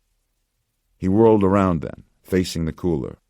The bang he had heard was certainly no electrical malfunction, but more like a wheeled stretcher banging into another wheeled stretcher. Impossible. And his ire rose again. His worm had just gone down the drain. He would get another blood sample and isolate this parasite. This discovery was his. Still wiping his hand on the flap of his jacket, he went to the door and pulled on the handle, releasing the chamber's seal. A hiss of stale, refrigerated air breathed over him as the door opened wide. Joan Luss, after having released herself and the others from the isolation ward, hired a car to take her straight to the weekend home in New Canaan, Connecticut, of one of the founding partners of her law firm. She'd had the driver pull over twice so she could retch out the window, a combination of flu and nerves. But no matter. She was victim class and advocate now, aggrieved party and crusading counselor, fighting for restitution for the families of the dead and for the 4 fortunate survivors. The white shoe firm of Kamins, Peters, and Lilly could be looking at 40% of the largest corporate claim payout ever, bigger than Vioxx, bigger even than WorldCom. Joan Luss, partner. You think you're doing all right in Bronxville until you drive out into New Canaan. Bronxville, Joan's home, is a leafy village in Westchester County, 15 miles north of Midtown Manhattan, 28 minutes by Metro-North train. Roger Luss worked in international finance for Klum and Fairstein and traveled out of the country most weeks. Joan had traveled quite a bit, but had to pull back after the children were born because it didn't look good. But she missed it and had thoroughly enjoyed her previous week in Berlin at the Ritz-Carlton on the Potsdamer Platz. She and Roger, having grown so accustomed to hotel living, had emulated that very lifestyle in their home, with heated bathroom floors, a downstairs steam room, twice weekly fresh flower deliveries, 7 days a week landscaping, and of course, their housekeeper and laundress. Everything but turn-down service and a suite on their pillows at night. Buying into Bronxville several years before, with its lack of new construction and forbiddingly high tax rate, had been a big step up for them. But now, having had a taste of New Canaan, where lead partner Dory Kamins lived like a feudal lord on a 3-house estate complete with a fishing pond, horse stables, and equestrian track, Bronxville, on her way back, had struck her as quaint, provincial, even a little tired. Now home, she had just awakened after suffering through a tremulous late-afternoon nap. Roger was still in Singapore, and she kept hearing noises in the house, noises that finally scared her awake. Restless anxiety. She attributed it to the meeting, perhaps the biggest meeting of her life. Joan emerged from her study, holding the wall on her way downstairs, coming into the kitchen as Neva, the children's wonderful nanny, was clearing away the dinner mess, running a damp cloth over the table crumbs. "Oh, Neva, I could have done that," said Joan, not meaning a word of it, walking right to the tall glass cabinet where she kept their medicine. Neva was a Haitian grandmother who lived in Yonkers, one town over. She was 60-something, but looked basically ageless, always wearing a long ankle-length floral dress and comfortable Converse sneakers. Neva was a much-needed calming influence in the Luss home. They were a busy bunch, what with Roger's traveling and Joan's long hours in the city, and the children's school and programs in between, everyone going in 16 different directions. Neva was the family rudder, and Joan's secret weapon in keeping the household running right. "John, you don't look so good." Joan and Don't came out sounding like John and Don in Neva's island lilt. "Oh, I'm just a little run down." She popped some Motrin and 2 Flexerils and sat down at the kitchen island, opening House Beautiful.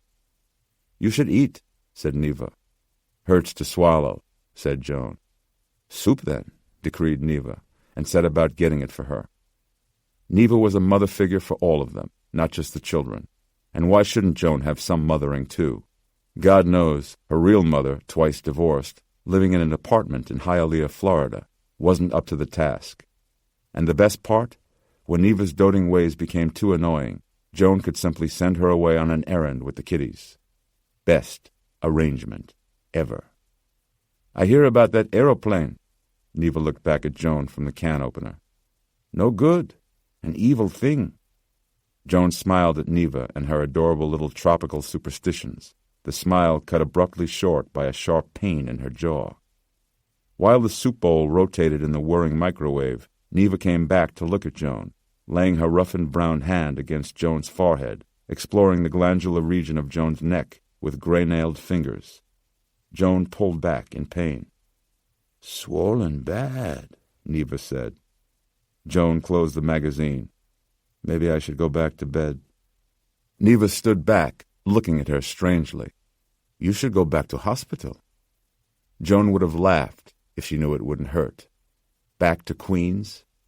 Trust me, Neva. I'm much better off here in your hands. Besides, take it from one who knows, that whole hospital thing was an insurance ploy on the airline's behalf, all for their benefit, not mine. As she rubbed her sore, swollen neck, Joan envisioned the impending lawsuit, and once again her spirits soared. She glanced around the kitchen. Funny how a house she had spent so much time and money redecorating and renovating could appear so suddenly shabby. Cammons, Peters, Lily, and Luss. The children entered the kitchen then, Keen and Audrey, whining about some toy-related incident. Their voices worked their way inside Joan's head such that she was seized by a commanding urge to backhand them each hard enough to send them flying halfway across the kitchen. But she managed to do what she always did, channeling her aggression toward her children into false enthusiasm, thrown up like a wall around her angry self. She closed the magazine and raised her voice in order to silence theirs. "How would you each like a pony and your very own pond?" She believed it was her generous bribe that had silenced the children, but it was, in fact, her smile, gargoyle-like and glaring, bearing an expression of utter hatred that frightened them into stillness. For Joan, the momentary silence was bliss. The 911 call came in for a naked man at the Queens Midtown Tunnel exits. The dispatch went out as a 1050, a low-priority, disorderly person call. A unit from the 1-7 arrived within 8 minutes and found a bad jam-up, worse than usual for a Sunday night. A few drivers honked and pointed them uptown. The suspect, they yelled, a fat guy wearing nothing but a red tag on his toe, had already moved on. "I got kids here," howled one guy in a dinged-up Dodge Caravan. Officer Karn, the driver, said to his partner, Officer Lupo, "I'm going to say Park Avenue type. Sex club regular. Took too much X before his weekend kink session." Officer Lupo unbuckled and opened his door. "I'm on traffic duty. Lover boy's all yours." "Thanks a lot," said Officer Karn to the slamming of the door. He lit up his rack and waited patiently. He wasn't paid extra to rush, for the traffic snarled to part for him. He cruised up past 38th, eyeballing cross streets. A fat naked guy on the loose shouldn't be too hard to find. People on the sidewalks seemed okay, not freaked. One helpful citizen smoking outside a bar saw a slow-rolling cruiser and stepped forward, pointing him up the street. A second and third call came in, both for a naked man marauding outside the United Nations headquarters. Officer Karn hit the gas, looking to end this. He cruised past the lit-up flags of all the member nations flying out front to the visitors' entrance at the north end. Blue NYPD sawhorses everywhere, as well as car-bomb-deterring cement planters. Karn rolled up on a detail of bored cops near the sawhorses. "I'm looking for a fat naked man." One cop shrugged. "I could give you a few phone numbers." Gabriel Bolivar returned by limousine to his new home in Manhattan, 2 townhouses undergoing extensive renovations on Vestry Street in Tribeca. When finished, the home would encompass 31 rooms and 14,000 total square feet, including a mosaic-lined swimming pool, servants' quarters for a staff of 16, a basement recording studio, and a 26-seat movie theater. Only the penthouse was finished and furnished, rushed into completion while Bolivar was away on his European tour. The rest of the rooms in the lower floors were roughed out, some of them plastered, others still dressed in plastic wrap and insulation.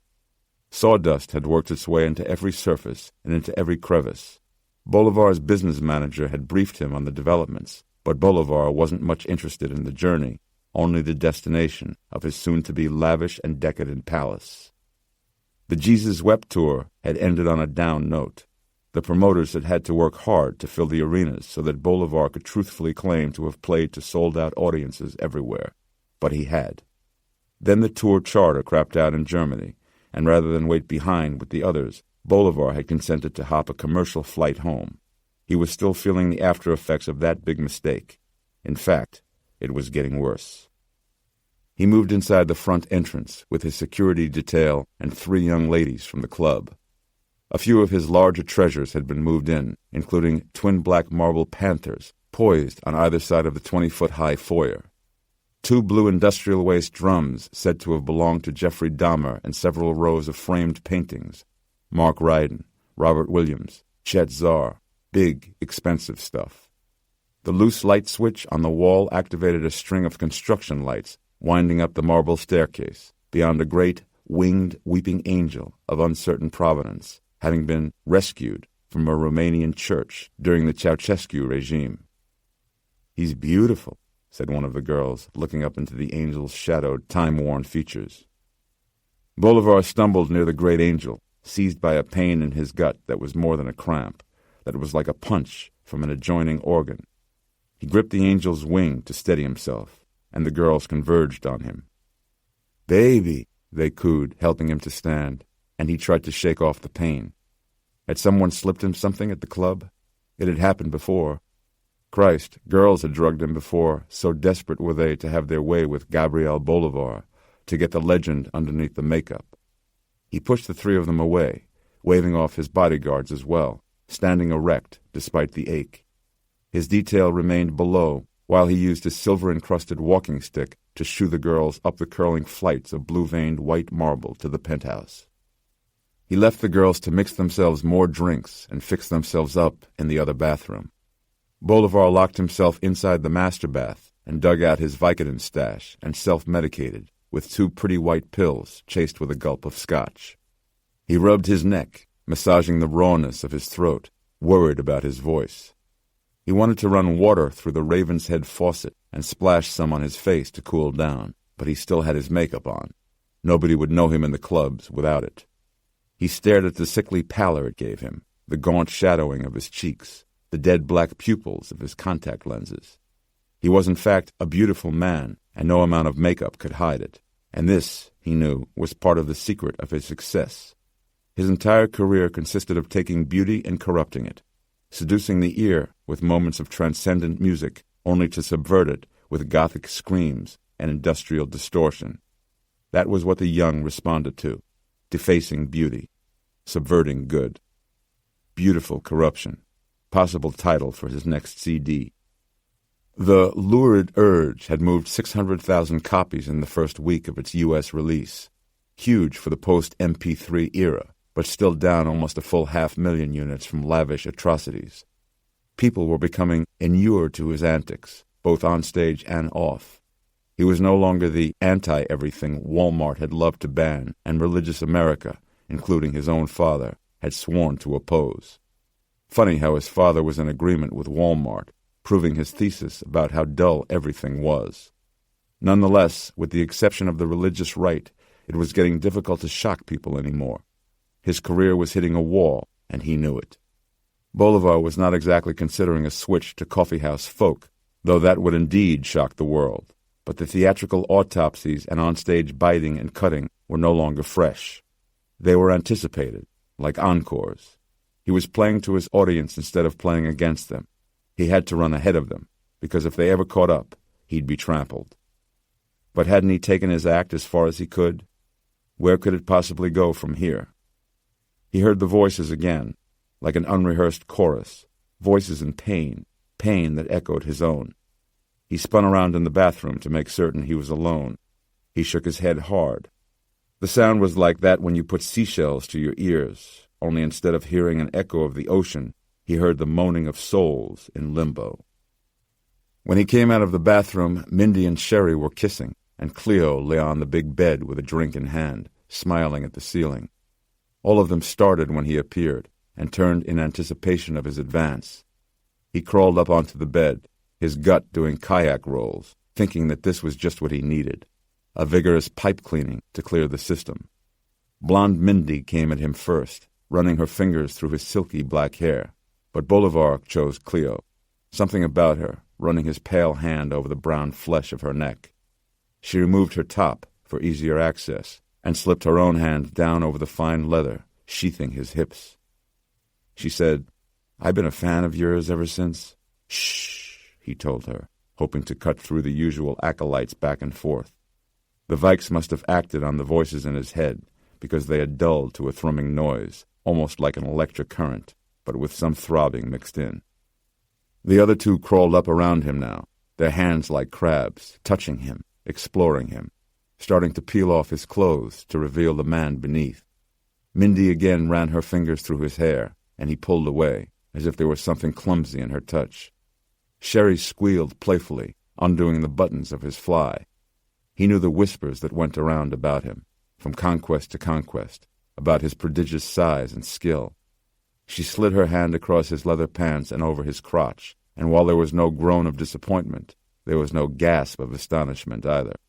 Nothing doing down there yet, which was baffling, even given his illness. He had proven himself in much more adverse conditions, over and over and over again. He returned his focus to the girl Cleo's shoulders, her neck, her throat. Lovely, but it was more than that. He felt a bucking sensation in his mouth. Not a sensation of nausea, but perhaps its opposite, a need somewhere on the continuum between the longing for sex and the necessity for nourishment, but bigger, a compulsion, a craving, an urge to violate, to ravish, to consume. Mindy nibbled on his neck, and Bolivar turned on her finally, pushing her back down against the sheets, first in a fury, but then with a forced tenderness. He eased back her jaw, extending her neck, running his warm fingers over her fine, firm throat. He felt the strength of her young muscles inside, and he wanted them. More than he wanted her breasts, her ass, her loins.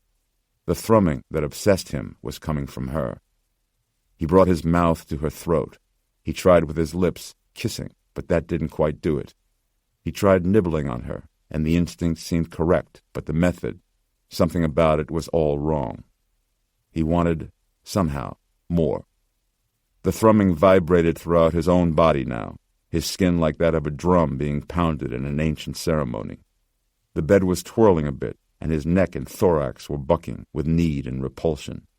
He went away for a little while, mentally, like the amnesia of great sex, only, when he came back, it was to a woman's squealing. He had the girl's neck in his hands, and was sucking on it with an intensity that went beyond the realm of the teenage hickey. He was drawing her blood to the surface of her skin, and she was screaming, and the other two half-naked girls were trying to pull her away from him. Bolivar straightened, first chastened by the sight of the florid bruising along her throat. Then, remembering his stature as the maypole of this foursome, he asserted his authority. "Get out," he railed, and they did, clothes clutched to their bodies, the blonde Mindy whimpering and sniffling all the way down the stairs. Bolivar staggered off the bed and back into his bathroom and his makeup case. He sat down on the leather stool and went through his nightly ministrations. The makeup came off. He knew this because he saw it on the tissues, and yet his flesh looked much the same in the mirror. He rubbed harder, scraping at his cheeks with his fingernail, but nothing more came off. Had the makeup adhered to his skin, or was he this sick, this gaunt? He ripped off his shirt and examined himself, white as marble and crisscrossed with greenish veins and purplish blotches of settled blood. He went to his contact lenses, carefully pinching out the cosmetic gels and depositing them in the fluid baths of their holding cases. He blinked a few times in relief, swiping at his eyes with his fingers, then feeling something weird. He leaned closer to the glass, blinking, examining his own eyes. The pupils were dead black, almost as though he still had the lenses in, only more textured now, more real. And when he blinked, he noticed further activity within the eye. He got right up against the mirror, eyes wide now, almost afraid to close them. A nictating membrane had formed underneath his eyelid, a translucent second eyelid closing beneath the outer eyelid, gliding horizontally across the eyeball, like a filmy cataract eclipsing his black pupil, closing upon his wild and horrified stare. Augustine Gus Elizalde sat slumped in the back of the dining area with his pinch front hat on the seat next to him. It was a narrow storefront eatery, 1 block east of Times Square. Neon burgers shining in the window and red and white checkered tablecloths on the tables. Budget eating in Manhattan. You walk in and order at the counter up front. Sandwiches, pizza, something on the grill. Pay for it and take it in back to a windowless room of tables jammed in tight. Wall murals of Venice and gondolas surrounded them. Felix scarfed down a plate of goopy macaroni and cheese. It was all he ate, mac and cheese. The more disgustingly orange, the better.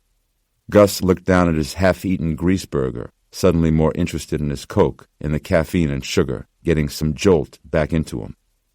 He still didn't feel right about that van. Gus turned over his hat underneath the table and checked the inside band again. The original 5 $10 bills he had gotten from that dude, plus the $500 he had earned for driving the van into the city, were still tucked in there, tempting him. He and Felix could have a hell of a lot of fun on half that amount. Take home half for his madre, money she needed, money she could use. Problem was, Gus knew himself. Problem was stopping at half. Problem was walking around with unspent money on his person. He should get Felix to run him home right now, unburden himself of half this haul, slip it to his madre without his dirtbag brother Crispin knowing. Crackhead could sniff out dollars like a fiend. Then again, this was dirty money. He had done something wrong to get it, clearly, though he didn't know what he'd done, and handing the money over to his madre was like passing on a curse. Best thing to do with dirty money is spend it quick, get rid of it. Easy come, easy go. Gus was torn. He knew that once he started drinking, he lost all impulse control, and Felix was the gasoline to his flame. The two of them would burn through $550 before sunup, and then, instead of bringing something beautiful home to his madre, instead of bringing home something good, he would come in dragging his own hungover ass, hat all dented to hell, empty pockets turned inside out. "Penny for your thoughts, Gusto," said Felix. Gus shook his head. "I'm my own worst enemy, mano. I'm like a fucking mutt sniffing in the street who don't know what tomorrow means. I got a dark side, amigo, and sometimes it takes me over." Felix sipped his giant-ass Coke. "So what are you doing in this greasy spoon? Let's get out and meet some young ladies tonight." Gus ran his thumb along the leather rim inside his hat, over the folded cash Felix knew nothing about, so far. Maybe just 100. 200, half for each. Pull out exactly that much, that was his limit, no more. "Gotta pay to play, right, mano?" Fuck yeah. Gus looked away and saw a family next to him, dressed for the theater, rising and leaving with their desserts unfinished. Because of Felix's language, Gus guessed. By the looks of these Midwestern kids, they had never heard hard talk. Well, fuck them. You come into this town, you keep your kids out past 9 o'clock, you risk them seeing the full show. Felix finally finished his slop, and Gus eased his cash-filled hat onto his head, and they sauntered out into the night. They were walking on 44th Street, Felix sucking on a cigarette, when they heard screams. It didn't quicken their pace any, hearing screams in Midtown Manhattan. Not until they saw the fat, naked guy shuffling across the street at 7th and Broadway. Felix nearly spit out his cigarette laughing. Gusto, you see that shit? He started to jog ahead like a bystander called by a barker to a show. Gus wasn't into it. He followed slowly after him. People in Times Square were making way for this guy and his pasty, floppy ass. Women screamed at the sight, half laughing, covering their eyes or mouths or both. A young bachelorette party group snapped photos with their phones. Every time the guy turned, a new group got a look at his shriveled, flesh-buried junk and howled. Gus wondered where the cops were. This was America for you. A brown brother couldn't even duck into a doorway for a discreet piss without getting hassled. Yet a white guy can parade naked through the crossroads of the world and get a free pass. Wasted off his ass, hooted Felix, following the fool along with a loose bunch of others, many drunk themselves, savoring the street theater. The lights of the brightest intersection in the world, Times Square, is a slashing X of avenues, walled with eye-popping advertisements and word crawls. A pinball game run through with never-ending traffic dazzled the fat man, set him spinning. He lunged about, lurching like a circus bear on the loose. Felix's crowd of carousers laughed and reared back when the man turned and staggered toward them. He was getting bolder now, or a little panicked, like a frightened animal, and more confused and seemingly, sometimes he pressed his hand to his throat, as though choking, more pained. Everything was really lively until the pale, fat man lashed out at a laughing woman, grabbing her by the back of her head. The woman screamed and twisted, and a part of her head came off in his hand. For a moment, it looked as though he had ripped open her skull, but it was just her frizzy black extensions. The attack crossed the line from fun into fright. The fat man stumbled out into traffic with a fistful of fake hair still in his hand, and the crowd followed, pursuing him now, growing angry, yelling. Felix took the lead, crossing to the traffic island after this guy. Gus went along, but away from the crowd, threading through the honking cars. He was calling to Felix to come away, to be done with this. This was not going to end well. The fat man was advancing toward a family gathered in the island to take in Times Square at night. He had them backed up against the traffic shooting past, and when the father tried to intervene, he got knocked back hard. Gus recognized them as the theater-going family from the restaurant. The mother seemed more concerned about shielding her kid's eyes from the sight of a naked man than protecting herself. She got grabbed by the back of the neck, pulled close up against his sagging belly and pendulous man-breasts. The crazy man's mouth opened as though he wanted a kiss, but then it kept opening, like a snake's mouth, clearly dislocating the jaw with a soft pop. Gus had no love for tourists, but he didn't even think before coming up behind the guy and hook-arming him in a headlock. He choked back on him strong, the guy's neck surprisingly muscular beneath the loose folds of flesh. Gus had the advantage, though, and the guy released the mother, falling against her husband in front of her screaming kids. Now Gus was stuck. He had the naked man locked up, the big bear's arms pinwheeling. Felix came up in front to help, but then stopped. He was staring at the naked guy's face as if there was something really wrong there. A few people behind him reacted the same. Others turned away in horror, but Gus couldn't see why. He did feel the guy's neck undulate under his forearm very unnaturally, almost as though he were swallowing sideways.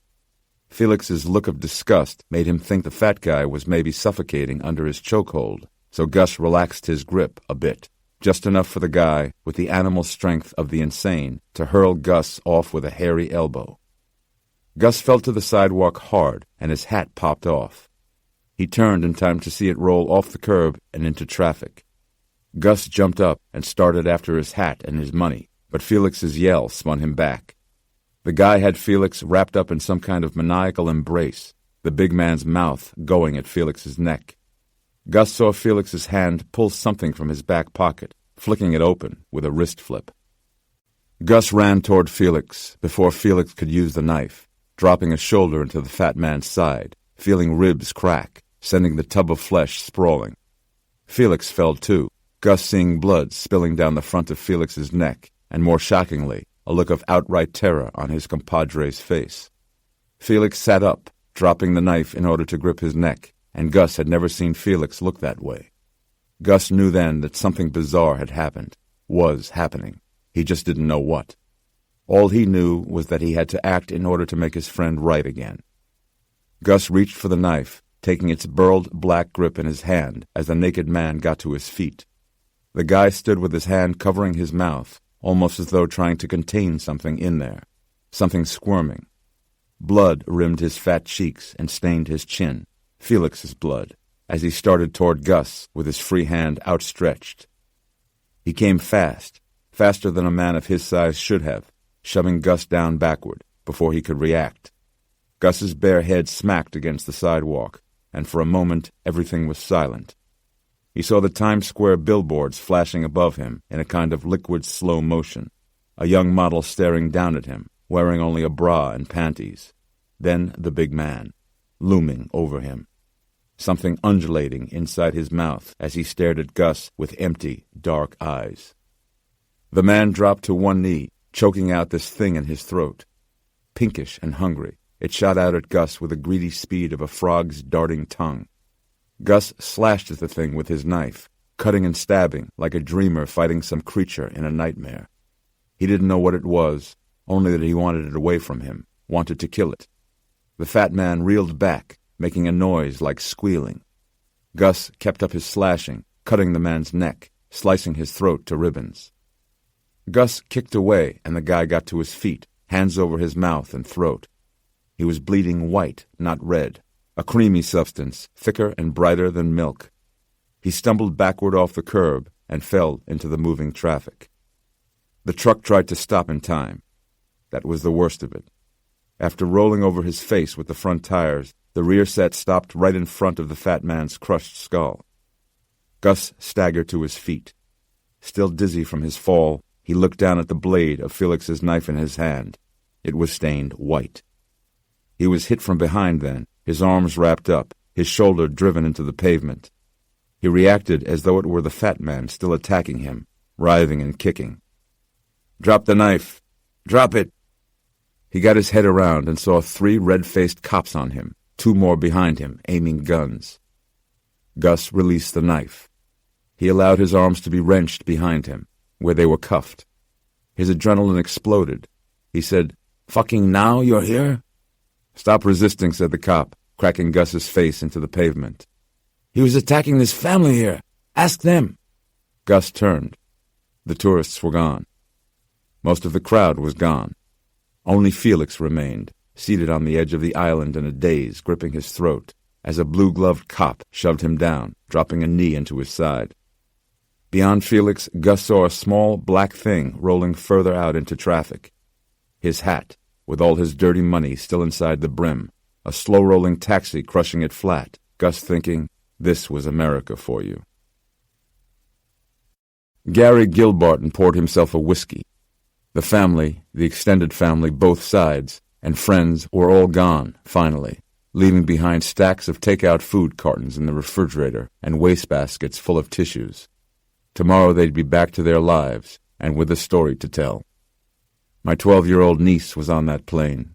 My 12-year-old cousin was on that plane. My neighbor's 12-year-old daughter was on that plane.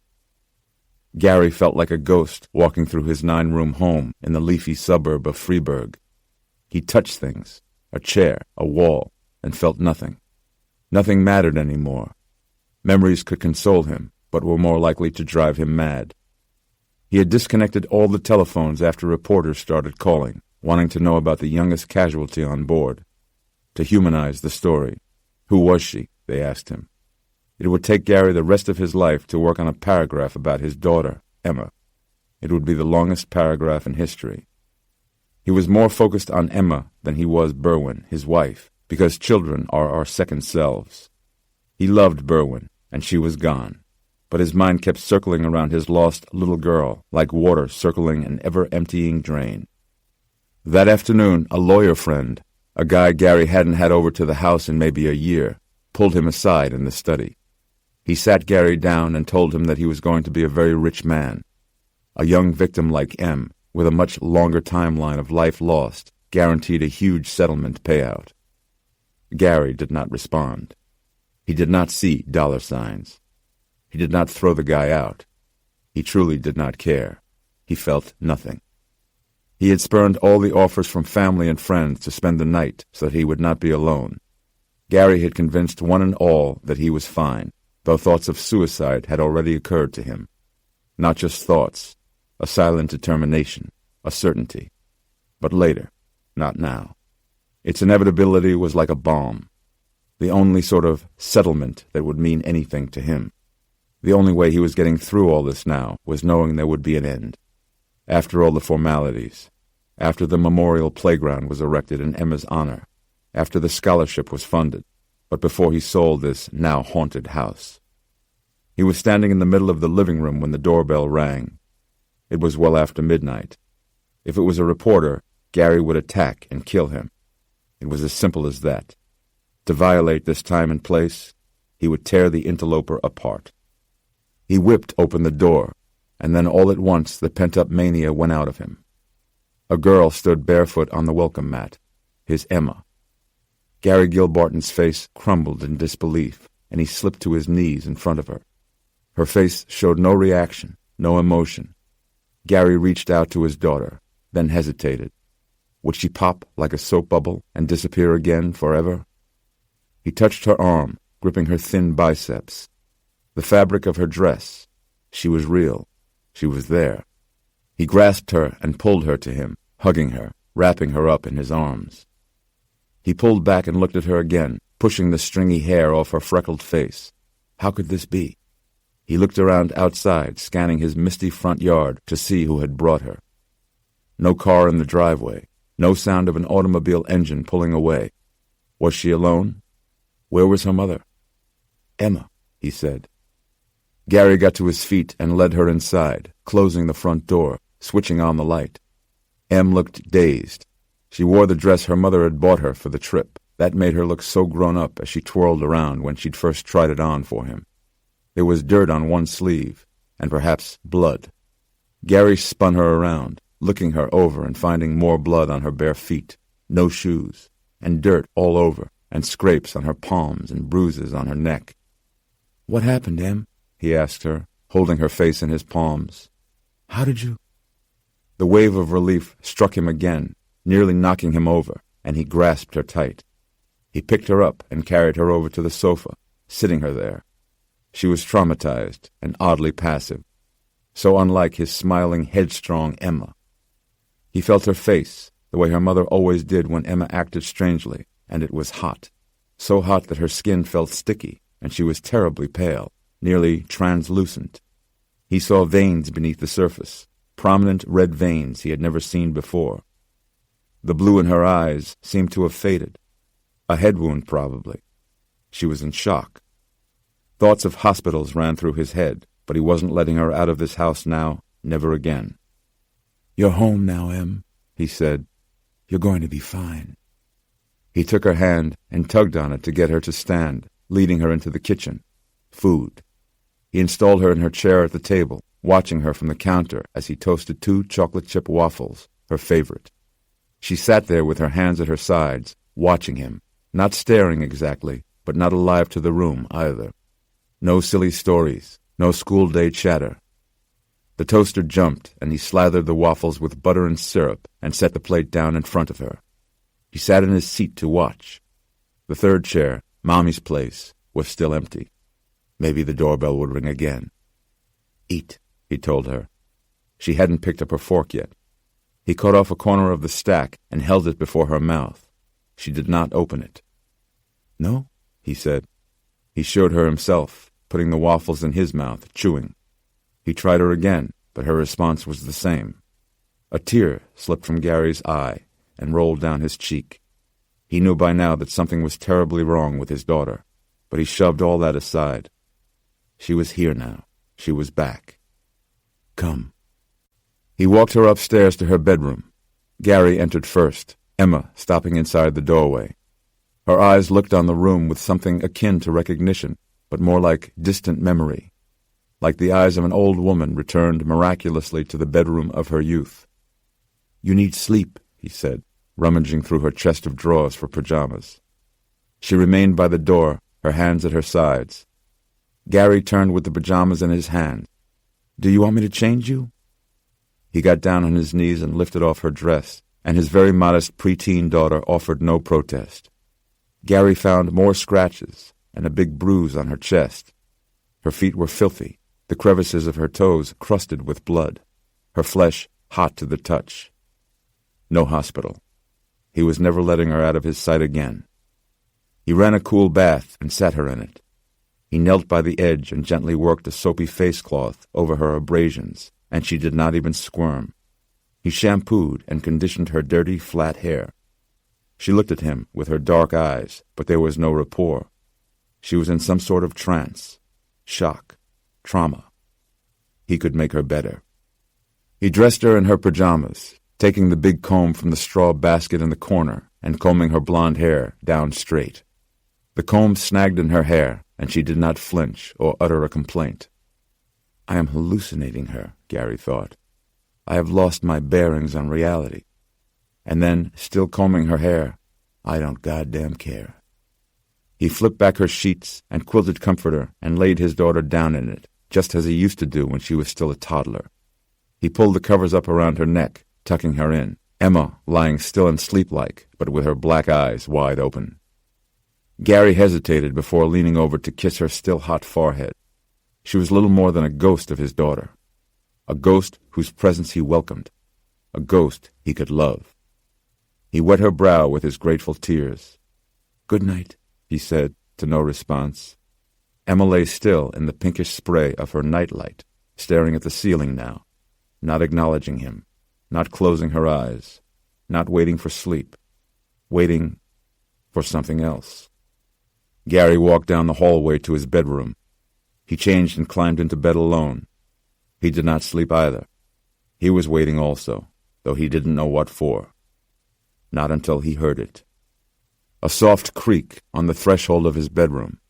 He rolled his head and saw Emma's silhouette, his daughter standing there. She came to him, out of the shadows, a small figure in the night-darkened room. She paused near his bed, opening her mouth wide, as though for a gusty yawn. His Emma had returned to him. That was all that mattered. Zach had trouble sleeping. It was true what everyone said. He was very much like his father. Obviously too young to have an ulcer, but already with the weight of the world on his shoulders. He was an intense boy, an earnest boy, and he suffered for it. He had always been that way, Eve had told him. He would stare back from the crib with a little grimace of worry, his intense dark eyes always making contact, and his little worried expression made Eve laugh, for he reminded him of himself so much, the worried baby in the crib. For the last few years, Zach had felt the burden of the separation, divorce, and custody battle. It took some time to convince himself that all that was happening was not his fault. Still, his heart knew better, knew that somehow, if he dug deep enough, all the anger would connect with him. Years of angry whispers behind his back, the echoes of arguments late at night, being awakened by the muffled pounding on walls. It had all taken its toll, and Zach was now at the ripe old age of 11, an insomniac. Some nights he would quiet the house noises with his iPod and stare out his bedroom window. Other nights he would crack open his window and listen to every little noise the night had to offer, listening so hard his ears buzzed as the blood rushed in. He enacted that old-age hope of many a boy, that his street at night, when it believed itself unwatched, would yield its mysteries. Ghosts, murder, lust. But all he ever saw, until the sun rose again in the horizon, was the hypnotic blue flicker of the distant TV in the house across the street. The world was devoid of heroes or monsters, though in his imagination Zack sought both. A lack of sleep took its toll on the boy, and he kept dozing off during the daytime. He zoned out at school, and the other kids, never kind enough to let a difference go unnoticed, immediately found nicknames for him. They ranged from the common dickwad to the more inscrutable necro boy, every social clique choosing its favorite. And Zack faded through the days of humiliation until the time came for his dad to visit him again. With Eve he felt comfortable, even in silence, especially in silence. His mom was too perfect, too observant, too kind. Her silent standards, all for his own good, were impossible to meet, and he knew in a strange way that from the moment he was born he had disappointed her, by being a boy, by being too much like his dad. With Eve he felt alive. He would tell his dad the things Mom always wanted to know about, out-of-boundaries things that she was eager to learn. Nothing critical, just private. Important enough not to reveal. Important enough to say for his father, and that was what Zack did. Now, lying awake on the top of his bed covers, Zack thought of the future. He was certain now that they would never again be together as a family. No chance. But he wondered how much worse it would get. That was Zack in a nutshell. Always wondering, how much worse can it get? Much worse was always the answer.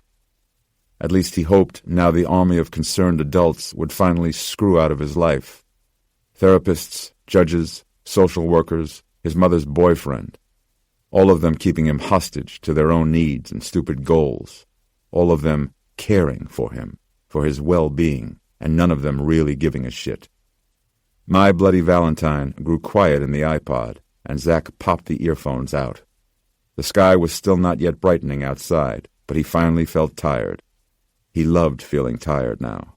He loved not thinking.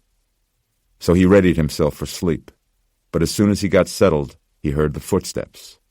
Flap, flap, flap, like bare feet out on the asphalt. Zack looked out his window and saw a guy, a naked guy, walking down the street, skin pale as moonlight, shining stretch marks glowing in the night, crisscrossing the deflated belly. Obvious that the man had been fat once, but had since lost so much weight that now his skin folded in all different ways and different directions, so much so that it was almost impossible to figure out his exact silhouette. It was old, but appeared ageless. The balding head, with badly tinted hair and varicose veins on the legs, pinned him at around 70, but there was a vigor to his step and a tone to his walk that made you think of a young man.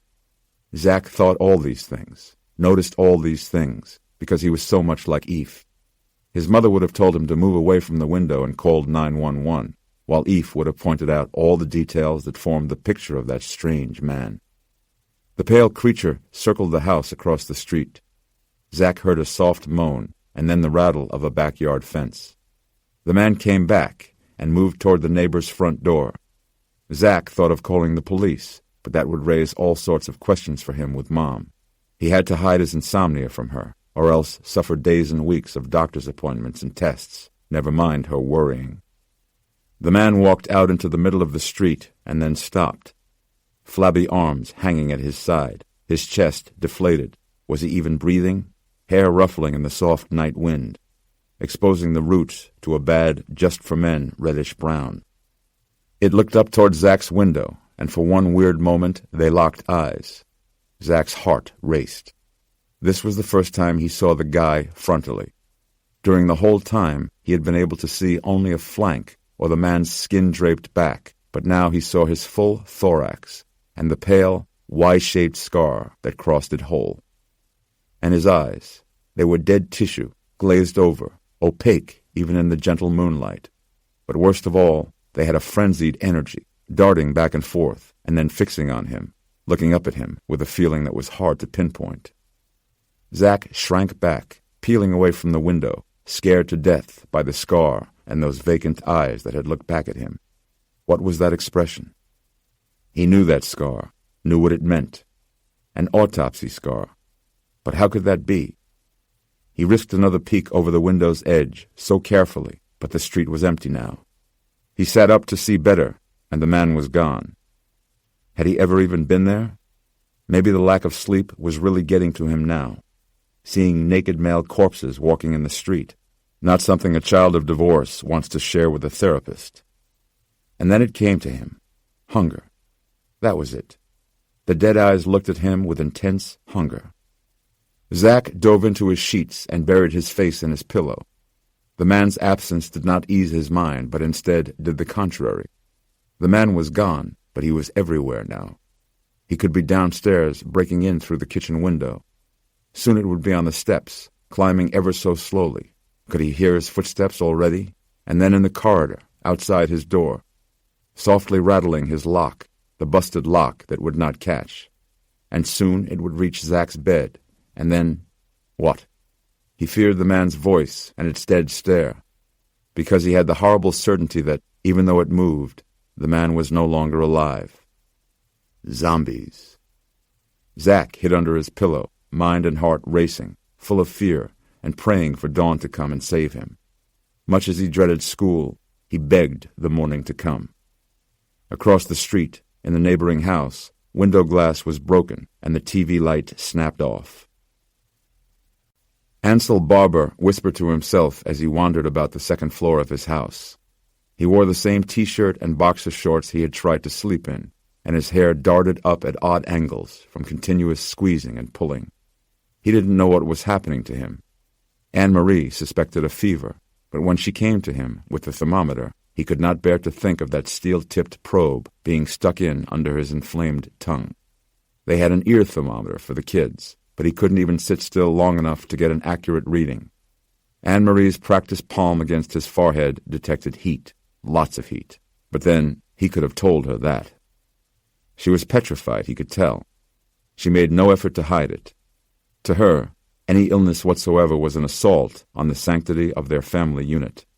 The kids' throw-up bugs were met with the same dark-eyed fear another might reserve for, say, a bad blood test or the appearance of an unexplained lump. This is it, the beginning of the terrible tragedy she was certain would one day befall her. His tolerance for Anne-Marie's eccentricities was at low ebb. He was dealing with something serious here, and he needed her help, not her added stress. Now he couldn't be the strong one. He needed her to take charge. Even the kids were staying away from him, startled by the not-there look in their father's eyes, or perhaps, he was vaguely aware of this, the odor of his sickness, which to his nose resembled the smell of congealed cooking grease stored too long in a tin can, rusting beneath the sink. He saw them from time to time hiding behind the balusters at the bottom of the staircase, watching him cross the second-floor landing. He wanted to allay their fears, but worried he might lose his temper trying to explain this to them, and doing so make things worse. The surest way to set their minds at ease was to get better, to outlast this surge of disorientation and pain. He stopped inside his daughter's bedroom, found the purple walls too purple, then doubled back into the hallway. He stood very still on the landing, as still as he could, until he could hear it again. That thumping, a beating, quiet and close, wholly separate from the headache pounding in his skull. Almost like in small-town movie theaters, where you can hear, during quiet moments in movies, the clicking of the film running through the projector in the back, which distracts you and keeps pulling you back to the reality that this is not real, as though you and you alone realize the truth. He shook his head hard, grimacing from the pain that went with it, trying to use that pain, like bleach, to clean his thoughts. But the thumping, the throbbing, it was everywhere, all around him. The dogs, too, acting strange around him. Pap and Gertie, the big bumbling St. Bernards, growling as they would when some strange animal came into the yard.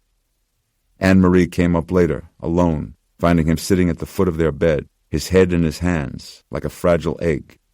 "You should sleep," she said. He gripped his hair like the reins of a mad horse and fought down the urge to berate her. Something was wrong in his throat, and whenever he laid down for any length of time, his epiglottis seized up, cutting off his airway, suffocating him until he choked himself back to breathing. He was terrified now of dying in his sleep. "What do I do?" she asked, remaining in the doorway, her palm and fingers pressing against her own forehead. "Get me some water," he said. His voice hissed through his raw throat, burning like steam. "Lukewarm. Dissolve some Advil in it. Ibuprofen. Anything. She didn't move. She stood there staring, worrying. Aren't you even a little better? Her timidity, which normally aroused strong protective instincts in him, now moved him only to rage. Anne-Marie, get me some goddamn water and then take the kids outside or something, but keep them the hell away from me.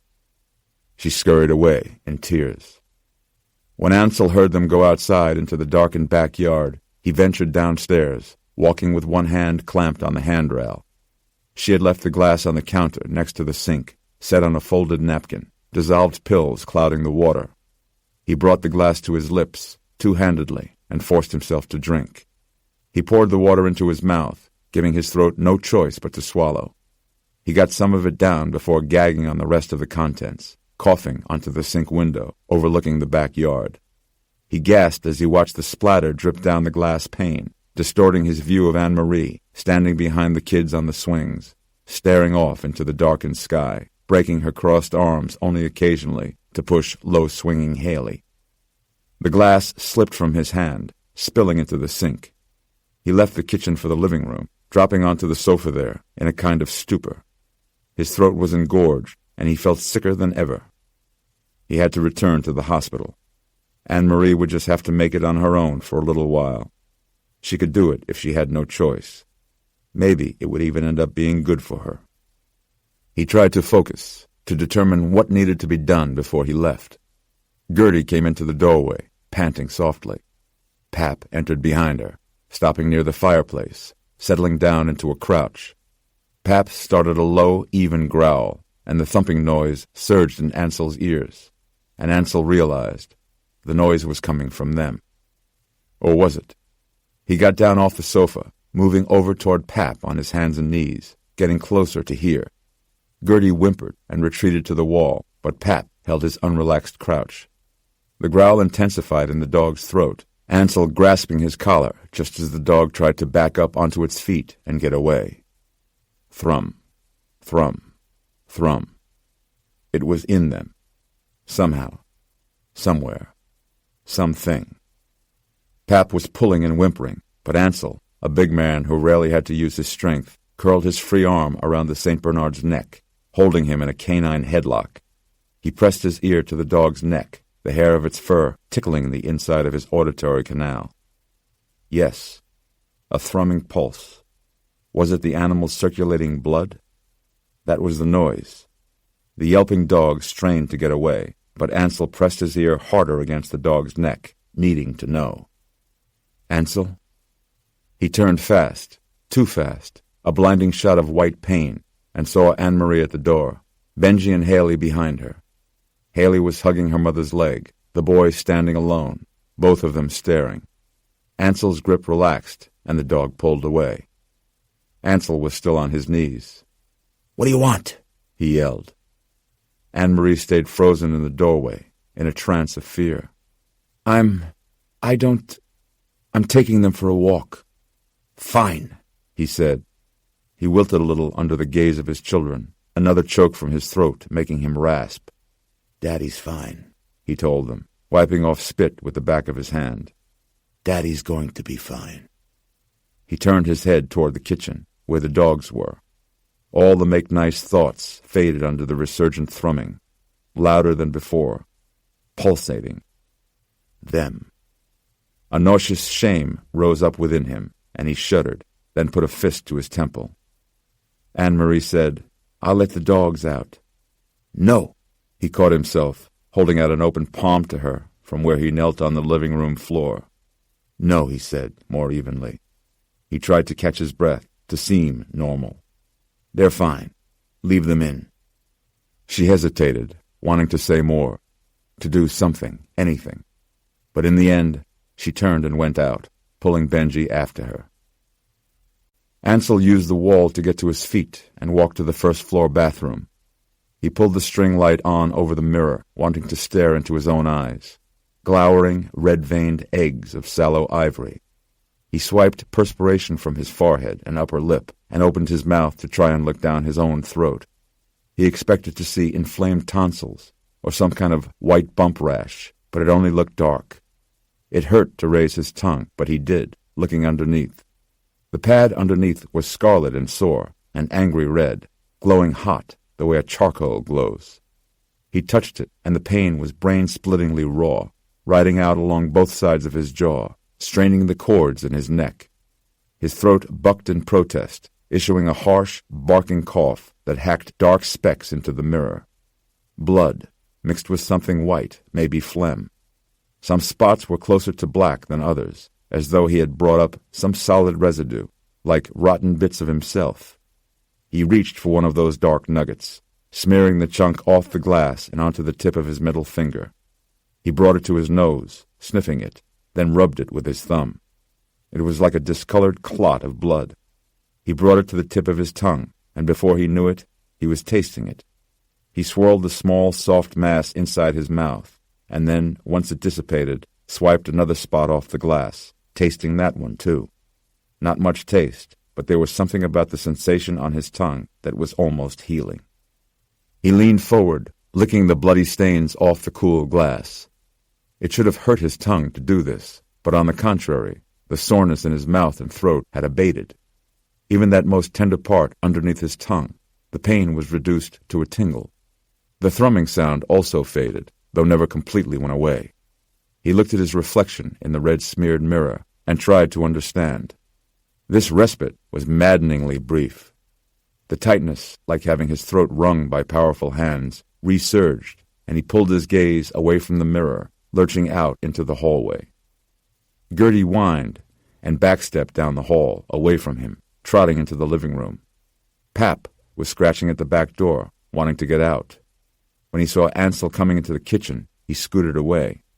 Ansel stood there, his throat throbbing, then reached into the dog's cabinet, pulling down the box of milk-bone treats. He jammed one between his fingers, as he usually did, and went into the living room. Gertie was lying on the wood landing at the bottom of the stairs, paws out, ready to spring away. Ansel sat down on his footstool and waved the treat. "Come on, baby," he said, in a heartless whisper that grated against his soul. Gertie's leathery nostrils flared, sniffing at the scent in the air. Thrum, thrum. "Come on, girl. Get your treat." She pushed up slowly onto all fours. She took one small step forward, then stopped again and sniffed. She knew instinctively that there was something wrong with this bargain. But Ansel held the cookie still, which seemed to reassure her. She padded slowly over the rug, head low, eyes alert. Ansel nodded his encouragement, the thrumming intensifying in his head as she approached. He said, "Come on, Gertie, old girl." Gertie came up and swiped the cookie once with her thick tongue, catching some of his fingers. She did this again, wanting to trust him, wanting the treat. Ansel brought out his other hand and laid it on top of her head, stroking her as she liked him to. Tears sprang out of his eyes as he did this. Gertie leaned forward to close her teeth on the treat, taking it from his fingers, and that was when Ansel grabbed her collar and fell upon her with all his weight. The dog struggled beneath him, snarling and trying to bite him, her panic giving his rage a focus. He forced back her lower jaw with his hand, effectively shutting her mouth by raising her head, then brought his mouth to her furry neck. He tore in. He bit through her silky, slightly greasy coat, opening a wound. The dog howled as he tasted her fur, the texture of her thick, soft flesh vanishing quickly under a hot surge of blood. The pain of his biting pushed Gertie into a frenzy beneath him, but Ansel held his grip, forcing the dog's big head even higher, fully exposing the neck. He was drinking the dog. Somehow drinking without swallowing. Ingesting, as though there were some new mechanism of which he was not aware, working in his throat. He could not understand it. He only understood the satisfaction he felt, the palliative pleasure in the act, and power. Yes, power, as that of drawing life from one being into another. Pap came into the room, howling. A mournful bassoon sound, and Ansel had to stop this sad-eyed St. Bernard from spooking the neighbors. With Gertie twitching limply beneath him, he sprang up, and with renewed speed and strength raced across the room after Pap, knocking a floor lamp down as he lunged and tackled the big, clumsy dog in the hall. The pleasure of the sensation in drinking the second dog was rapturous.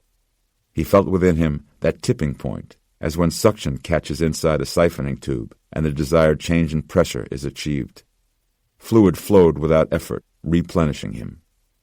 Ansel sat back when he was done, numb for a while, dazed, slow to return to the here and now of the room. He looked down at the dead dog on the floor at his feet and felt suddenly wide awake and cold. Remorse came all at once. He got to his feet and saw Gertie, then looked down at his own chest, clawing at his t-shirt, wet with dog blood. What is happening to me? The blood on the checkered rug made a nasty black stain. Yet there wasn't much of it, and that was when he remembered that he had drunk it. Ansel went first to Gertie, touching her coat, knowing that she was dead, that he had killed her, and then, setting aside his disgust, rolled her up inside the ruined rug. He lifted the bundle into his arms with a great grunt and carried it through the kitchen, outside and down the steps to the backyard dog shed. Inside he dropped to his knees, unrolled the rug and the heavy St. Bernard, and left Gertie to go back for Pap. He laid them together against the wall of the shed, underneath his pegboard of tools. His revulsion was distant, foreign. His neck was tight but not sore, his throat cool suddenly, his head calm. He looked at his bloody hands and had to accept what he could not understand. What he had done had made him better. He went back inside the house to the bathroom upstairs. He stripped off his bloody shirt and boxers and pulled on an old sweatsuit, knowing Anne-Marie and the kids would return at any moment. As he searched the bedroom for sneakers, he felt the thrumming return. He didn't hear it. He felt it, and what it meant terrified him. Voices at the front door. His family was home. He made it back downstairs and just out the back door unseen, his bare feet hitting the backyard grass, running from the pulsating sense filling his head. He turned toward the driveway, but there were voices in the dark street. He had left the shed doors open, and so, in his desperation, ducked inside the doghouse to hide, shutting both doors behind him. He didn't know what else to do. Gertie and Pap lay dead against the side wall. A cry nearly escaped Ansel's lips. What have I done? New York winters had warped the shed doors, so they no longer hung perfectly flush. He could still see through the seam, spying Benji getting a glass of water from the kitchen sink, his head in the window, Haley's little hand reaching up. What is happening to me? He was like a dog who had turned, a rabid dog. I have caught some form of rabies. Voices now. The kids coming down the back porch steps, lit by the security light over the deck, calling the dogs. Ansel looked around him fast and seized a rake from the corner, sliding it through the interior door handles as quickly and quietly as he could, locking the children out, locking himself inside. Gertie! Pap! No true concern in their voices, not yet. The dogs had gotten away a few times in the past couple of months, why Ansel had dug the iron stake into the ground here in the shed, so they could be chained up securely at night. Their calling voices faded in his ears as the thrum took over his head, the steady rhythm of blood circulating through their young veins. Little hearts pumping hard and strong. Jesus. Haley came to the doors. Ansel saw her pink sneakers through the gap at the bottom and shrank back. She tried the doors. They rattled, but wouldn't give. She called to her brother. Benji came and shook the doors with all his 8-year-old might. The four walls shivered, but the rake handle held. Thrummity, thrummity, thrum. Their blood, calling to him. Ansel shuddered and let his focus fall on the dog's stake in front of him, buried 6 feet deep, set in a solid block of concrete, strong enough to keep 2 St. Bernards leashed during a summer thunderstorm. Ansel looked to the wall shelves and saw an extra chain collar, price tag still attached. He felt certain he had an old shackle lock in here somewhere. He waited until they were a safe distance away before he reached up and pulled down the steel collar. Captain Redfern was laid out in his Johnny on the stretcher bed inside the clear plastic curtains, his lips open in a near grimace, his breathing deep and labored. Having grown increasingly uncomfortable as night approached, Redfern had been administered enough sedatives to put him out for hours. They needed him still for imaging. Eph dimmed the light inside the bay and switched on his lumalight, again aiming the indigo glow at Redfern's neck, wanting another look at the scar. But now, with the other lights dimmed, he saw something else as well. A strange rippling effect along Redfern's skin, or rather, beneath his skin. Like a mottling or a subcutaneous psoriasis, blotching that appeared just below the surface of the flesh in shades of black and gray. When he brought the lumalight closer for further examination, the shading beneath the skin reacted. It swirled and squirmed, as though trying to get away from the light. Eph backed off, pulled the wand away. With the black light removed from Redfern's skin, the sleeping man appeared normal. Eph returned, this time running the violet lamplight over Redfern's face. The image revealed beneath it, the mottled subflesh, formed a kind of mask, like a second self lurking behind the airplane pilot's face, aged and malformed.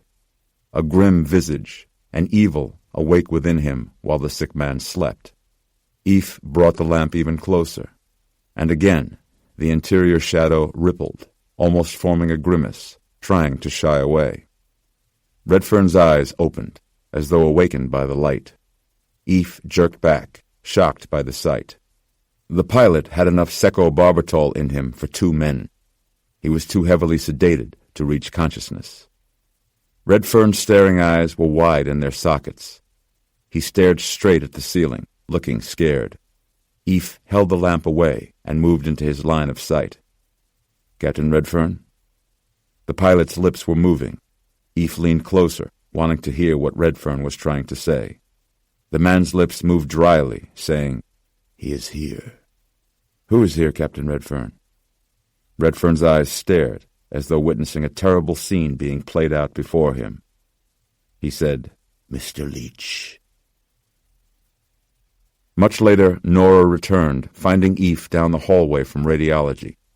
They spoke standing before a wall covered with crayon artwork from thankful young patients. He told her about what he had seen under Redfern's flesh. Nora said, "The black light of our Luma lamps, isn't that low-spectrum ultraviolet light?" Eph nodded. He too had been thinking about the old man outside the morgue. "I want to see it," said Nora. "Redfern's in radiology now," Eph told her. "We had to further sedate him for MRI imaging." "I got the results from the airplane," said Nora. "The liquid sprayed around there? Turns out you were right. There's ammonia and phosphorus." "I knew it. But also oxalic and iron and uric acids. Plasma." "What?" "Raw plasma. And a whole load of enzymes." Eph held his forehead as though taking his own temperature. "As in digestion?" "Now what does that remind you of?" "Excretions. Birds, bats, like guano. But how?" Nora shook her head, feeling in equal parts both excited and bewildered. Whatever was on that airplane, took a giant shit in the cabin." While Eph was trying to wrap his mind around that one, a man in hospital scrubs came hustling down the hallway, calling his name. Eph recognized him as the technician from the MRI room.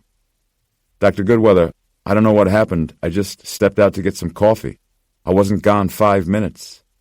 "What do you mean? What is it?" "Your patient. He's gone from the scanner." Jim Kent was downstairs, near the closed gift shop, away from the others, talking on his mobile phone.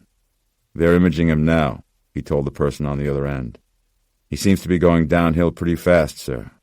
Yes, they should have the scans in just a few hours. No word on the other survivors. I thought you'd want to know. Yes, sir, I am alone." He became distracted by the sight of a tall, ginger-haired man wearing a hospital johnny, walking unsteadily down the hallway, trailing along the floor IV tubes from his arm. Unless Jim was mistaken, it was Captain Redfern. "Sir, something's happening. Let me call you back." He hung up and plucked the wire from his ear, stuffing it into his jacket pocket and following the man a few dozen yards away. The patient slowed for just a moment, turning his head as though aware of his pursuer. "Captain Redfern," said Jim. The patient continued around a corner, and Jim followed, only to find, when he turned the same corner, the hallway empty. Jim checked door signs. He tried the one marked stairs and looked down the narrow well between half-lights. He caught sight of an IV tube trailing down the steps. "Captain Redfern," said Jim, his voice echoing in the stairwell. He fumbled out his phone as he descended, wanting to call Eve. The display said no service because he was underground now. He pushed through the door into the basement hallway and, distracted by his phone, never saw Redfern running at him from the side. When Nora, searching the hospital, went through the door from the stairwell into the basement hallway, she found Jim sitting against the wall, his legs splayed. He had a sleepy expression on his face. Captain Redfern was standing barefoot over him, his Johnny Bear back to her. Something hanging from his mouth spilled driblets of blood to the floor. "Jim!" she yelled, though Jim did not react in any way to her voice. Captain Redfern stiffened, however. When he turned to her, Nora saw nothing in his mouth. She was shocked by his color, formerly quite pale, now florid and flushed. The front of his Johnny was indeed blood-stained, and blood also rimmed his lips. Her first thought was that he was in the grip of some sort of seizure. She feared he had bitten off a chunk of his tongue and was swallowing blood. Closer, her diagnosis became less certain. Redfern's pupils were dead, black, the sclera red where it should have been white. His mouth hung open, strangely, disjointedly, as though his jaw had been reset on a lower hinge. And there was a heat coming off him that was extreme, beyond the warmth of any normal, natural fever. "Captain Redfern," she said, calling him over and over, trying to snap him out of it. He advanced on her with a look of vulture-like hunger in his filmy eyes. Jim remained slumped on the floor, not moving. Redfern was obviously violent, and Nora wished she had a weapon. She looked around, seeing only a hospital phone, 555, the alert code. She grabbed the receiver off the wall, barely getting it into her hand before Redfern attacked, throwing her to the floor. Nora kept hold of the receiver, its cord pulling right out of the wall. Redfern had maniacal strength, descending on her and pinning her arms hard to the polished floor. His face strained, and his throat bucked. She thought he was about to vomit on her. Nora was screaming when Eve came flying from the stairwell door, throwing his weight into Redfern's torso, sending him sprawling off her. Eve righted himself and held out a cautionary hand toward his patient, dragging himself up from the floor now. "Hold on." Redfern emitted a hissing sound. Not snake-like, but throaty. His black eyes were flat and vacant as he started to smile, or seemed to smile, using those same facial muscles, only when his mouth opened, it kept on opening. His lower jaw descended and out-wriggled something pink and fleshy that was not his tongue. It was longer, more muscular and complex, and squirming, as though he had swallowed a live squid and one of its tentacles was still thrashing about desperately inside his mouth. Eve jumped back. He grabbed the IV tree to keep from falling and then upended it, using it like a prod to keep Redfern and that thing in his mouth at bay. Redfern grabbed the steel stand, and then the thing in his mouth lashed out. It extended the 6-foot distance of the IV tree, Eve spinning out of the way just in time. He heard the flap of the end of the appendage, narrowed like a fleshy stinger, strike the wall. Redfern flung the stand to the side, cracking it in half, Eve tumbling with it backward into a room. Redfern entered after him, still with that hungry look in his black and red eyes. Eve searched around wildly for anything that would help him keep this guy away from him, finding only a tree fine in a charger on a shelf. A tree fine is a surgical instrument with a spinning cylindrical blade generally used for cutting open the human skull during autopsy. The helicopter-type blade whirred to life, and Redfern advanced, his stinger mostly retracted yet still lolling, with flanking sacks of flesh pulsing at its sides. Before Redfern could attack again, Eve tried to cut it. He missed, slicing a chunk out of the pilot's neck. White blood kicked out, just as he had seen in the morgue, not spraying out arterially, but spilling down his front. Eve dropped the tree fine before its whirring blades could spit the substance at him. Redfern grabbed at his neck, and Eve picked up the nearest heavy object he could find, a fire extinguisher. He used the butt end of it to batter Redfern in the face, his hideous stinger Eve's prime target. Eve smashed him twice more, Redfern's head snapping back with the last blow, his spine emitting an audible crack. Redfern collapsed, his body giving out. Eve dropped the tank and stumbled back, looking in horror at what he had done. Nora came rushing in, wielding a broken piece of the ivy tree, then saw Redfern lying in a heap. She dropped the shaft and rushed to Eve, who caught her in his arms. "Are you okay?" he said. She nodded, her hand over her mouth. She pointed at Redfern, and Eve looked down and saw the worms wriggling out of his neck. Reddish worms, as though blood-filled, spilling out of Redfern's neck like cockroaches fleeing a room when a light is turned on. Eve and Nora backed up to the open doorway. "What the hell just happened?" said Eve. Nora's hand came away from her mouth. "Mr. Leach," she said. They heard a groan from the hallway, Jim, and rushed out to tend to him.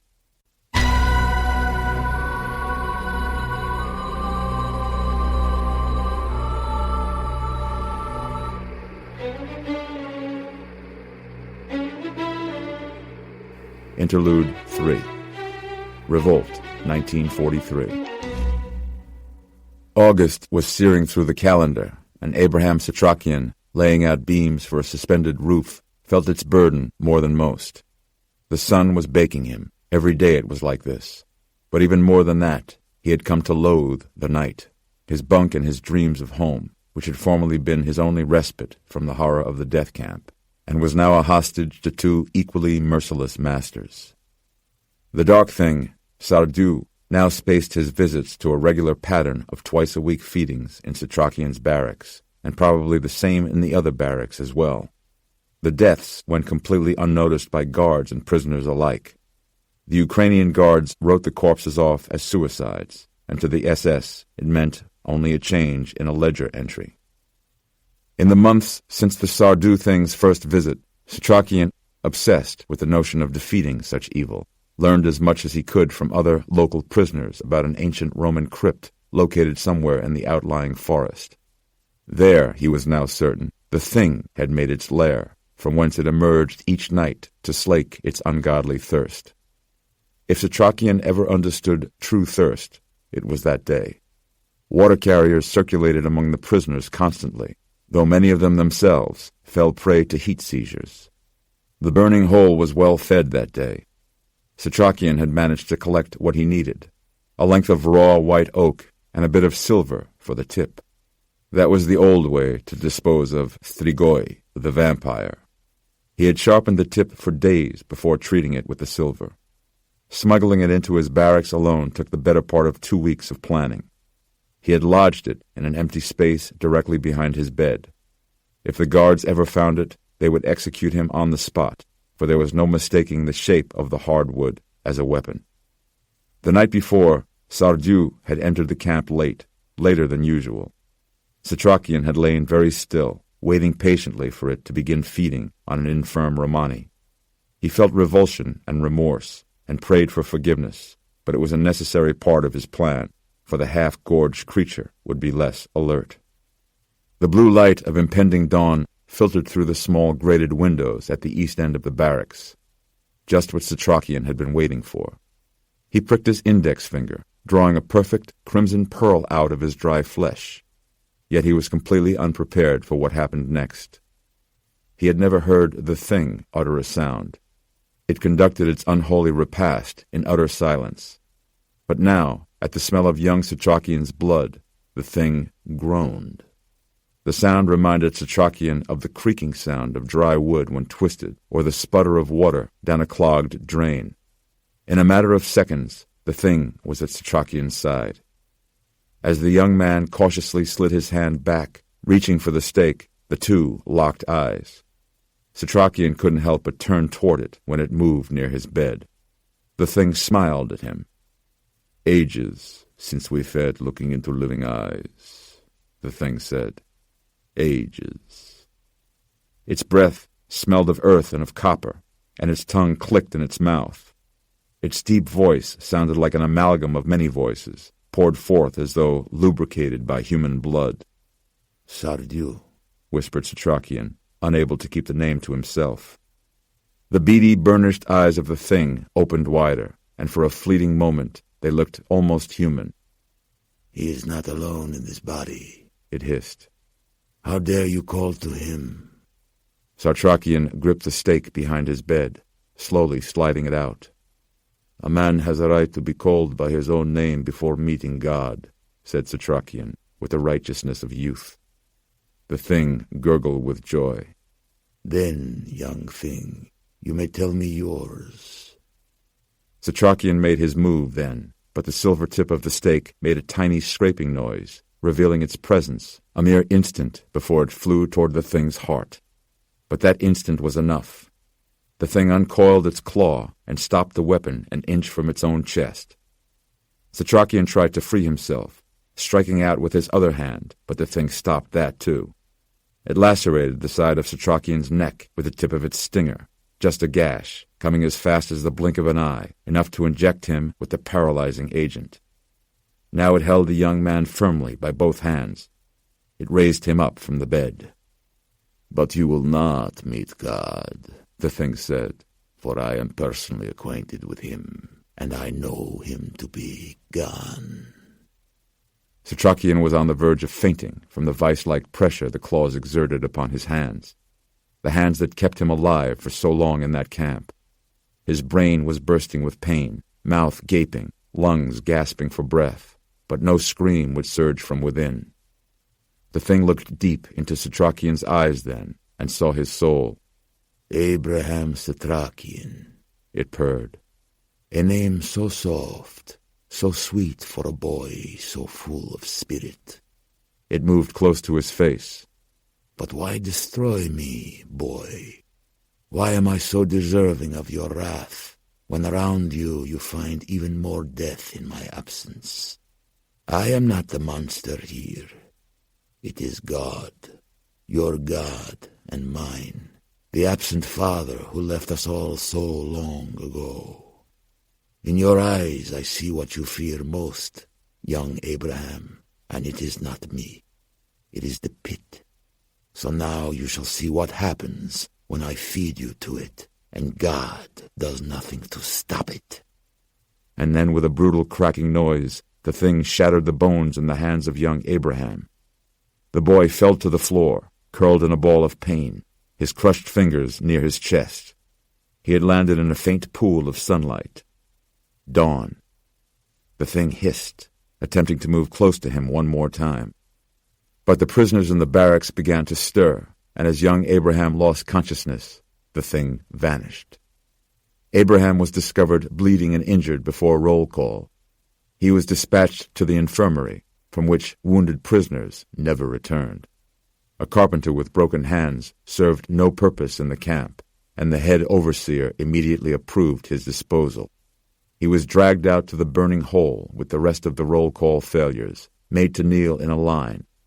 Thick, greasy black smoke occluded the sun above, searing hot and merciless. Setrakian was stripped and dragged to the very edge, cradling his destroyed hands, shivering in fear as he gazed into the pit. The searing pit. The hungry flames twisting, the greasy smoke lifting away in a kind of hypnotic ballet, and the rhythm of the execution line, gunshot, gun carriage clicking, the soft bouncing tinkle of the bullet casing against the dirt ground, lulled him into a death trance.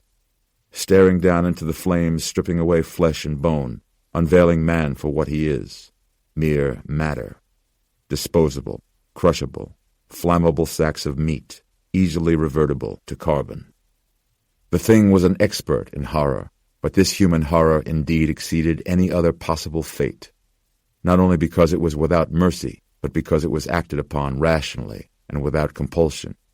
It was a choice. The killing was unrelated to the larger war, and served no purpose other than evil. Men chose to do this to other men, and invented reasons and places and myths in order to satisfy their desire in a logical and methodical way. As the Nazi officer mechanically shot each man in the back of the head and kicked them forward into the consuming pit, Abraham's will eroded. He felt nausea, not at the smells or the sights, but at the knowledge, the certainty that God was no longer in his heart. Only this pit. The young man wept at his failure and the failure of his faith as he felt the muzzle of the Luger press against the bare skin. another mouth at his neck. And then he heard the shots. From across the yard, a work crew of prisoners had taken the observation towers and were now overriding the camp, shooting every uniformed officer in sight. The man at his back went away, leaving Setrakian poised at the edge of that pit. A Pole next to him in line stood and started to run, and the will seeped back into young Setrakian's body. Hands clutched to his chest, he found himself up and running, naked, toward the camouflaged barbed wire fence. Gunfire all around him, guards and prisoners bursting with blood and falling. Smoke now, and not just from the pit. Fires started all across the camp. He made it to the fence, near some others, and somehow, with anonymous hands lifting him to the top, doing what his broken hands could not, he fell to the other side. He lay on the ground, rifle rounds and machine gun fire ripping into the dirt around him, and again, helping hands and arms raised him up, lifting him to his feet. And as his unseen helpers were torn apart by bullets, Setrakian ran and found himself crying, for in the absence of God he had found man. Man killing man, man helping man, both of them anonymous, the scourge and the blessing. A matter of choice. For miles he ran, even as Austrian reinforcements closed in. His feet were sliced open, his toes shattered by rocks, but nothing could stop him now that he was beyond the fence. His mind was of a single purpose as he finally reached the woods and collapsed in the darkness, hiding in the night.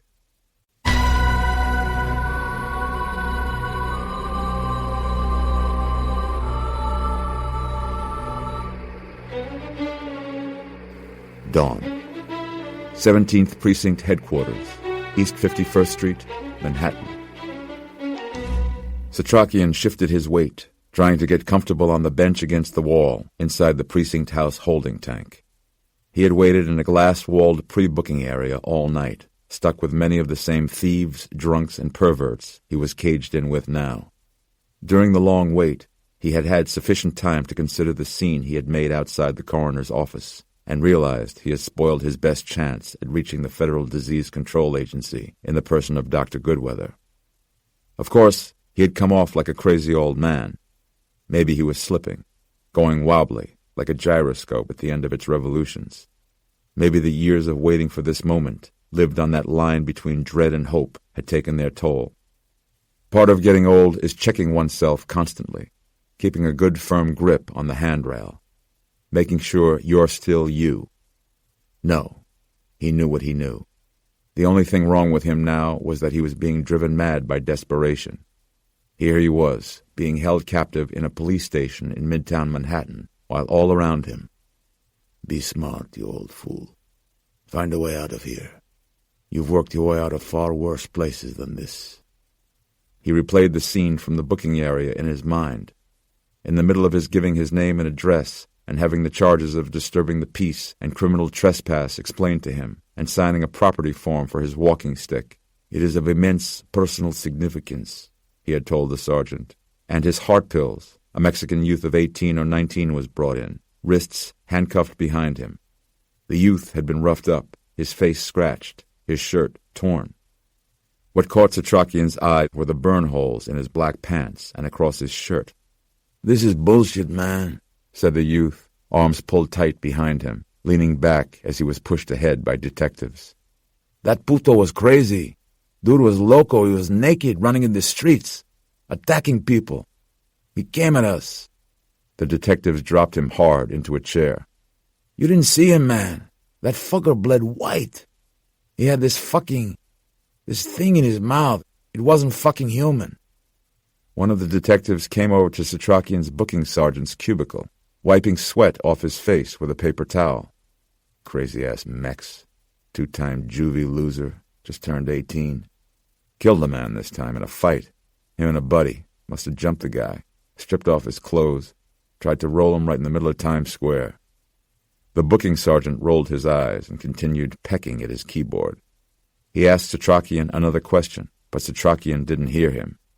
He barely felt the seat beneath him, or the warped fists his old, broken hands made. Panic nearly overtook him at the thought of facing the unfaceable again. He saw the future. He saw families torn apart, annihilation, an apocalypse of agonies. Darkness reigning over light, hell on earth. At that moment, Setrakian felt like the oldest man on the planet. Suddenly his dark panic was supplanted by an equally dark impulse. Revenge. A second chance. The resistance. The fight. The coming war. It had to begin with him. Strigoi. The plague had started. Isolation Ward, Jamaica Hospital Medical Center. Jim Kent, still in his street clothes, lying in the hospital bed, sputtered. "This is ridiculous. I feel fine." Eve and Nora stood on either side of the bed. "Let's just call it a precaution, then," said Eve. "Nothing happened. He must have knocked me down as I went through the door. I think I blacked out for a minute. Maybe a low-grade concussion." Nora nodded. "It's just that you're one of us, Jim. We want to make sure everything checks out." "But why in isolation?" "Why not?" Eve forced a smile. "We're here already. And look, you've got an entire wing of the hospital to yourself. Best bargain in New York City." Jim's smile showed that he wasn't convinced. "All right," he said finally. "But can I at least have my phone so I can feel like I'm contributing?" Eve said, "I think we can arrange that, after a few tests. And please tell Sylvia I'm all right. She's going to be panicked." "Right," said Eve. "We'll call her as soon as we get out of here." They left shaken, pausing before exiting the isolation unit. Nora said, "We have to tell him." "Tell him what?" said Eve, a little too sharply. "We have to find out what we're dealing with first." Outside the unit, a woman with wiry hair pulled back under a wide headband stood up from the plastic chair she had pulled in from the lobby. Jim shared an apartment in the East 80s with his girlfriend Sylvia, a horoscope writer for the New York Post. She brought 5 cats to the relationship, and he brought 1 finch, making for a very tense household. "Can I go in?" said Sylvia. "Sorry, Sylvia. Rules of the isolation wing. Only medical personnel. But Jim said to tell you that he's feeling fine." Sylvia gripped Eve's arm. "What do you say?" Eve said tactfully, "He looks very healthy. We want to run some tests just in case. They said he passed out. He was a bit woozy." "Why the isolation ward?" "You know how we work, Sylvia. Rule out all the bad stuff. Go step by step." Sylvia looked to Nora for female reassurance. Nora nodded and said, "We'll get him back to you as soon as we can." Downstairs in the hospital basement, Eve and Nora found an administrator waiting for them at the door to the morgue. "Dr. Goodweather, this is completely irregular. This door is never to be locked, and the hospital insists on being informed of what is going on." "I'm sorry, Ms. Graham," said Eve, reading her name off her hospital ID, "but this is official CDC business." He hated pulling rank like a bureaucrat, but occasionally being a government employee had its advantages. He took out the key he had appropriated and unlocked the door, entering with Nora. "Thank you for your cooperation," he said, locking it again behind him. The lights came on automatically. Redfern's body lay underneath a sheet on a steel table. Eve selected a pair of gloves from the box near the light switch and opened up a cart of autopsy instruments. "Eve," said Nora, pulling on gloves herself, "we don't even have a death certificate yet. You can't just cut him open." "We don't have time for formalities. Not with Jim up there. And besides, I don't even know how we're going to explain his death in the first place. Any way you look at it, I murdered this man, my own patient. In self-defense." "I know that. You know that. But I certainly don't have the time to waste explaining that to the police." He took the large scalpel and drew it down Redfern's chest, making the Y incision from the left and right collarbones down on 2 diagonals to the top of the sternum, then straight down the center line of the trunk, over the abdomen to the pubis bone. He then peeled back the skin and underlying muscles, exposing the rib cage and the abdominal apron. He didn't have time to perform a full medical autopsy, but he did need to confirm some things that had shown up on Redfern's incomplete MRI. He used a soft, rubber hose to wash away the white, blood-like leakage and viewed the major organs beneath the rib cage. The chest cavity was a mess, cluttered with gross black masses, fed by spindly feeders, vein-like offshoots attached to the pilot's shriveled organs. "Good God," said Nora. Eve studied the growths through the ribs. "It's taken him over. Look at the heart. It was misshapen, shrunken. The arterial structure had been altered also, the circulatory system grown more simplified, the arteries themselves covered over with a dark, cancerous blight. Nora said, "Impossible. We're only 36 hours out from the plane landing." Eph flayed Redfern's neck then, exposing his throat. The new construct was rooted in the mid-neck, grown out of the vestibular folds. The protuberance that had apparently acted as a stinger lay in its retracted state. It connected straight into the trachea, in fact fusing with it, much like a cancerous growth. Eph elected not to anatomize further just yet, hoping instead to remove the muscle or organ, or whatever it was in its entirety at a later time, to study it whole and determine its function. Eph's phone rang then.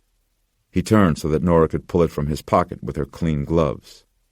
"It's the chief medical examiner's office," she said, reading the display.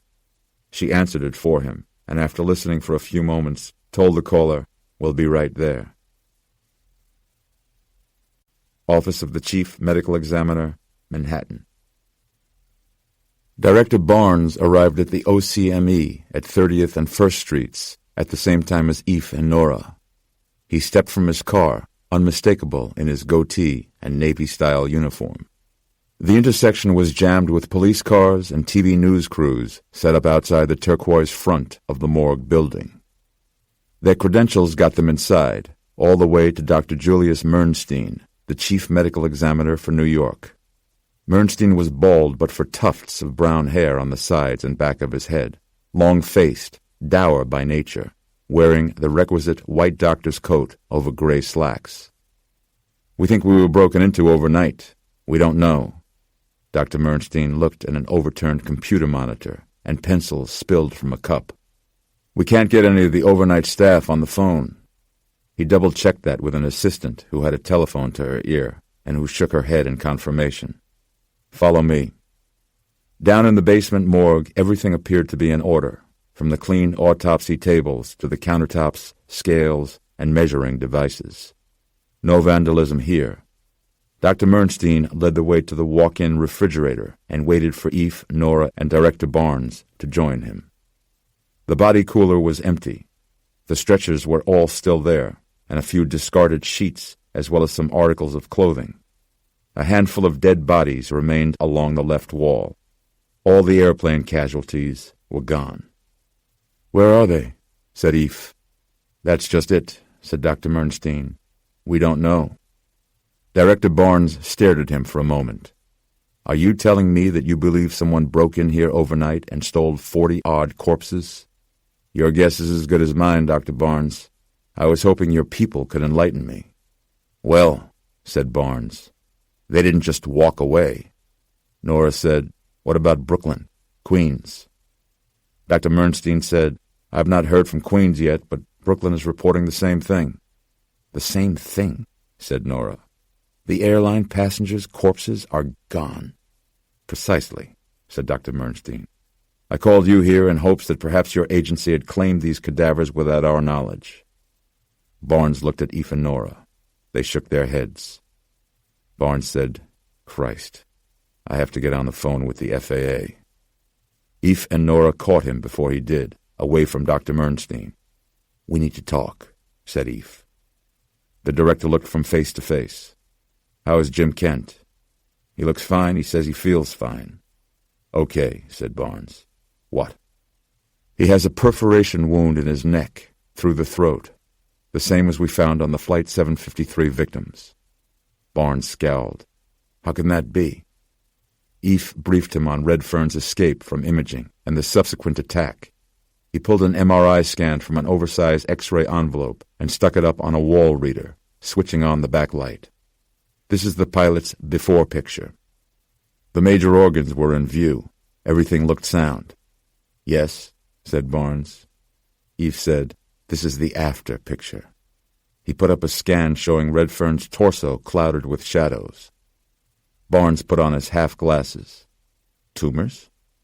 Eph said, "It's, hard to explain, but it is new tissue, feeding off organs that were completely healthy just 24 hours ago." Director Barnes pulled down his glasses and scowled again. "New tissue? What the hell do you mean by that? I mean this. Eve went to a third scan, showing the interior of Redfern's neck. The new growth below the tongue was evident. What is it? Asked Barnes.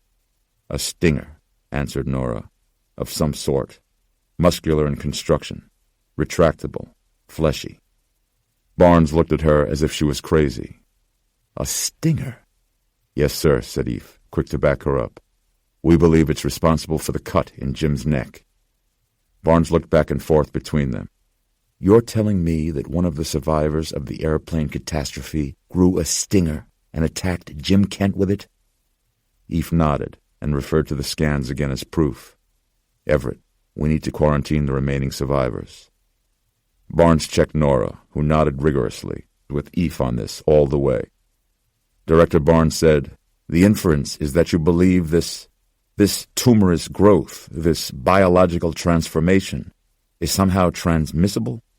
This is our supposition and our fear, said Eve. Jim may well be infected. We need to determine the progression of this syndrome, whatever it is, if we want to have any chance at all of arresting it and curing him. Are you telling me you saw this retractable stinger, as you call it?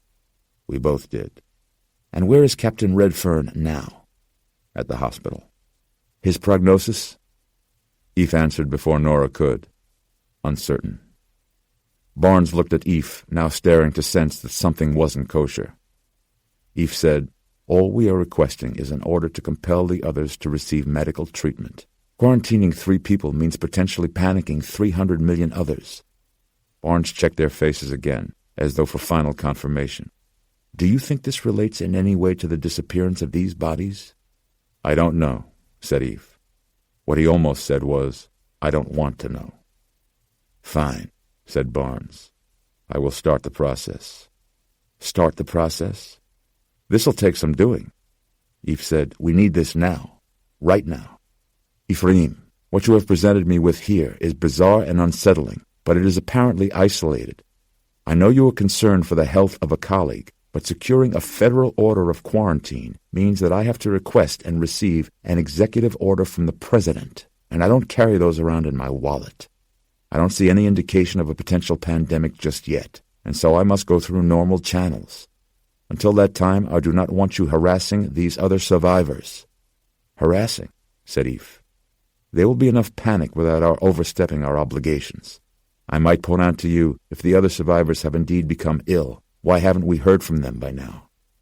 Eve had no answer. I will be in touch. Barnes went off to make his calls. Nora looked at Eve. She said, Don't. Don't what? She could see right through him.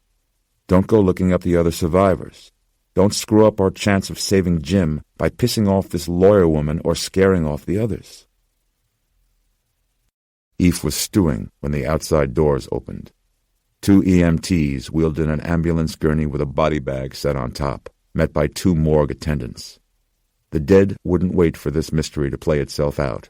They would just keep coming. Eve foresaw what would happen to New York City in the grip of a true plague. Once the municipal resources were overwhelmed, police, fire, sanitation, morticians, the entire island, within weeks, would degenerate into a stinking pile of compost. A morgue attendant unzipped the bag halfway, and then emitted an uncharacteristic gasp. He backed away from the table with his gloved hands dripping white, the opalescent fluid oozing from the black rubber bag, down the side of the stretcher, onto the floor. What the hell is this? The attendant asked the EMTs, who stood by the doorway looking particularly disgusted. Traffic fatality, said one, following a fight. I don't know. Must have been a milk truck or something. Eve pulled gloves from the box on the counter and approached the bag, peering inside. Where's the head? In there, said the other EMT. Somewhere. Eve saw that the corpse had been decapitated at the shoulders, the remaining mass of its neck splattered with gobs of white. And the guy was naked, added the EMT. Quite a night. Eve drew the zipper all the way down to the bottom seam. The headless corpse was overweight, male, roughly 50. Then Eve noticed its feet. He saw a wire wound around a bare big toe, as though there had been a casualty tag attached. Nora saw the tow wire also, and blanched. "A fight, you say?" said Eve. "That's what they told us," said the EMT, opening the door to the outside. "Good day to you, and good luck." Eve zipped up the bag. He didn't want anyone else seeing the tag wire. He didn't want anyone asking him questions he couldn't answer. He turned to Nora. "The old man?" Nora nodded. "He wanted us to destroy the corpses," she remembered. He knew about the UV light. Eve stripped off his latex gloves, thinking again of Jim, lying alone in isolation, with who could say what growing inside him. We have to find out what else he knows. 17th Precinct Headquarters, East 51st Street, Manhattan. Setrakian counted 13 other men inside the room-sized cage with him, including one troubled soul with fresh scratches on his neck, squatting in the corner and rubbing spit vigorously into his hands. Setrakian had seen worse than this, of course, much worse. On another continent, in another century, he had been imprisoned as a Romanian Jew in World War II, in the extermination camp known as Treblinka. He was 19 when the camp was brought down in 1943, still a boy. Had he entered the camp at the age he was now, he would not have lasted a few days, perhaps not even a train ride there. Setrakian looked at the Mexican youth on the bench next to him, the one he had first seen in booking, who was now roughly the same age Setrakian had been when the war ended. His cheek was an angry blue, and dried black blood clogged the slice beneath his eye, but he appeared to be uninfected. Setrakian was more concerned about the youth's friend, lying on the bench next to him, curled up on his side, not moving. For his part, Gus, feeling angry and sore, and jittery now that his adrenaline was gone, grew wary of the old man looking over at him. "Got a problem?" Others in the tank perked up, drawn by the prospect of a fight between a Mexican gangbanger and an aged Jew. Setrakian said to him, "I have a very great problem indeed." Gus looked at him darkly. "Don't we all, then?" Setrakian felt the others turning away, now that there would be no sport to interrupt their tedium. Setrakian took a closer look at the Mexican's curled-up friend. His arm lay over his face and neck. His knees were pulled up tight, almost into a fetal position. Gus was looking over at Setrakian, recognizing him now. "I know you." Setrakian nodded, used to this, saying, 118th Street, he said. "Knickerbocker loan, yeah. Shit, you beat my brother's ass one time." "He stole." "Tried to. Gold chain. He's a druggy shitbag now, nothing but a ghost. But back then he was tough. Few years older than me." "He should have known better." "He did know better. Why, he tried it. That gold chain was just a trophy, really. He wanted to defy the street. Everybody warned him, we don't fuck with the pawnbroker." Setrakian said, "The first week I took over the shop, someone broke my front window. I replaced it, and then I watch, and I wait. Caught the next bunch who came to break it. I gave them something to think about, and something to tell their friends.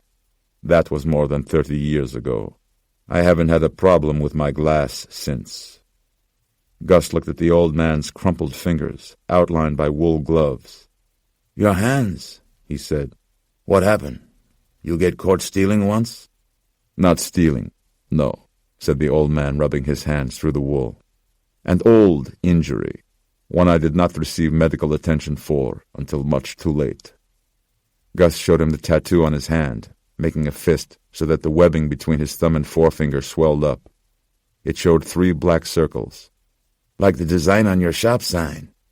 3 balls is an ancient symbol for a pawnbroker, but yours has a different meaning. "Gang sign," said Gus, sitting back. "Means thief." "But you never stole from me." "Not that you knew, anyway," said Gus, smiling. Setrakian looked at Gus's pants. The holes burned into the black fabric. "I hear you killed a man." Gus's smile went away. "You are not wounded. The cut on your face you received from the police?" Gus stared at him now, like the old man might be some kind of jailhouse informer. "What's it to you?" Setrakian said, "Did you get a look inside his mouth?" Gus turned to him. The old man was leaning forward, almost in prayer. Gus said, "What do you know about that?" "I know," said the old man without looking up. that a plague has been loosed upon this city, and soon the world beyond. This wasn't no plague. This was some crazy psycho with kind of a crazy-ass tongue coming up out of his... Gus felt ridiculous saying this aloud. So what the fuck was that? Setrakian said, "What you fought was a dead man possessed by a disease." Gus remembered the look on the fat man's face, blank and hungry. His white blood. What? Like a pinche zombie? Setrakian said, "Think more along the lines of a man with a black cape. Fangs. Funny accent." He turned his head so that Gus could hear him better. "Now take away the cape and fangs. The funny accent. Take away anything funny about it." Gus hung on the old man's words. He had to know. His somber voice, his melancholy dread, it was contagious. "Listen to what I have to say," the old man continued. "Your friend here, he has been infected. You might say, bitten." Gus looked over at unmoving Felix. No, he's just... The cops, they knocked him out." "He is changing. He is in the grip of something beyond your comprehension. A disease that changes human people into non-people. This person is no longer your friend. He is turned." Gus remembered seeing the fat man on top of Felix, their maniacal embrace, the man's mouth going at Felix's neck, and the look on Felix's face, a look of terror and awe. "You feel how hot he is? His metabolism racing. It takes great energy to change. Painful, catastrophic changes are taking place inside his body now. The development of a parasitic organ system to accommodate his new state of being. He is metamorphosing into a feeding organism. Soon, 12 to 36 hours from the time of infection, but most likely tonight, he will arise. He will thirst. He will stop at nothing to satisfy his craving." Gus stared at the old man as though in a state of suspended animation. Setrakian said, "Do you love your friend?" Gus said, "What?" "By love, I mean honor, respect. If you love your friend, you will destroy him before he is completely turned." Gus's eyes darkened. "Destroy him?" "Kill him, or else he will turn you." Gus shook his head in slow motion. "But if you say he's already dead, how can I kill him?" "There are ways," said Setrakian. "How did you kill the one who attacked you?" "A knife. That thing coming out of his mouth. I cut up that shit." "His throat?" Gus nodded. "That too. Then a truck hit him. Finished the job." "Separating the head from the body is the surest way. Sunlight also works. Direct sunlight. And then there are other, more ancient methods." Gus turned to look at Felix, lying there, not moving, barely breathing. "Why doesn't anybody know about this?" he said. He turned back to Setrakian, wondering which one of them was crazy. "Who are you really, old man?" "Elizalde. Torres." Gus was so absorbed in the conversation that he never saw the cops enter the cell. He looked up at hearing his and Felix's names and saw 4 policemen wearing latex gloves come forward, geared up for a struggle. Gus was pulled to his feet before he even knew what was happening. They tapped Felix's shoulder, slapping at his knee. When that failed to rouse him, they lifted him up bodily, locking their arms underneath his. His head hung low, and his feet dragged as they hauled him away. "Listen, please." Setrakian got to his feet behind him. "This man, he is sick, dangerously ill. He has a communicable disease." "Why we wear these gloves, Pops?" called back one cop. They wrenched up Felix's limp arms as they dragged him through the door. "We deal with STDs all the time." Setrakian said, "He must be segregated, do you hear me? Locked up, separately. Don't worry, Pops. We always offer preferential treatment to killers." Gus's eyes stayed on the old man as the tank door was closed and the cops pulled him away. Stoneheart Group, Manhattan. Here was the bedroom of the great man. Climate-controlled and fully automated, the presets adjustable through a small console just an arm's reach away. The shushing of the corner humidifiers in concert with the drone of the ionizer and the whispering air filtration system was like a mother's reassuring hush.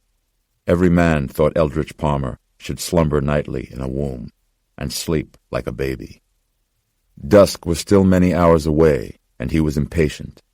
Now that everything was in motion, the strain, spreading throughout New York City with the sure exponential force of compound interest, doubling and doubling itself again every night, he hummed with the glee of a greedy banker. No financial success, of which there had been plenty, ever enlivened him as much as did this vast endeavor. His nightstand telephone toned once, the handset flashing.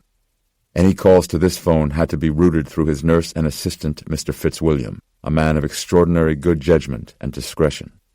"Good afternoon, sir." "Who is it, Mr. Fitzwilliam?"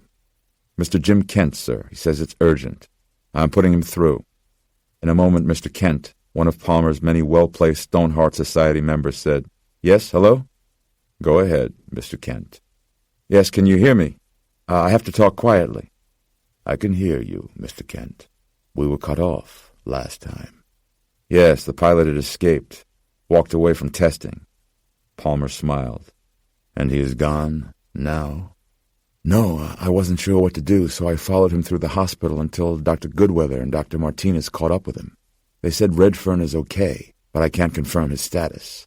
I heard another nurse saying I was alone up here, and that members of the Canary Project had taken over a locked room in the basement." Palmer darkened. "You are alone up where?" "In this isolation ward. Just a precaution. Redfern must have hit me or something. He knocked me out." Palmer was silent for a moment. "I see. If you would explain to me exactly what I am supposed to be looking for, I could assist you better. You said they have commandeered a room in the hospital?" "In the basement. It might be the morgue. I'll find out more later." Palmer said, "How?" "Once I get out of here. They just need to run some tests on me." Palmer reminded himself that Jim Kent was not an epidemiologist himself, but more of a facilitator for the Canary Project, with no medical training. "You sound as though you have a sore throat, Mr. Kent." "I do, just a touch of something." "Good day, Mr. Kent." Palmer hung up. Kent's exposure was merely an aggravation, but the report about the hospital morgue room was troubling. Though in any worthy venture there are always hurdles to overcome. A lifetime of deal-making had taught him that it was the setbacks and pitfalls that make final victories so sweet. He picked up the handset again and pressed the star button. "Yes, sir." "Mr. Fitzwilliam, we have lost our contact within the Canary Project. You will ignore any further calls from his mobile phone." "Yes, sir." "And we need to dispatch a team to Queens. It seems there may be something in the basement of the Jamaica Hospital Medical Center that needs retrieving." Flatbush, Brooklyn. Anne-Marie Barber checked again to make sure that she had locked all the doors, then went through the house twice, room by room, top to bottom, touching every mirror twice in order to calm herself down. She could not pass any reflective surface without reaching out to it with the first two fingers of her right hand, a nod following each touch, a rhythmic routine resembling genuflection. Then she went through a third time, wiping each surface clean with a 50-50 mix of Windex and holy water until she was satisfied. When she felt in control of herself again, she phoned her sister-in-law, Jeannie, who lived in central New Jersey. "They're fine," said Jeannie, referring to the children, whom she had come and picked up the day before. "Very well behaved. How is Ansel?" Anne-Marie closed her eyes. Tears leaked out. "I don't know." "Is he better? You gave him the chicken soup I brought?"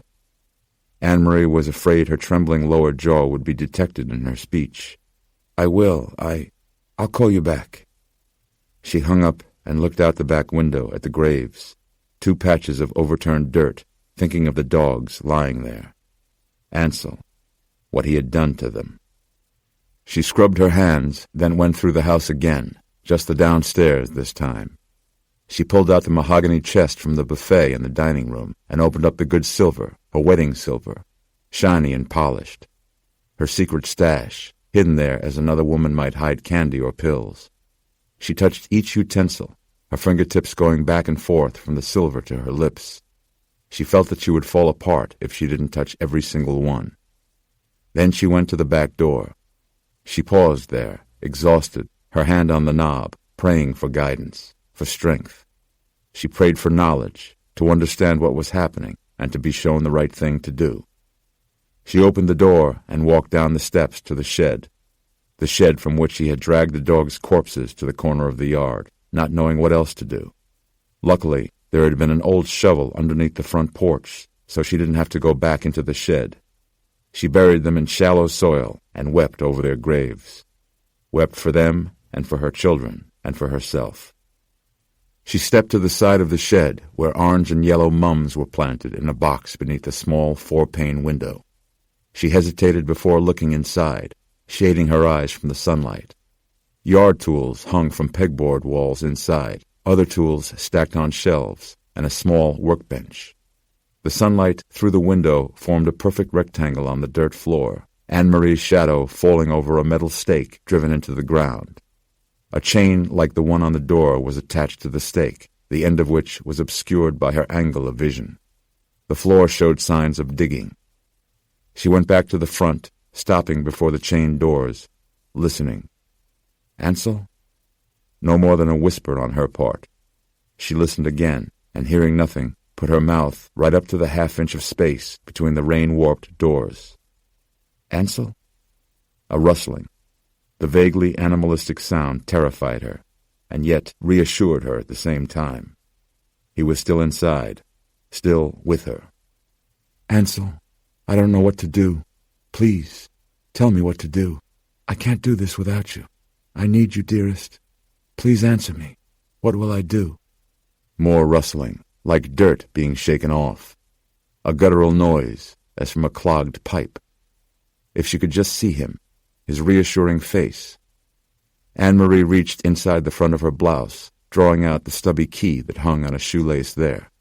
She reached for the lock that secured the chain through the door handles and inserted the key, turning it until it clicked, the curved top disengaging from the thick steel base. She unwound the chain and pulled it through the metal handles, letting it fall to the grass. The doors parted, swinging out a few inches on their own. The sun was straight overhead now, the shed dark inside, but for residual light from the small window. She stood before the opening, trying to see inside. Ansel? She saw a shadow stirring. Ansel, you have to keep quieter at night. Mr. Odish from across the street called the police, thinking it was the dogs. The dogs. She grew teary, everything threatening to spill out of her. I almost told them about you. I don't know what to do, Ansel. What is the right thing? I'm so lost here. Please, I need you. She was reaching for the doors when a moan-like cry shocked her. He drove at the shed doors, at her, attacking from within. Only the stake chain jerked him back, strangling an animal roar in his throat. But as the doors burst open, she saw, before her own scream, before she slammed the doors on him like shutters on a ferocious hurricane, her husband, crouched in the dirt, naked but for the dog collar tight around his straining neck, his mouth black and open. He had torn away most of his hair, just as he had torn off his clothes, his pale, blue-veined body filthy from sleeping, hiding beneath the dirt like a dead thing that had burrowed into its own grave. He bared his blood-stained teeth, eyes rolling back inside his head, recoiling from the sun. A demon. She wound the chain back through the handles with wildly fluttering hands and fastened the lock, then turned and fled back into her house. Vestry Street, Tribeca. The limousine took Gabriel Bolivar straight to his personal physician's office in a building with an underground garage. Dr. Ronald Box was the primary physician for many New York-based celebrities of film, television, and music.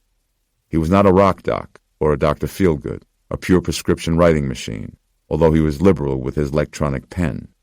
He was a trained internist and well-versed in drug rehabilitation centers, the treatment of sexually transmitted diseases, hepatitis C, and other fame-related maladies. Bolivar went up the elevator in a wheelchair, clad only in a black robe, sunk into himself like an old man. His long, silken black hair had gone dry and was falling out in patches. He covered his face with thin, arthritic-like hands so that none would recognize him. His throat was so swollen and raw that he could barely speak. Dr. Box saw him right away, He was looking through images transferred electronically from the clinic. The images came with a note of apology from the head clinician, who saw only the results and not the patient, promising to repair their machines and suggesting another round of tests in a day or two. But looking at Bolivar, Dr. Box didn't think it was their equipment that was corrupt. He went over Bolivar with his stethoscope, listening to his heart, asking him to breathe. He tried to look into Bolivar's throat, but the patient declined, wordlessly, his black-red eyes glaring in pain. "How long have you had those contact lenses in?" asked Dr. Box. Bolivar's mouth curled into a jagged snarl, and he shook his head. Dr. Box looked at the linebacker standing by the door, wearing a driver's uniform. Bolivar's bodyguard, Elijah, 6'6", 260 pounds, looked very nervous, and Dr. Box was becoming frightened. He examined the rock star's hands, which appeared aged and sore, yet not at all fragile. He tried to check the lymph nodes under his jaw, but the pain was too great. The temperature reading from the clinic had read 123 degrees Fahrenheit, a human impossibility, and yet, standing near enough to feel the heat coming off Bolivar, Dr. Box believed it. Dr. Box stood back. "I don't really know how to tell you this, Gabrielle. Your body, it seems, is riddled with malignant neoplasms. That's cancer. I'm seeing carcinoma, sarcoma, and lymphoma, and all of it's wildly metastasized. There is no medical precedent for this that I am aware of, although I will insist on involving some experts in the field." Bolivar just sat there, listening, a baleful look in his discolored eyes. "I don't know what it is, but something has you in its grip. I do mean that literally. As far as I can tell, your heart has ceased beating on its own. It appears that the cancer is manipulating the organ now, beating it for you. Your lungs, the same. They are being invaded and almost absorbed, transformed, as though—" Dr. Box was just realizing this now. "As though you are in the midst of a metamorphosis. Clinically, you could be considered deceased. It appears that the cancer is keeping you alive. I don't know what else to say to you. Your organs are all failing, but your cancer, well, your cancer is doing great." Bolivar sat staring into the middle distance with those frightful eyes. His neck bucked slightly, as though he were trying to formulate speech, but could not get his voice past an obstruction. Dr. Box said, "I want to check you into Sloan Kettering right away. We can do so under an assumed name with a dummy social security number. It's the top cancer hospital in the country. I want Mr. Elijah to drive you there now." Bolivar emitted a rumbling chest groan that was an unmistakable no. He placed his hands on the armrests of the wheelchair, and Elijah came forward to brace the rear handles as Bolivar rose to his feet. He took a moment regaining his balance, then picked at the belt of his robe with his sore hands, the knot falling open. Revealed beneath his robe was his limp penis, blackened and shriveled, ready to drop from his groin like a diseased fig from a dying tree. Bronxville. Neva, the Luss's nanny, still very much rattled by the events of the past 24 hours, left the children in the care of her nephew, Emile, while her daughter, Sebastian, drove her back to Bronxville. She had kept the Luss children, Keen and his 8-year-old sister Audrey, eating Frosted Flakes for lunch and cubed fruit, things Neva had taken with her from the Luss house when she'd fled. Now she was returning for more. The Luss children wouldn't eat her Haitian cooking, and more pressingly, Neva had forgotten Keen's Pulmicort, his asthma medication. The boy was wheezing and looking pasty. They pulled in to find Mrs. Gill's green car in the Luss's driveway, the sight of which gave Neva pause. She told Sebastian to wait for her there, then got out and straightened her slip beneath her dress, going with her key to the side entrance. The door opened without any tone, the house alarm not set. Neva walked through the perfectly appointed mudroom with built-in cubbies and coat-hooks and heated tile floors, a mudroom that had never seen any mud, and pushed through the French doors into the kitchen. It did not appear that anyone had been in the room since she had left with the children. She stood still inside the doorway and listened with extraordinary attention, holding her breath for as long as she could before exhaling. She heard nothing. "Hello?"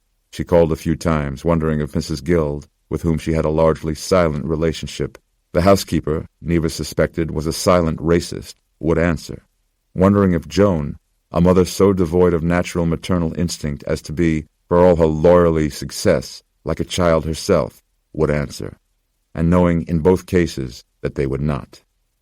Hearing nothing, she crossed to the central island and laid her bag gently down on it, between the sink and the countertop range. She opened the snack cabinet, and quickly, a bit more like a thief than she had imagined, filled a food emporium bag with crackers and juice pouches and smart food popcorn, stopping once in a while to listen. After raiding the paneled refrigerator of string cheese and yogurt drinks, she noticed Mr. Luss's number on the contact sheet taped to the wall near the kitchen phone. A bolt of uncertainty shot through her. What could she say to him? "Your wife is ill? She is not right? So I take the children?" No. As it was, she barely exchanged words with the man. There was something evil in this magnificent house, and her first and only duty, both as an employee and as a mother herself, was the safety of the children. She checked the cabinet over the built-in wine cooler, but the box of Pulmicort was empty, just as she had dreaded. She had to go down to the basement pantry. At the top of the curling, carpeted stairs, she paused and pulled from her bag her black enameled crucifix. She descended with it at her side, just in case. From the bottom step, the basement appeared very dark for that time of day. She flipped up every switch on the panel and stood listening after the lights came on. They called it the basement, but it was actually another fully appointed floor of their home. They had installed a home theater downstairs, complete with theater chairs and a reproduction popcorn cart. Another sub-room was jammed with toys and game tables. Another was the laundry, where Mrs. Guild kept up with the family's clothing and linens. There was also a fourth bathroom, the pantry, and a recently installed temperature-controlled wine cellar. It was European in style, the workers having broken through the basement foundation to create a pure dirt floor. The heat came rumbling on with a sound like that of somebody kicking the furnace. The actual working guts of the basement were hidden behind a door somewhere, and the sound nearly sent Neva through the ceiling. She turned back to the stairs, but the boy needed his nebulizer medicine. His color wasn't good. She crossed the basement determinedly, and was between two leather theater chairs halfway to the folding door of the pantry when she noticed the stuff stacked up against the windows. Why had it seemed so dark down there in the middle of the day? Toys and old packing cartons were arranged in a tower up the wall, obscuring the small windows, with old clothes and newspapers stuffing out every ray of the day's sun. Neva stared, wondering who had done this. She hurried to the pantry, finding Keene's asthma medicine stacked on the same steel wire shelf as Joan's vitamins and tubs of candy-colored Tums. She pulled down 2 long boxes of the plastic vials, ignoring the rest of the food in her haste, rushing away without closing the door. Starting back across the basement, she noticed that the door to the laundry room was ajar. Something about that door, which was never left open, represented the disruption of normal order that Neva felt so palpably in this house. She saw rich and dark dirt stains on the plush carpeting then, spaced almost like footprints. Her eye followed them to the wine cellar door she had to pass in order to reach the stairs. She saw soil smeared on the door handle. Neva felt it as she neared the wine cellar door. From that earthen room, a tomb-like blackness, a soullessness, and yet not a coldness. Instead, a contradictory warmth, a heat lurking and seething. The door handle began to turn as she rushed past it to the stairs. Neva, a 53-year-old woman with bad knees, her feet as much kicking at the steps as running up them. She stumbled, steadying herself against the wall with her hand, the crucifix gouging out a small chunk of plaster. Something was behind her, coming up the stairs at her. She yelled in Creole as she emerged into the sunlit first floor, running the length of the long kitchen, grabbing her handbag, knocking over the food emporium bag, snacks and drinks crashing to the floor, too scared to turn back. The sight of her mother, running screaming from the house, in her ankle-length floral dress and black shoes, brought Sebastian out of the car. "No!" yelled her mother, motioning her back inside. She ran as if she was being chased, but in fact there was no one behind her. Sebastian dropped back into her seat, alarmed. "Mama, what happened?" "Drive!" Neva yelled, her large chest heaving, her eyes still wild, focused on the open side door.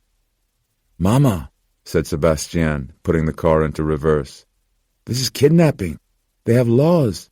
Did you call the husband? You said you would call the husband." Neva opened her palm, finding it bloody. She had gripped the beaded crucifix